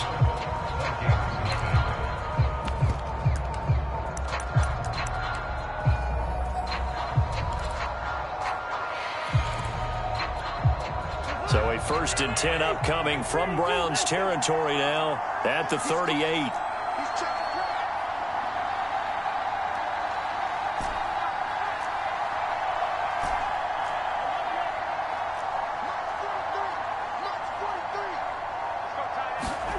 Cousins. And the Browns pressure gets to him that time, and he's going to go down. Malik Jackson coming right up the gut. Gets in there for a loss of 9.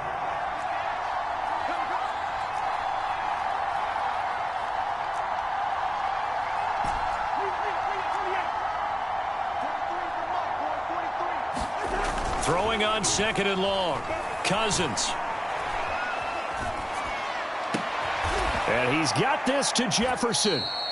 And they'll wind up getting this one all the way down inside the 20. A big connection on that one. 31 yards. This offense has been slow to get started, but that play will certainly give them a little bit of life. Maybe the late wake-up call that they had been seeking.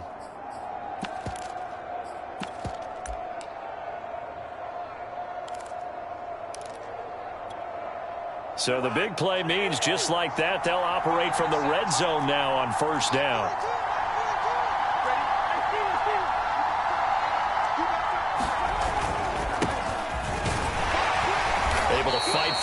4 yards there to the 13.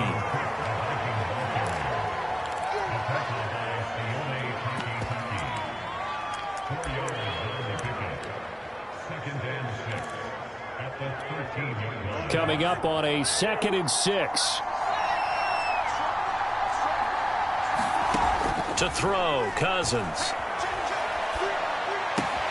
Toward the sideline, and he will have the first down as he was able to keep the feet in bounds. One thing you're hoping for when you run drag routes, you're able to hit a receiver in stride, and he can pick up a lot of yardage after the catch. But in this situation, the defense was effective, able to stop him before he could get a good head of steam going.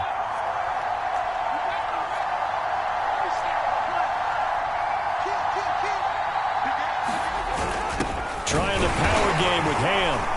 And he gets halfway there from the 4 to the 2 on a gain of 2. Now that's the defense that they were looking for, being able to get extra bodies to the point of attack to deal with the big guy carrying the ball.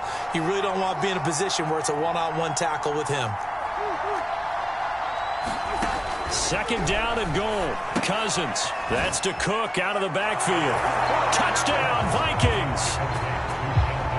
Dalvin Cook. A 2-yard touchdown grab.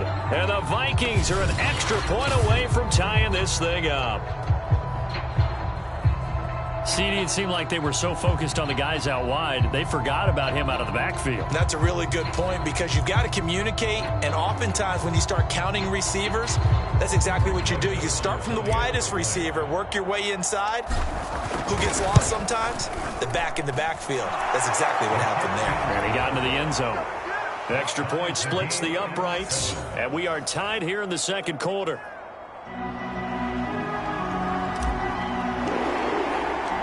Each team's had it. Each team has scored. 7-7 here as the kick's away.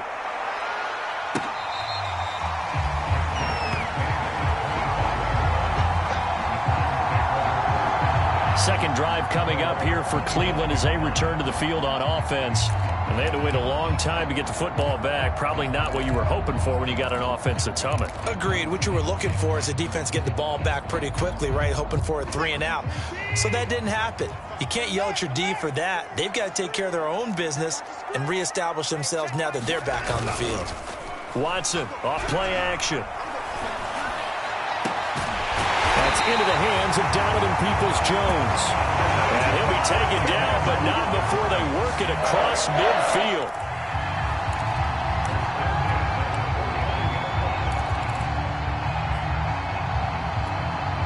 From Viking territory now, they'll come up 1st and 10 at the 49-yard line. On the ground, it's Chubb. And he'll take this ahead for about 4. 2nd down coming up.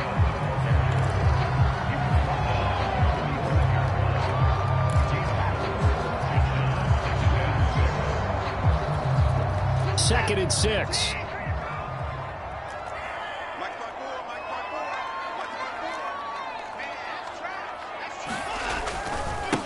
On the carry, it's Chubb. Chubb will have the first down and much more. And he takes it all the way down to the 22. 49 yards rushing for him now in the ball game. Sometimes those lines that are drawn on a grease board or in a playbook, they come to life out on the field, don't they? And we just saw that outside handoff to the right. That right tackle, he gets excited for that call, doesn't he? He does, because he just wants to dominate his guy and say, listen, I was the point of attack. I took care of business. That's why you're able to get downfield and add all those yards to your total. Yeah, really nice gain there. We've hit the 2-minute mark of the first half. All knotted up at 7.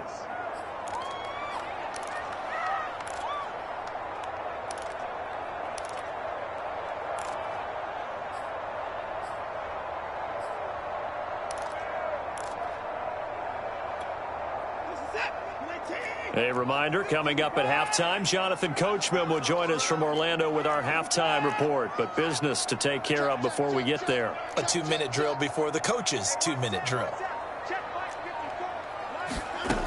They'll run on first down. It's Hunt. Tackle made there by Jordan Hicks.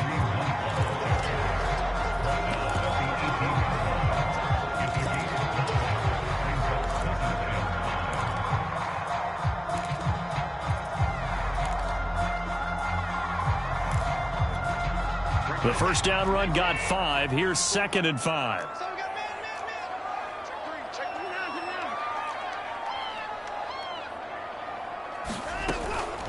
Out of the gun, they run it with Hunt. And they'll bring him down at the 13-yard line. After a gain of 5, they'll wind up being about a length of the football short here on 3rd down.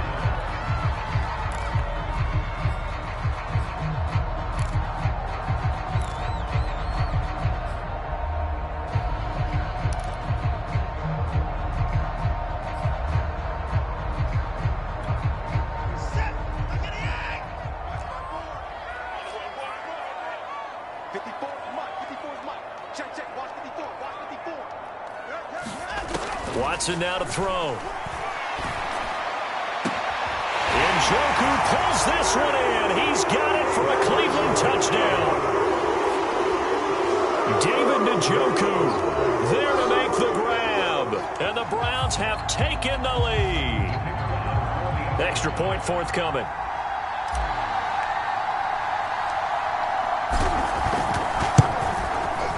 And he's got it. It's now a 14-7 ball game. So that drives 6 plays, 75 yards. And it ends with a touchdown for Cleveland.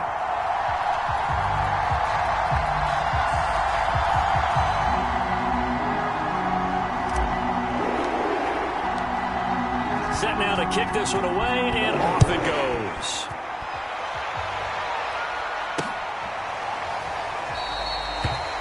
And this will not be returned. It'll come out to the 25.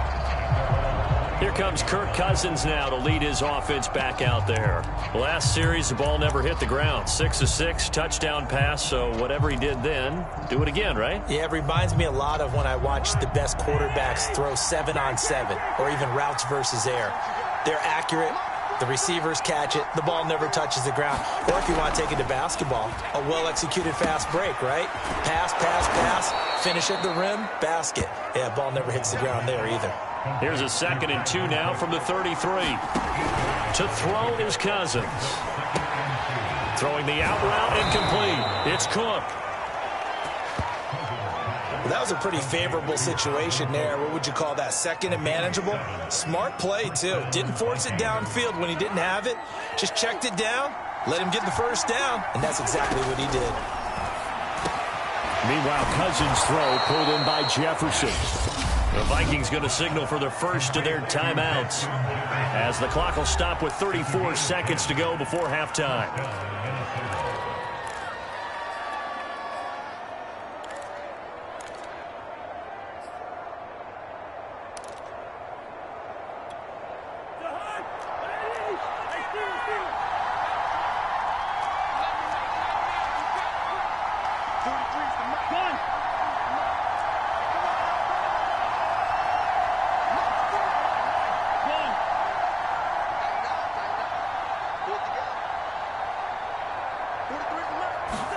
First down. Here's Cousins. Escaping the pressure right. He lets this one fly toward the back of the end zone. And this is going to be intercepted. Picked by Ronnie Harrison. And the Browns are going to take possession here. It's a touchback, and they'll take over at the 20-yard line. They exited the pocket trying to improvise. That was a tough throw, and unfortunately, it wound up in the wrong pair of hands. And, Brandon, when you're on the run, sometimes your downfield vision can get skewed just a bit. Now, the beauty of extending a play is sometimes your receivers find their way open, but oftentimes you end up closing down part of the field and bringing those defenders to the ball, and that one was picked off.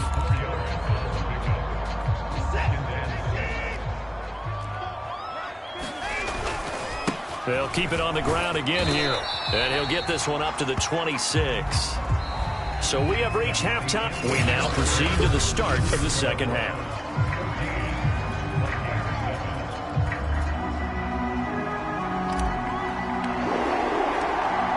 The Vikings set to receive the second half kickoff, and they trail it here as we resume play.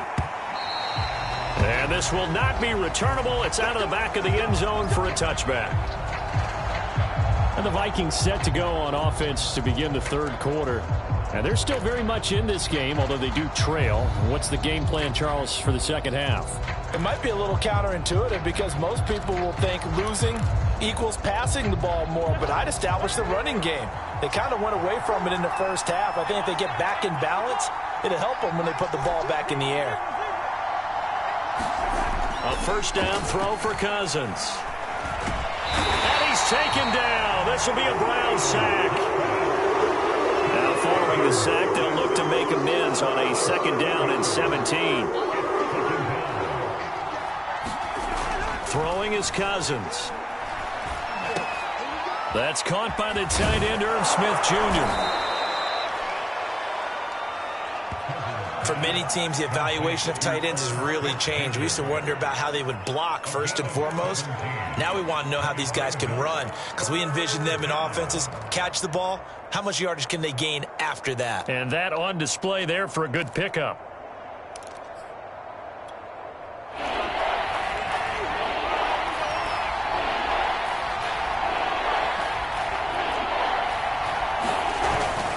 They'll run it. Here's Cook. And he's able to get the first before he's taken down at the 36. I'd say they've got to find a way to get him going. He's such a big part of their offense. I wonder if they might throw it a little and cut back to the run. Anything, because you're right. He's pretty much been completely neutralized. So from the 36 now, 1st and 10.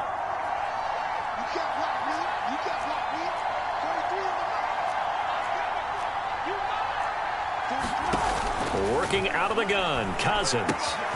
And complete right side to Cook.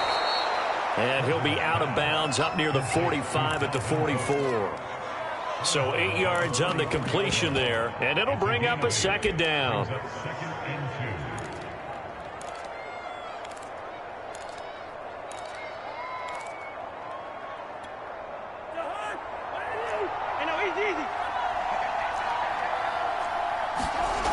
Now Cousins.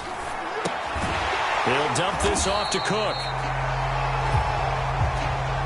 And this one's going to go the wrong way. Losing yardage back at the 42. 2 yards the loss, and now they go from 2nd and 2 to a tough 3rd and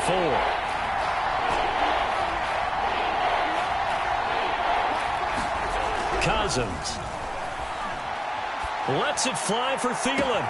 A leap, and he's got it. He got it. And he'll get this one down near the 20-yard line, just shy of the 20. A big play that time through the air. 36 yards.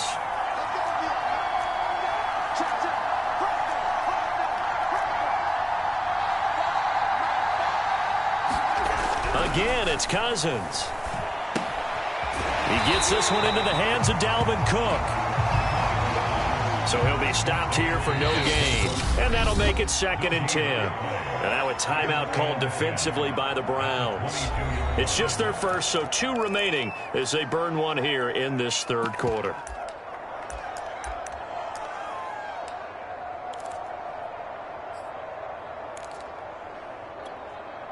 Third quarter of a tight football game as we come up on a 2nd and 10.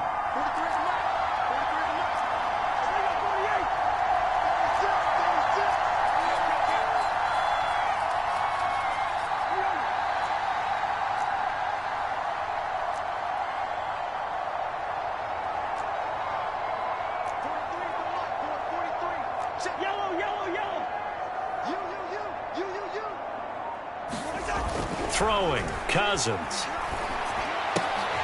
This time for Smith, and it's intercepted. Greedy Williams picks it off. The 30. 10. And he takes this one back into the end zone, and the Browns defense has a touchdown.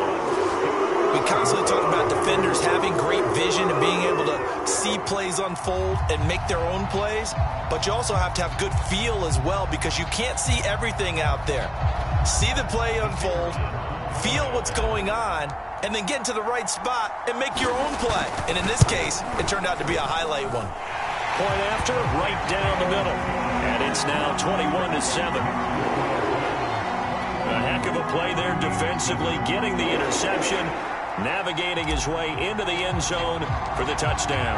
So they'll get another shot on offense following that pick six, and now the kick is away. And they will not get a chance to return this one as it's through the end zone for a touchback. The Vikings offense now heading out to take over. And last time, decent field position through the pick six. Obviously costly. But they can't afford to just bunker in now. All right, good field position means go ahead and attack on offense. Try and press the advantage a little bit. They just have to be better with the football on this possession. So it didn't bother you too much last time? No, because it's exactly what you're supposed to do. You can't have good field position and not try to take advantage of it. Sometimes the defense makes a good play, too. Myles Garrett showing that athleticism as he gets in to make the play. A 3-yard loss to start the drive. They'll look to make that up and then some on 2nd and 13.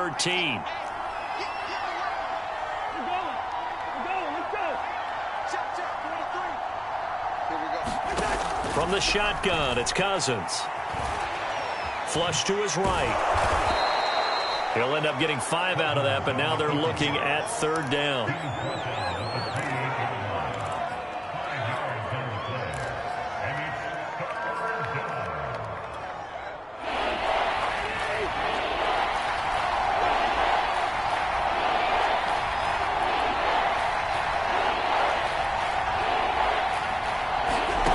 Now Cousins. Setting up the screen for Cook. And he maybe makes it back to the line of scrimmage. That's it. Good contain. No gain on the screen, and it'll bring up 4th down.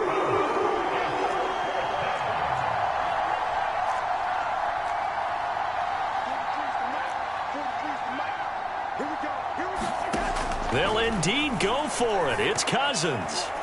And it's going to be batted down. It will go the other way with the football. So certainly an interesting call there to go for it. And the Browns are going to get this thing back.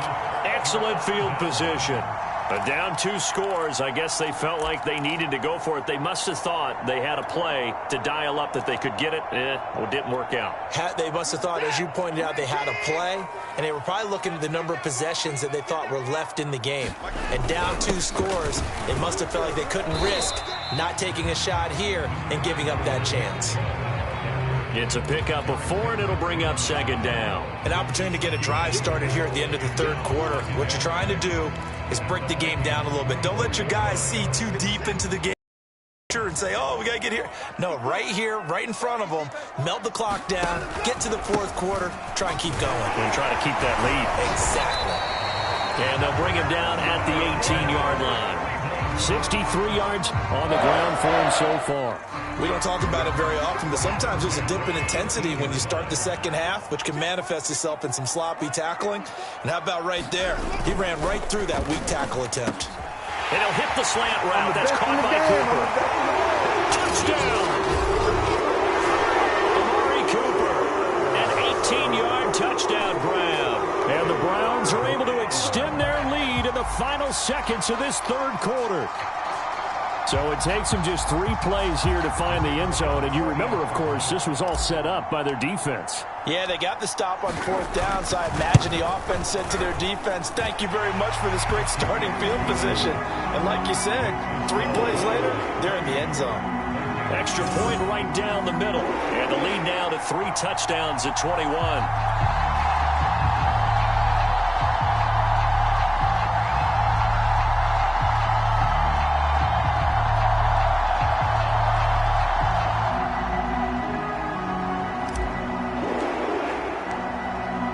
The kickoff unit is out on the field, and they will send this one away. And this will be a touchback as that sails over the end line.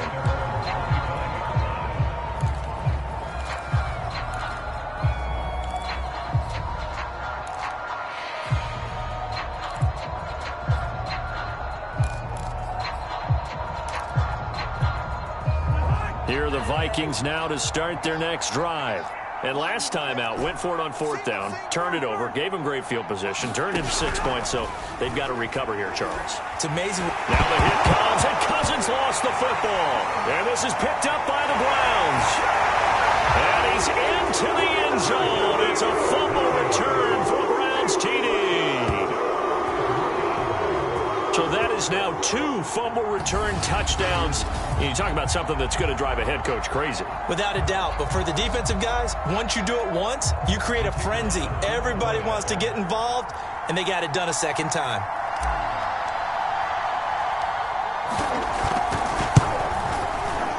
Extra point splits the uprights, and that'll increase their lead to 28. So not only the cough up, but then the pickup on the other side, the scoop, and the score the other way, the fumble return for a touchdown.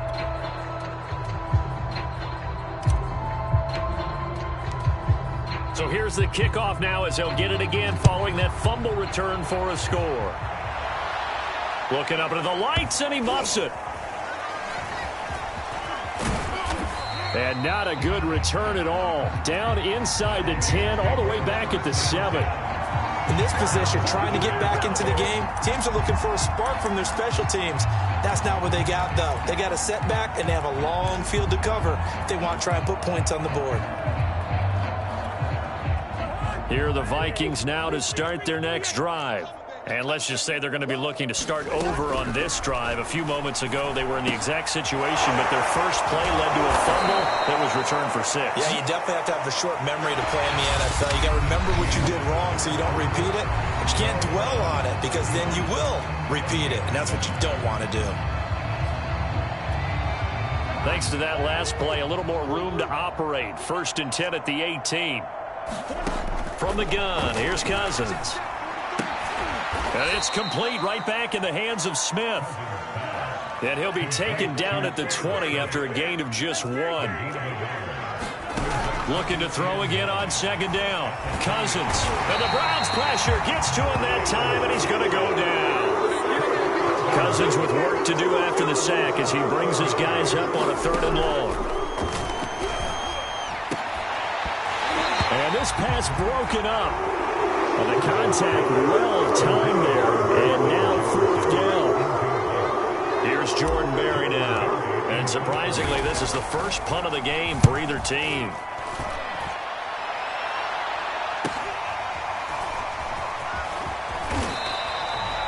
Just a net of 34 there following a punt of 44 yards. And this offense will take over right at the midfield stripe with a 1st and 10.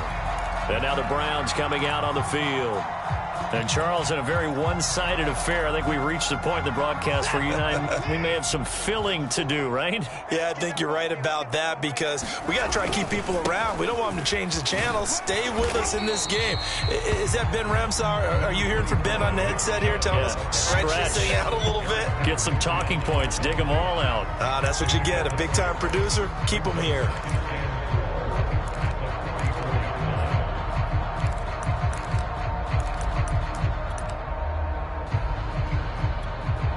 Working with a 2nd and 4.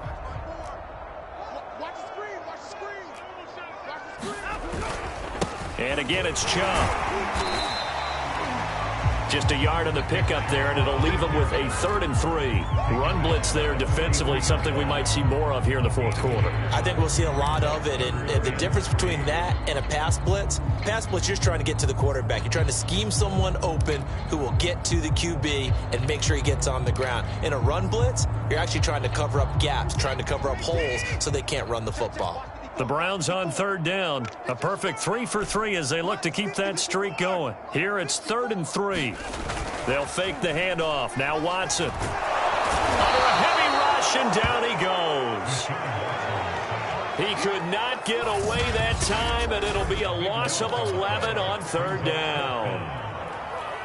Man, he got in there so quickly, Charles. What could the offense have done to adjust and account for that? But what you're hoping is that you figure out and you see and get a clue that maybe there's going to be some pressure coming at you, and you change the blocking schemes. Maybe you go to max protection. The biggest ones, maybe you bring your running back in to try and keep you clean.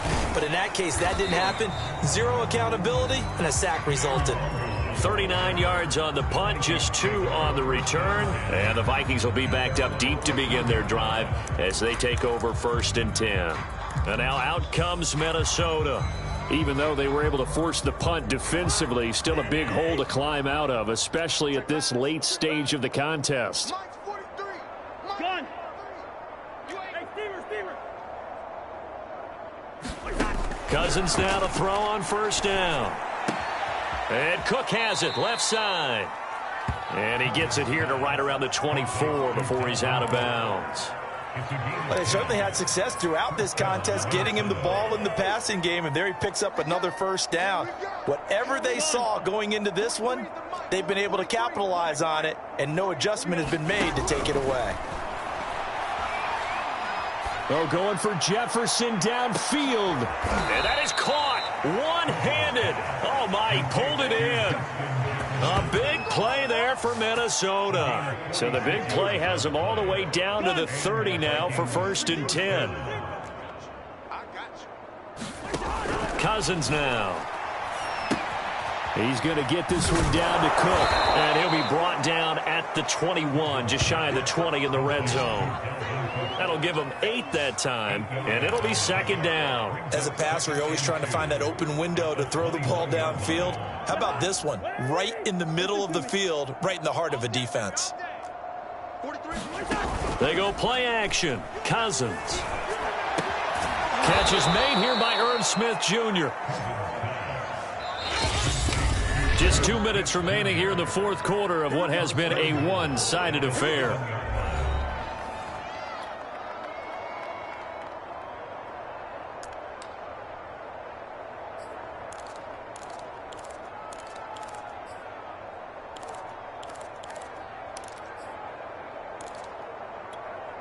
So the Vikings in possession of the football as we get you reset. Now the Browns signal for the 2nd of their timeouts. That'll leave them with just 1 remaining in this 4th quarter of play.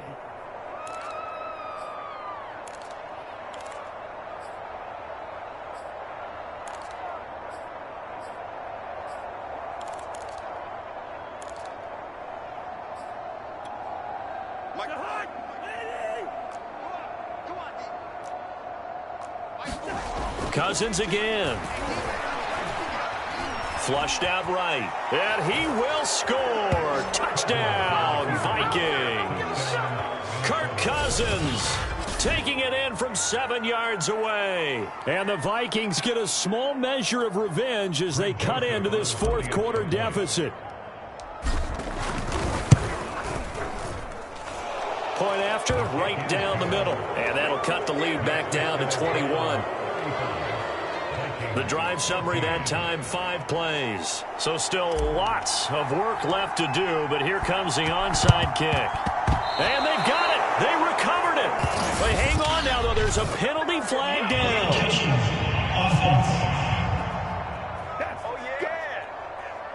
So they touched it before it went 10, and that's obviously not going to help their comeback bid here in the 4th. No, not at all, and they're trying to get something going after one there, but you've got to give yourself a chance. Let it go 10 before you touch it.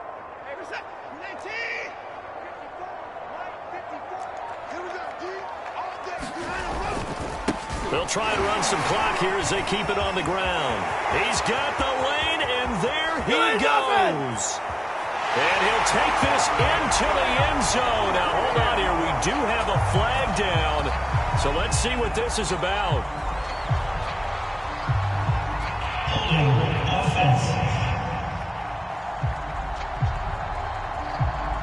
So retract the yardage and retract the touchdown. And retract the chunk play. Big strike there to get the touchdown. Now they've got to take it back and see if they've got another one still in their arsenal.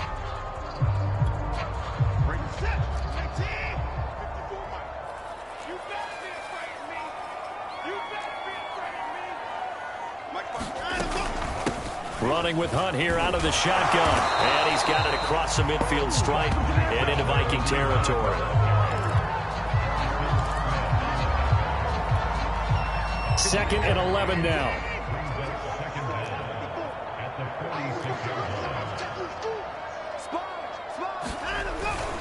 Back to the ground. This time it's Chubb. Stays on his feet.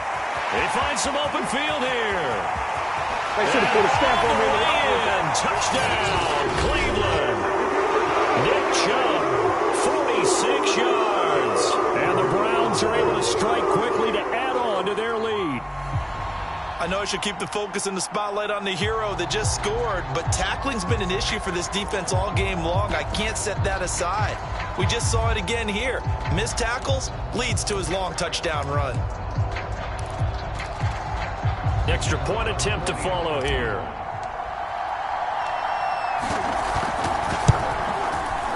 And that'll increase their lead to 28. So 2 plays on that scoring drive. That's how they drew it up. And the long run into the end zone, and what a run it was.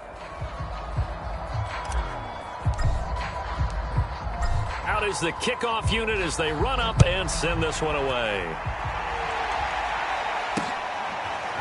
Nwangu now from his end zone. And in hindsight, probably should have taken a knee as he only gets this out to the 16-yard line. Now the Minnesota offense set to take over again. They're down big here late. I don't know. You just one last drive here for pride? Some people like to do that. I remember playing for a guy once. We were down huge, and someone said, "Coach, what do you want to call?" He just waved a hand like, who cares? Let's get out of here and do something some other time. But some teams like to do something at the end to feel a little bit better as they continue to move forward. Yeah, probably just want to put this one behind them. And he's taken down, but not before he gets this across the 25-yard line.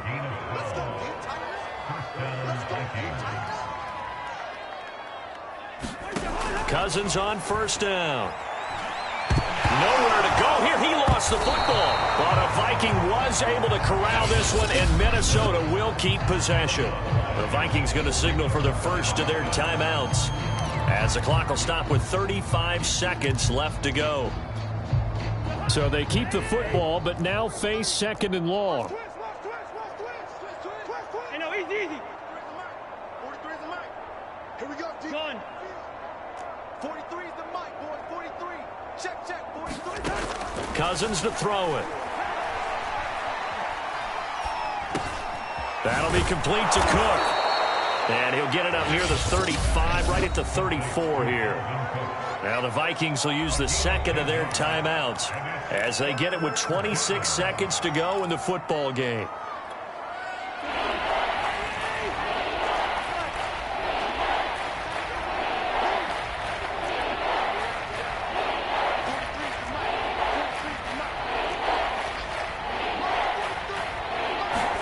Cousins from the gun on third. And he's taken down. This will be a Brown sack.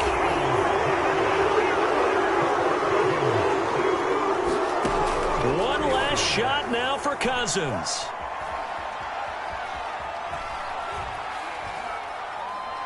Now a desperation throw deep downfield. And that will be incomplete as time has run out on this football game. Well, Charles, it's one thing to win. It's another thing to win and put up the amount of points that they did. Boy, were they clicking on offense. They can't help but feel great about themselves, can they? I mean, what a game to put up that number of points, continually feeling like they're moving the ball and things are working.